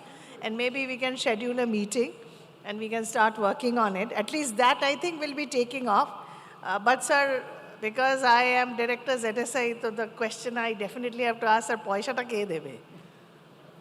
And maintain ta ke korbe? It is 2 my basic reasons where we would need help, because I'm not sure how far we can go ahead with our own funds, and there's a lot of issues which we don't understand. So what we don't understand, you'll solve that problem. Thank you so much. So, sir, we are interested. We already have our images, and we can start working on that, and then develop the prototype, and then start. But the 3D component also we need to take up. That is what I understand. There we would be definitely needing our help. And thank you so much, sir. Thank you, everybody, because this was a real learning session for, I guess, all of us who are working in the different groups.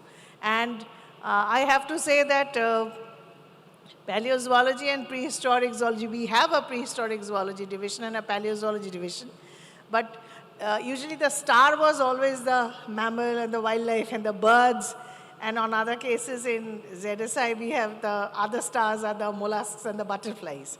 So these are the areas where we take everybody for a visit, but now the paleo division is also coming up in a big way, and you can see that they've really made a headway on it.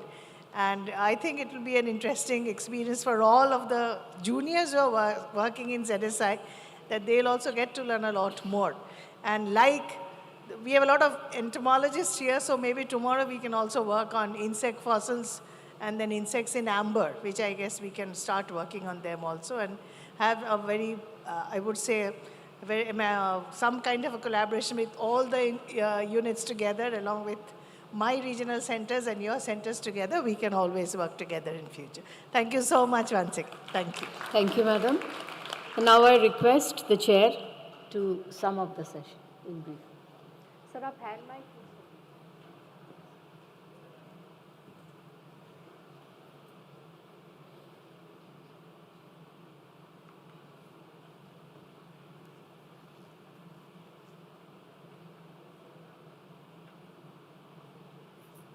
Hello.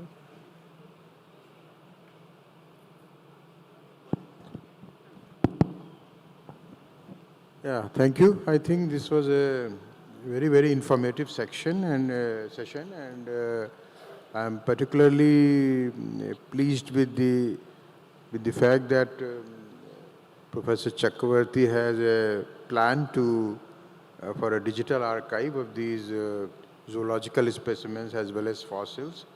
I hope these efforts actually come to fruition, and we would like to contribute our bit if possible. And in fact, I would also like to have a copy of this presentation and try to spread word around. I mean, if anybody is interested in having their specimens digitized, this is a wonderful opportunity.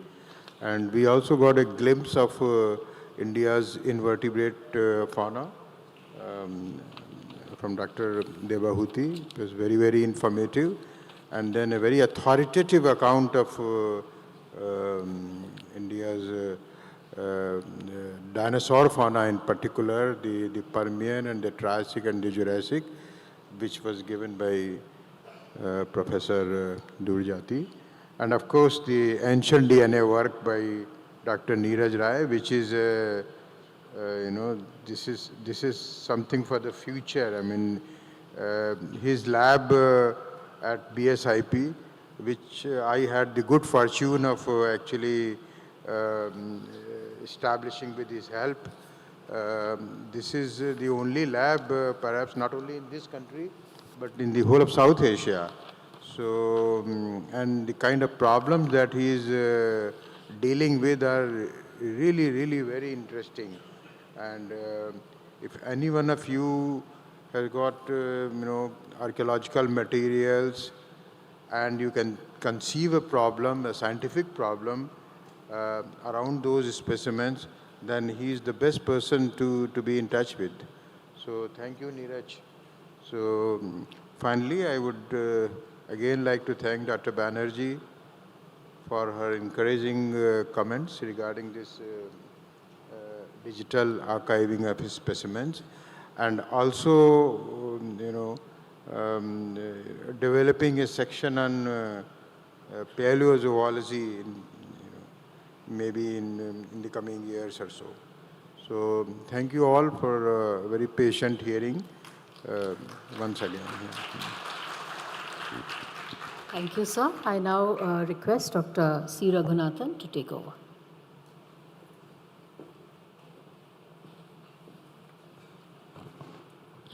Now it's time to release publications pertaining to Paleozoology Division. May I request the Director of Zoological Survey, please come on stage.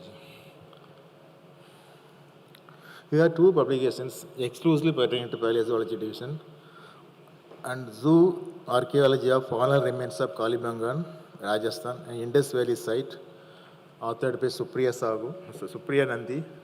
Dr. Supriya Nandi, PR, please come on stage. And second publication is Paleontological Assessment of Newly Discovered Fossil Birds in Thoothukudi District, Technical Report. Dola Rai, Devasridham, Chandran, please come on stage.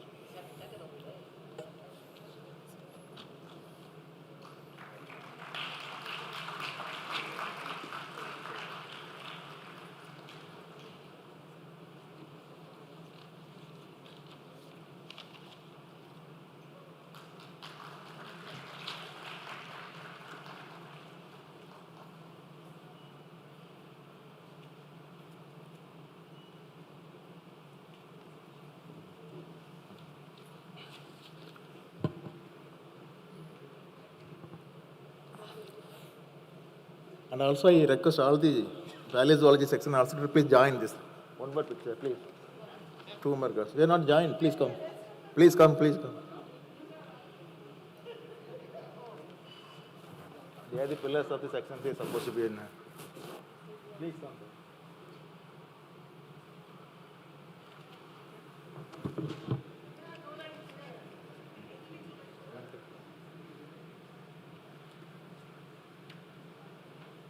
are also valid.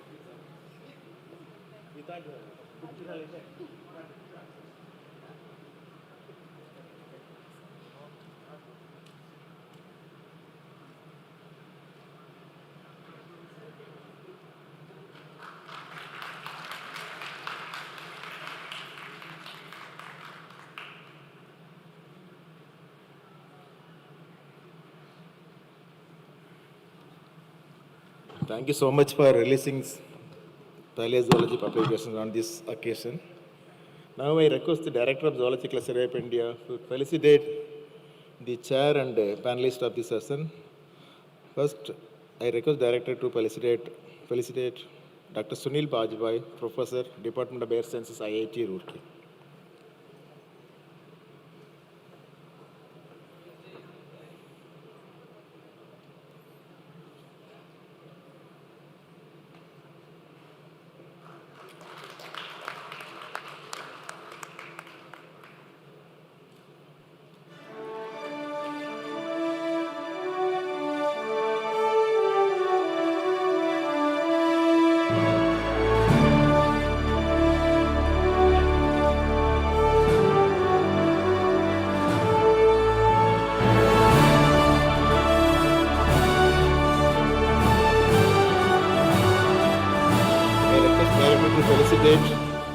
Dr. Partha Pratim Chakravarti, former IIT Director, IIT Kharagpur Director, respectively.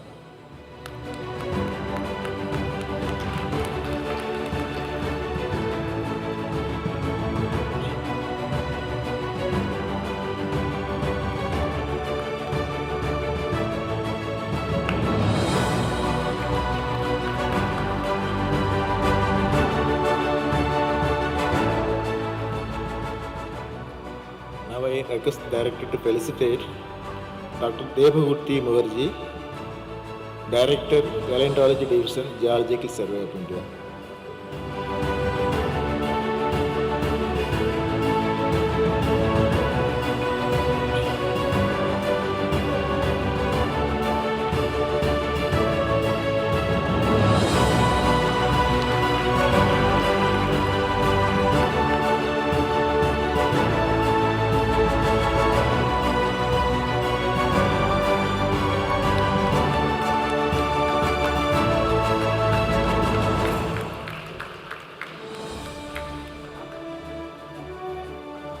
Again, I request the Director to felicitate Dr. Niraj Rai, Scientist, Birbal Sahani Institute of Paleontology, London.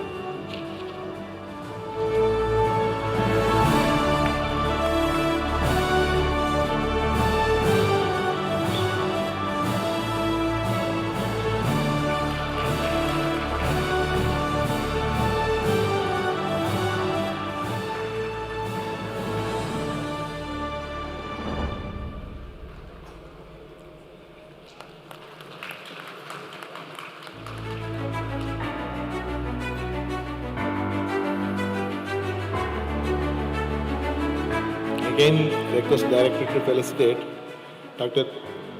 Turjati Prasad Sengupta, Professor, Geological Studies Unit, Indian Statistical Institute, Calcutta.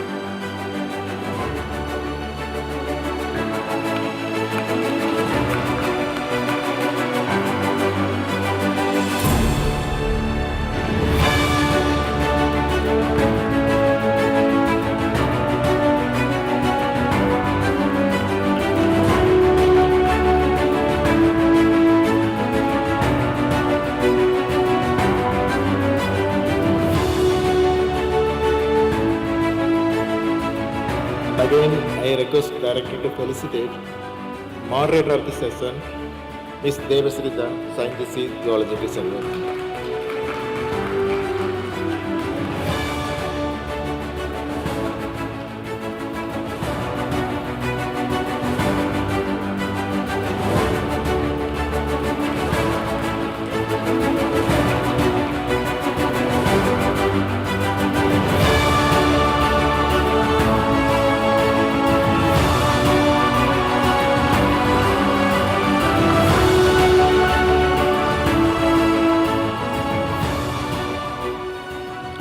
thank you, Director and panelists, for this wonderful session of paleontology. Thank you so much. Group.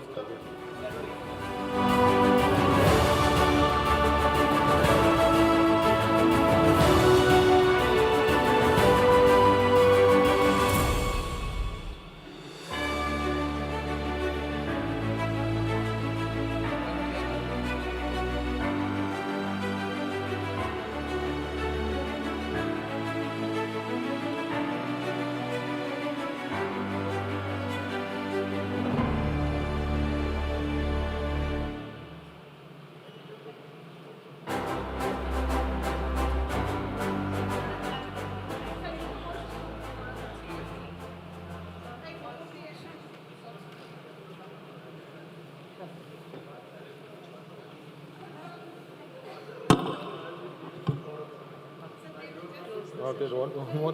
No, close it.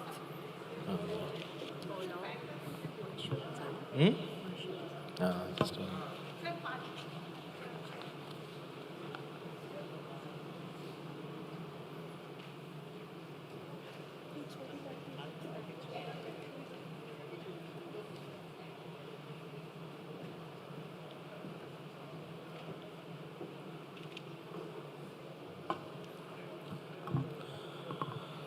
Now we can pass on to the last session of today, that is impression of the day.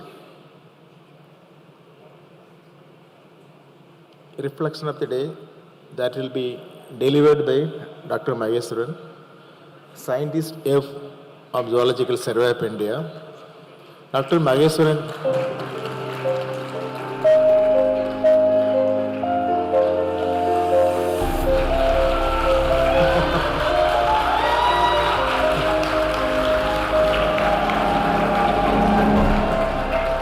Right. Dr. Maheshwaran is an officer in charge of ornithology section of Zoological Survey of India. He has conducted the dedicated research on critically endangered white-bellied heron, that particular species having less than 10 individuals all across the world. His entire research career is mainly dedicated towards that particular species, towards the recovery of these critically endangered species, especially white-bellied heron. That particular heron is presently available in Arunachal Pradesh.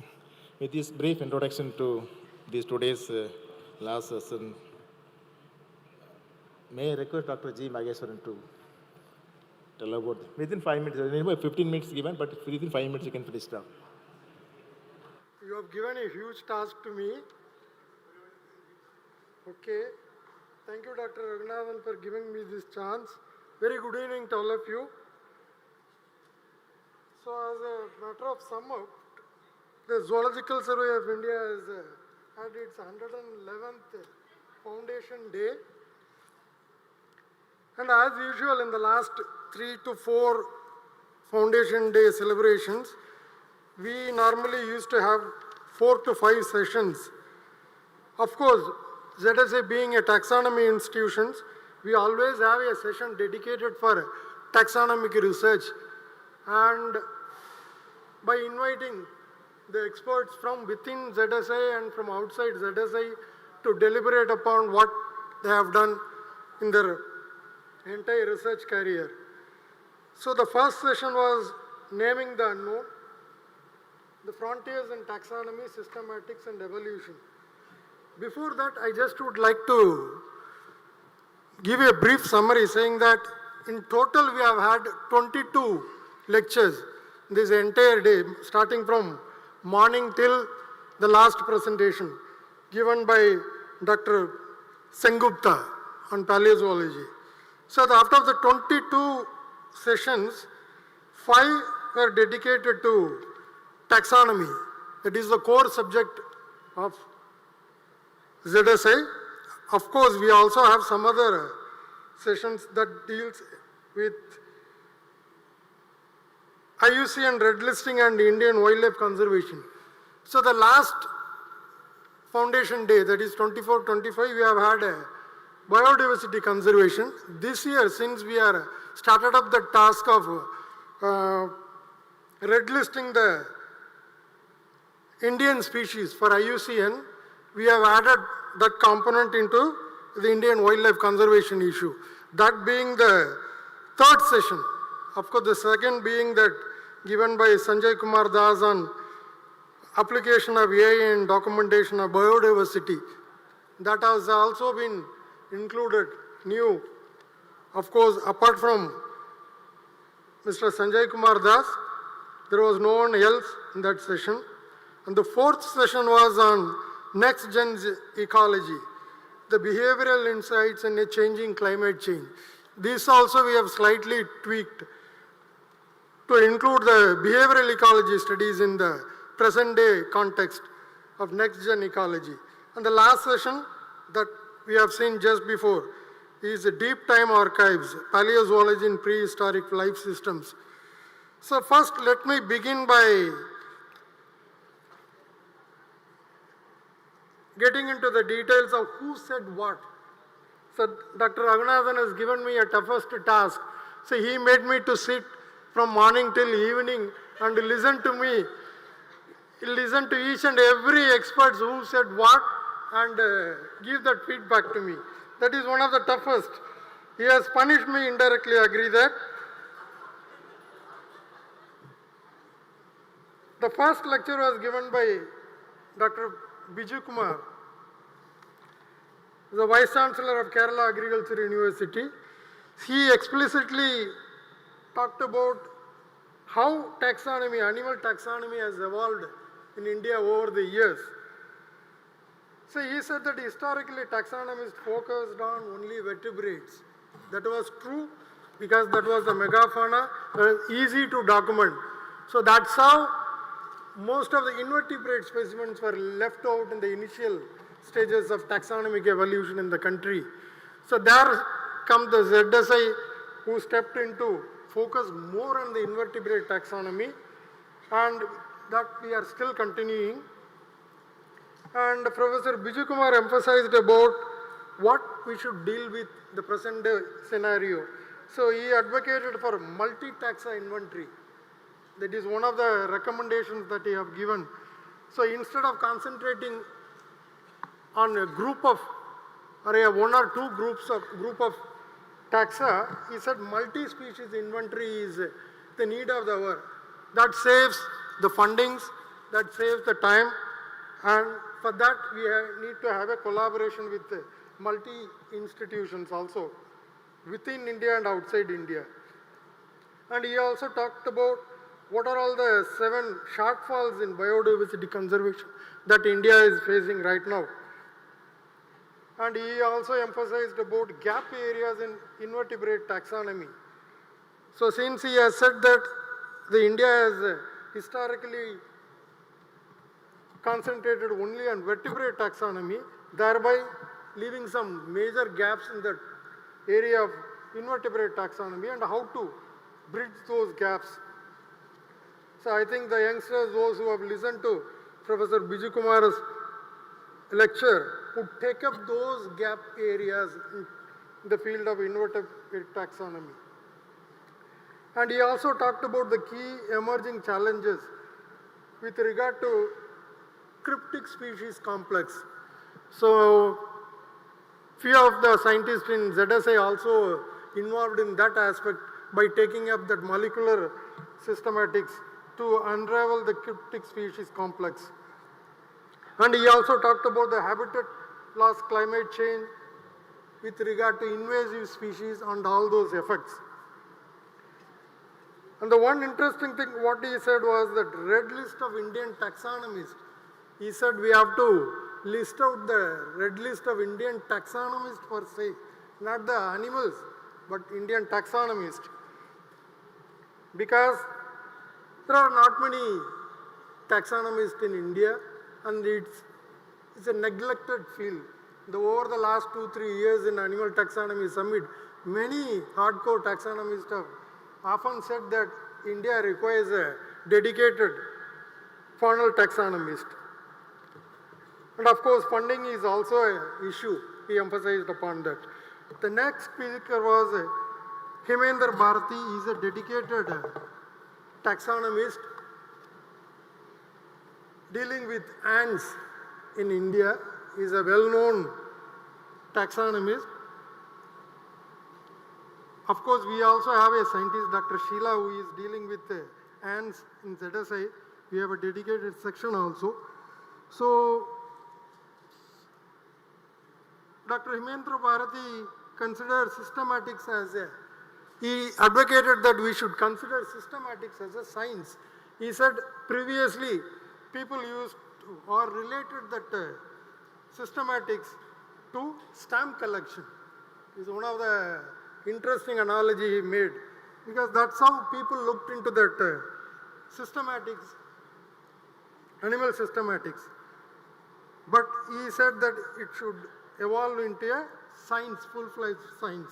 So I agree with Dr. Bharati and hope that the youngsters, those who are there in the backbenchers, who will consider his advice and look into that aspect also. But the whole session dealt mostly, or the experts, those who were participated as a panel experts, they were all talking about the molecular phylogenetics. So I personally expected that somebody will talk about the morphotaxonomy. Of course, they might have seen the schedule. So our own ZSI scientists are tomorrow, they are talking about morphotaxonomy. Dr. Navneet, Girish, and Dr. Tyagi, and all those things. That's why they have designed their topics in such a way that they talk about more about molecular taxonomy. Next speaker was Praveen Karan. He's a well-known scientist from IISc, Bengaluru. So he talked about the paraphyly is a common thing in present-day molecular systematics. And the one thing to solve that problem is to revise the taxonomy. That is the only solution to deal with that paraphyly. As he has mentioned, that has become so common. So he gave me one simple example so that people can understand. So I am not a taxonomist per se, and molecular taxonomy is still a hardest subject for me to understand. He simply said, while nesting those clades, people normally put two things together. It should not be like that. Say for example, butterflies along with moths. So he says that we have to delineate both the things. We have to nest them separately. This is what he said about paraphyly. And he also talked about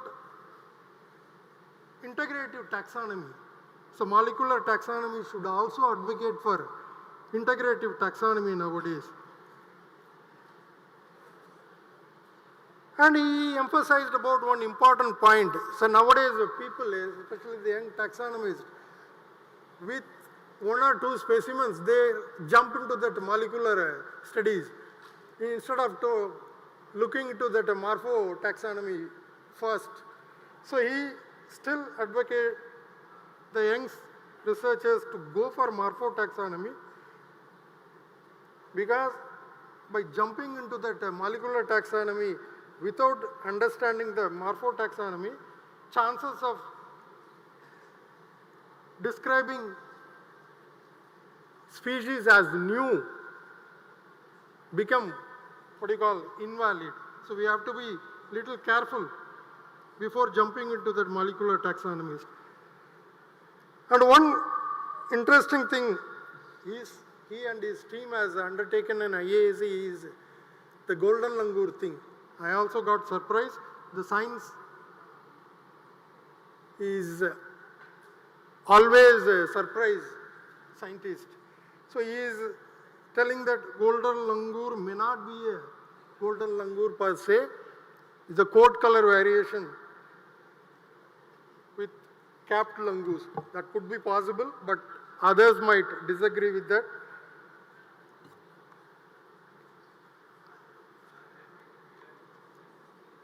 The next speaker was Subhashis Rajpurohit. He also advocated for integrative taxonomy. Then Ruchitra Sen, she talked about phylogenomics and good for cryptic species group, she said. So once, if anybody deals with the cryptic species groups, whether it is a fauna or flora, one has to study the phylogenomics. That is her field of specialization. And Sanjeev Kumar Das, he talked about the AA, and ZSI is pursuing his expertise so that ZSI can start the process of identifying the unidentified specimens that we have using the AI tools nowadays. But many other scientists, they slightly disagree. All of a sudden, we should not jump into AA. I agree with those things also, but Mr. Sanjay Kumar Das, as an expert of AA, he is more optimistic that the solution to identify the unidentified specimens in the coming days, where the AI will play a major role. Coming to that third session, from assessment to action, that IUCN red listing and Indian wildlife conservation. So why the ZSI has added this new session is, as I said earlier, ZSI has taken up the task of documenting Indian fauna and flora for red listing assessment, for IUCN red listing assessment. The global assessment have already been made. In India, ZSI is the lead institution for red listing the animals in Indian context, and BSI for plants. Of course, ZSI, BSI will interact with the like-minded institutions across the country to speed up that process of red listing those around 11,000 species by 2030. This is what Dr. Yashvir Bhatnagar, the Indian IUCN office head, has emphasized in his lecture. So 11,000 species, that's the target to be finished by 2030.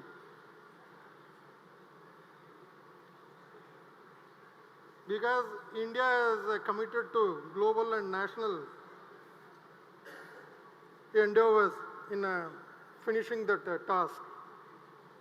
Because we are signatories to SDG and the Global Biodiversity Convention. It is an ongoing process. Of course, we agree with Yashvir Bhatnagar, and we assure you that we will speed up that process in ZSI to finish the task of at least few thousand species by this year end.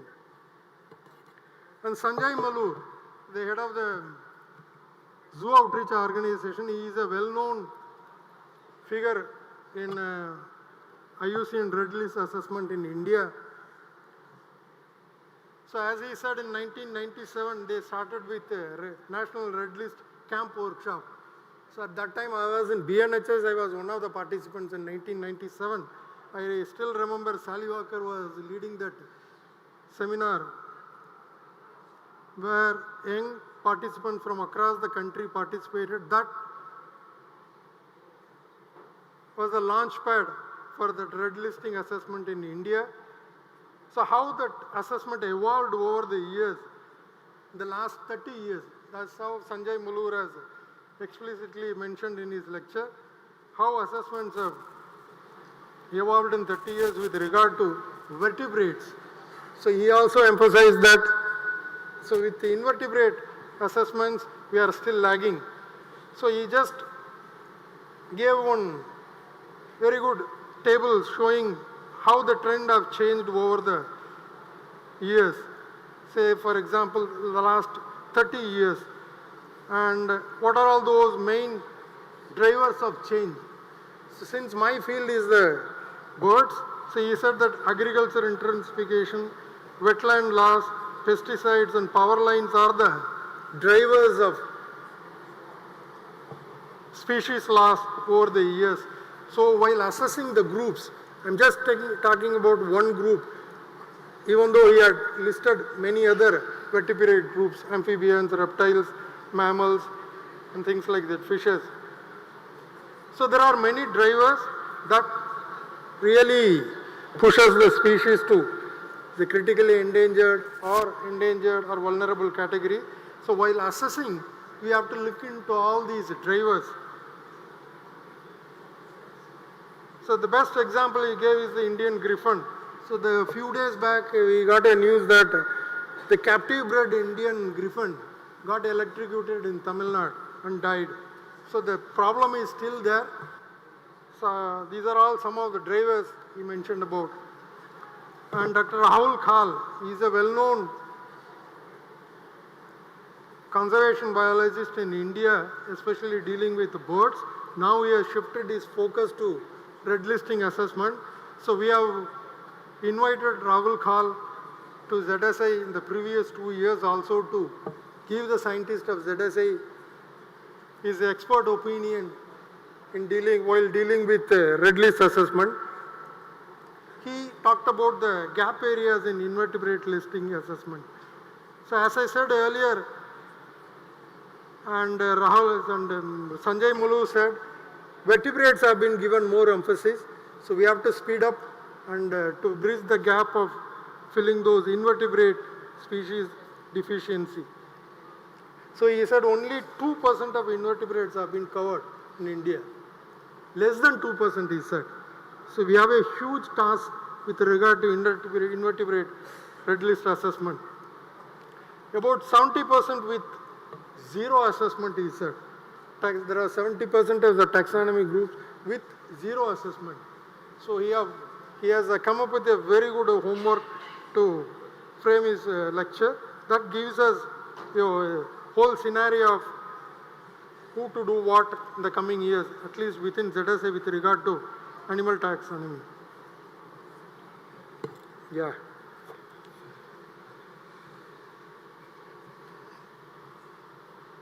And the last one in that session was Dr. Rajiv Raghavan. He spoke about his own group of interest, that is freshwater fishes. 70% of conservation status of 37,654 valid species so far documented in India.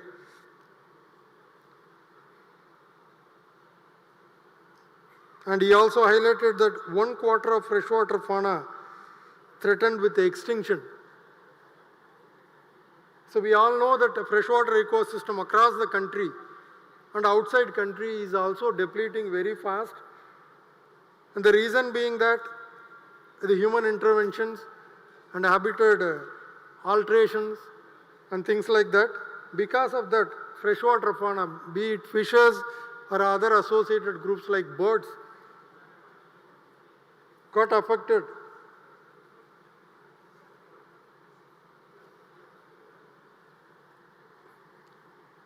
And he also said that this assessment process is a dynamic process. So most of the Dr. Rahul Kal, Yashvir Bhatnagar and others, those who are dealing with the red list, they have emphasized this part while giving training to ZSI scientists last year and this year also. So we have to keep doing this assessment every 5 years. Because why I am telling is, Dr. Rajiv Raghavan has rightly pointed out that 60% of the assessment that we have made in India are outdated by now. So reassessment is the need of the hour. So when we talk about reassessment, and at the same time, there are 70% with zero assessment, the task is enormous before us. So we have to prioritize which group we have to do it first and which species. Then only we can complete that huge Herculean task of finishing that red list assessment for Indian fauna and flora. The next session, fourth session was next generation ecology, dealing with the behavioral insights in a changing climate. So that session was chaired by Dr. R.C.S. Jairaj. He spoke about impact of climate change on ecology, habitat and range shifts, changes in plant-animal interactions. His topic was on climate change in ecology. So what happens when the climate change affects the ecosystem? So most of the species simply shift their range from their native range to something else, where the situation may not be that conducive to survive. So because of that, most of the species that they could not able to adjust to that new environment simply vanish and other groups take over. So the best example is my own species of interest, the white-bellied heron. Once existed even in Sikkim Terai to North Bengal in India. Now the species is restricted only to small fragmented localities in Arunachal Pradesh and Assam. See the amount of range that has shifted from west to eastern India. This is typically a freshwater species and is a fish-eating species. So there is a clear case of interlinking between bird and the fish. So once the fishes vanish, the fish-eating birds also vanish. So the most of the expert speakers in this session spoke about how climate change affects. The climate change may be due to natural causes or maybe due to the man-made. The next speaker was Professor Meva Singh. He is a well-known speaker, a well-known scientist who deals with mammals, especially primates. So animals are indicators of climate changes, be it an insect or reptiles or mammals or birds. They indicate in one way or other how the habitat changes due to changes in the climates. He spoke about that aspect in his lecture. How most of the animals have shifted their home range from traditional ground to newer localities. And the best example or case study that he spoke about was rhesus macaque. So over the 40 to 45 years of his career highlighting the rhesus macaque studies, he said now the rhesus macaques have gone up to Lagul Spiti. So historically, people never used to see this species in higher elevation. Now they are slowly shifting their range from lower elevation to higher elevation. That's how we get to see rhesus macaques even in Lagul Spiti areas. So because of climate change, he said the population crash happens across species groups.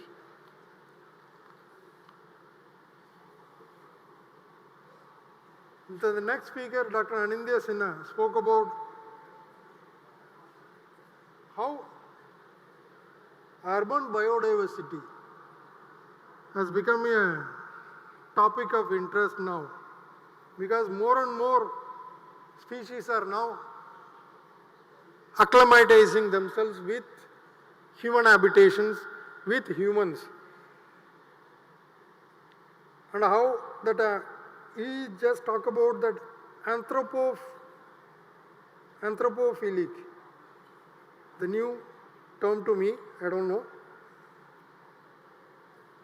So he talked about that macaques, 3 species of macaques, rhesus, bonnet and longtail, how these 3 species coexist with humans in major cities now. Once these species were found outside the city limits, now they are there in the city limits. In the sense, we humans have encroached their habitats. That is the ideal analogy, I would say. So because of that, what happens? The the aggression has become more among these 3 species of macaques. So he gave a very good example of how the aggression in macaques changes with regard to human interventions. So he gave a chart that clearly depicted the aggression increased with individuals who are fed by humans rather than they seek natural food. So this is how the climate is or urban environment is impacting the animals. The next speaker, Dr. Manjari Jain, she spoke about microhabitat loss and threatened species behavior. She emphasized that we should not talk about the habitat loss, but also talk about the microhabitats. Because the megafauna is getting affected because of habitat loss, but also the invertebrates. So again, most of the experts are telling that invertebrate is the neglected group in India. With regard to insect conservation, the major impediment, she said, is data deficiency and or hotspot biasness. So we scientists, while assessing the insects for red list assessment, always have that problem of data deficiency. For many of the groups in vertebrates, we simply don't have data. So when we don't have data, assessing that particular species or group become a major issue now. So she also emphasized to conserving the microhabitats rather than the whole habitats per se.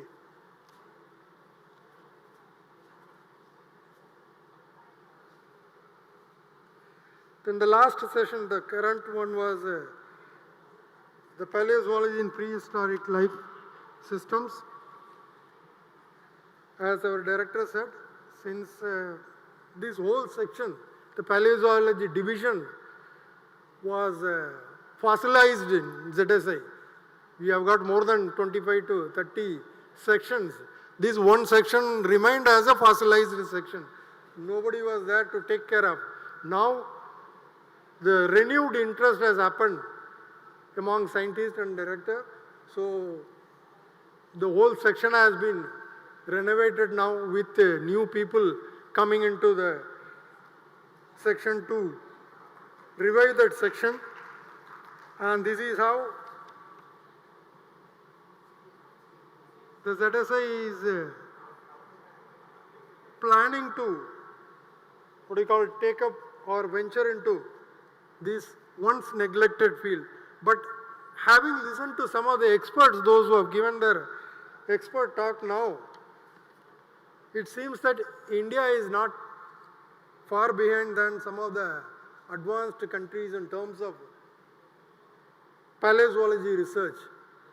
So the speakers, those who are 3 or 4 speakers in that session, have very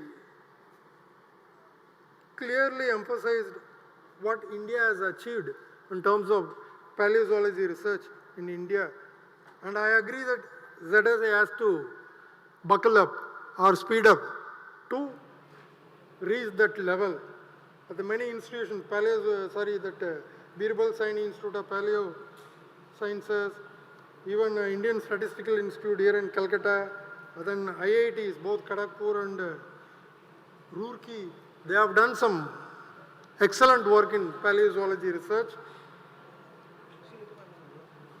And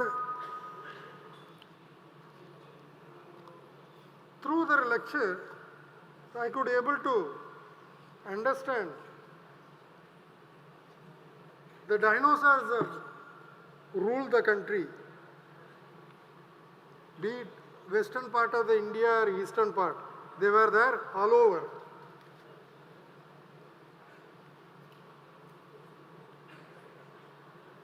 So Sunil Bajpai, being the chairman of the session, emphasized on paleogeological heritage of India, how the Gondwana land to Laurasia helped in animal dispersal between those continents.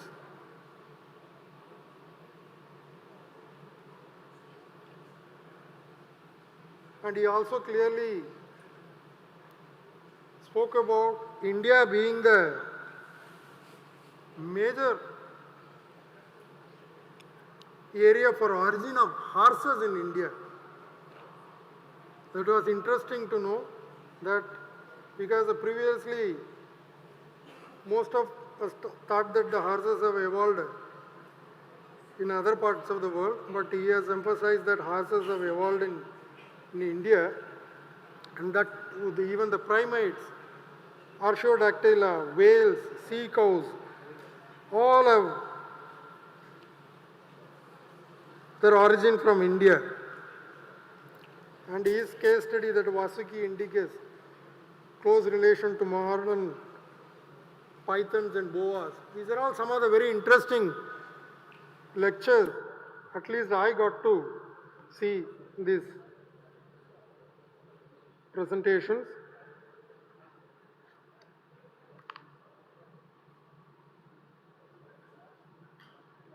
And especially the Western India, the Gujarat and those places had a major role in terms of paleozoology explorations. So before finishing, I just would like to say that so many rhinoceros have roamed this area. And Durga Prasad Sengupta has rightly pointed out that lines were there from Africa to India, even to Eastern India up to south of India, but now they are restricted only to isolated locations in Africa and Gujarat. See how the things have changed over many millions and millions of years.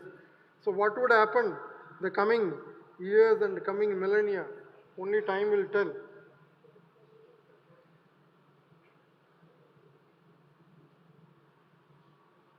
So I wish Ambani and Vantara should have existed then, or the dinosaurs should have existed now, so that they can be housed in Vantara now. So the young generation can see some of them now. Yes. So thank you so much for giving me this opportunity. I may not have made justice. I could have missed many of the observations and many of the experts' opinions. Please pardon with me. Thank you. Thank you, Mr. Sir. Before the... We'll do it together. Yeah, please listen now. I request the director to come up here and felicitate Dr. Maheshwar.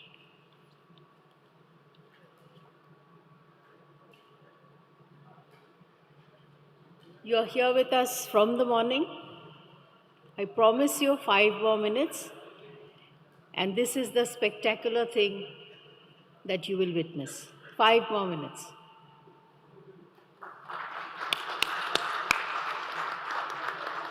Oh God!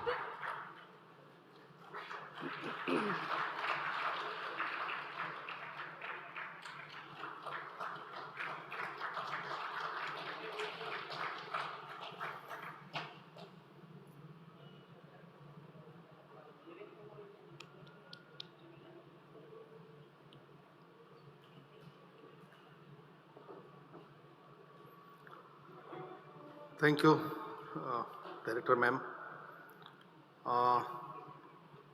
আমি একটা খুপিয়া সূত্র থেকে প্রকাশ পেলাম, মানে জানতে পেলাম যে তমল কথা বলছিল, কার সঙ্গে বললো কি মাল পৌঁছেনি, দেরি আছে। তো don't worry, we have a program of near about 111 minutes only.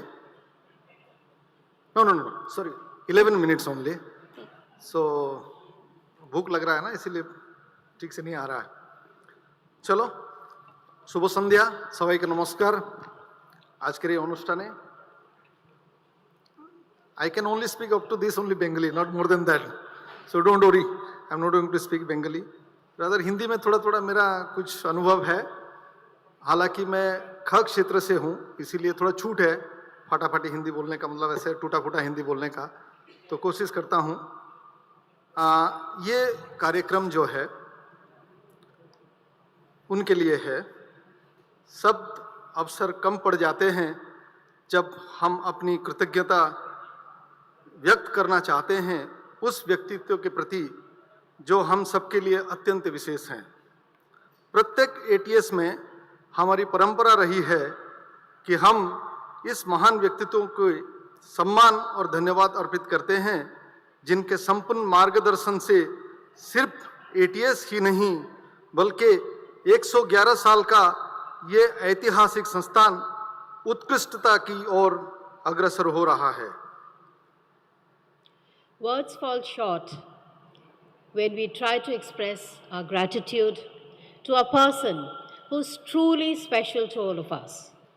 As it is customary at every Animal Taxonomy Summit, we take a moment to honor and thank this individual for her wholehearted support, which has enabled all of us to reach greater heights day by day and continue our journey towards excellence.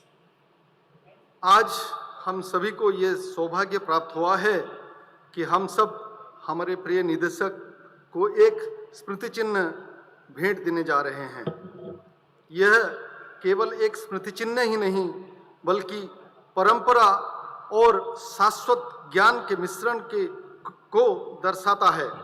इसमें वही विषय समाहित है जिसकी चर्चा हम बीते दिनों में कर रहे हैं और इसमें हमारे माननीय प्रधानमंत्री जी की प्रेरणा भी झलकती है जो हमें पारंपरिक ज्ञान को वन्यजीव संरक्षण की धारा में प्रवाहित करने का आह्वान करती है. Picture please. This evening, we have the privilege of presenting a memento, not just a token, but a symbol of tradition and timeless knowledge. It embodies the very subject we have celebrated over these past days, and it carries the inspiration of our Honorable Prime Minister, who urges us to spread traditional wisdom in the noble cause of wildlife conservation.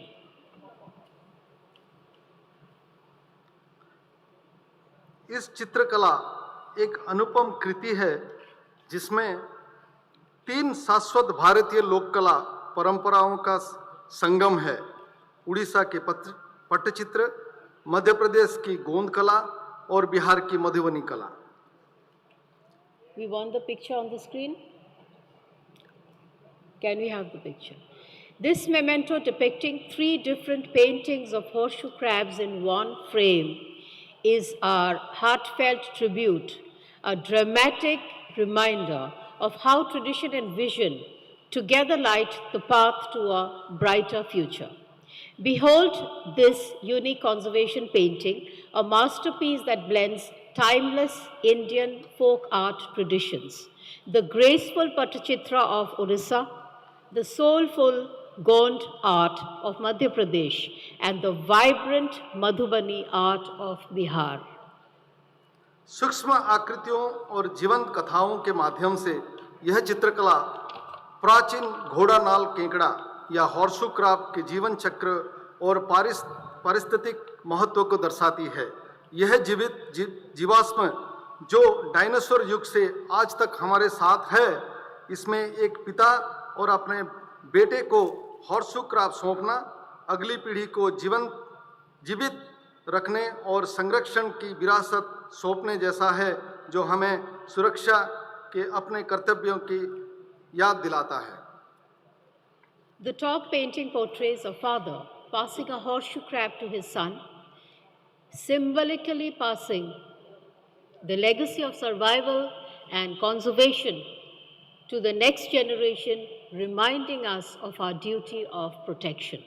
The left and right side painting captures the fascinating courtship rituals of horseshoe crabs and highlights their vital ecological bond with migratory shorebirds whose journeys depend on horseshoe crab eggs as a source of life.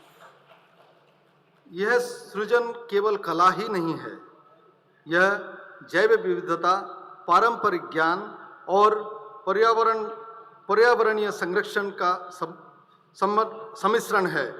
इसे वर्षा वर्णाली दास, एक कला संरक्षक और संग्रहणविद ने अवतारित और साकार किया है। यह भारत की समृद्ध कलात्मक धरोहर के माध्यम से संरक्षण जागरूकता को बढ़ावा देने और हमारे प्रधानमंत्री जी के उस दृष्टिकोण को आगे बढ़ाने का उज्जवल उदाहरण है, जिसमें पारंपरिक ज्ञान को वन्यजीव संरक्षण में प्रवाहित करने की प्रेरणा है। This creation is more than art. It is a celebration of biodiversity, traditional wisdom, and environmental stewardship. Conceptualized and executed by Varsha Varnali Das, an art conservator and museologist, it stands as a shining example of how India's rich artistic heritage can inspire conservation awareness and carry forward our Prime Minister's vision of propagating traditional knowledge in wildlife conservation.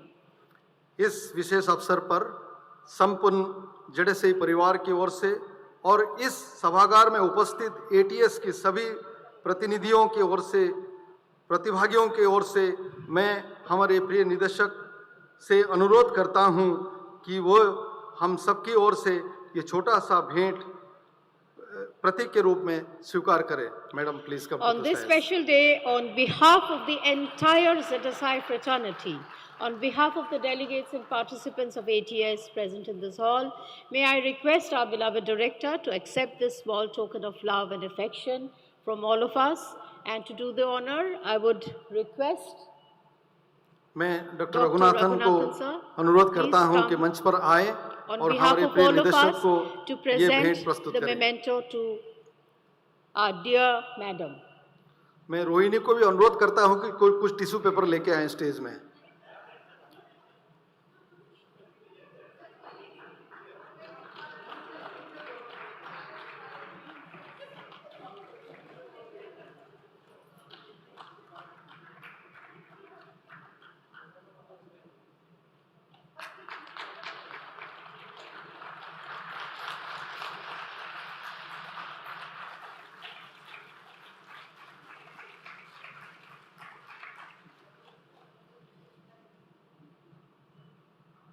मैं प्रिय निदेशक महोदय को अनुरोध करता हूं कि हमारे इस अवसर पर दो शब्द बोलें। दो शब्द बस।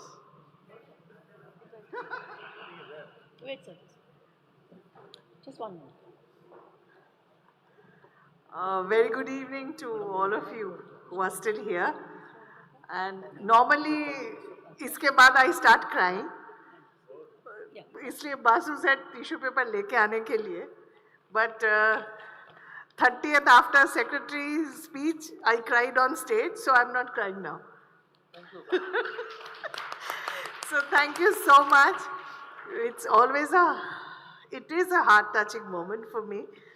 The ATS, the ZSI Day, the Hackathon, the ZSI Day and the ATS, starting from 29th to 2nd. And the hackathon had started in May. So from May, June, July, first week, 2nd of July, it's very long, extensive, exhaustive, and tiring at times also. We do this exercise, and it's all possible because of all of you here. You are my family. And by now, I guess everybody knows that my own family lives abroad. So you are more of my family.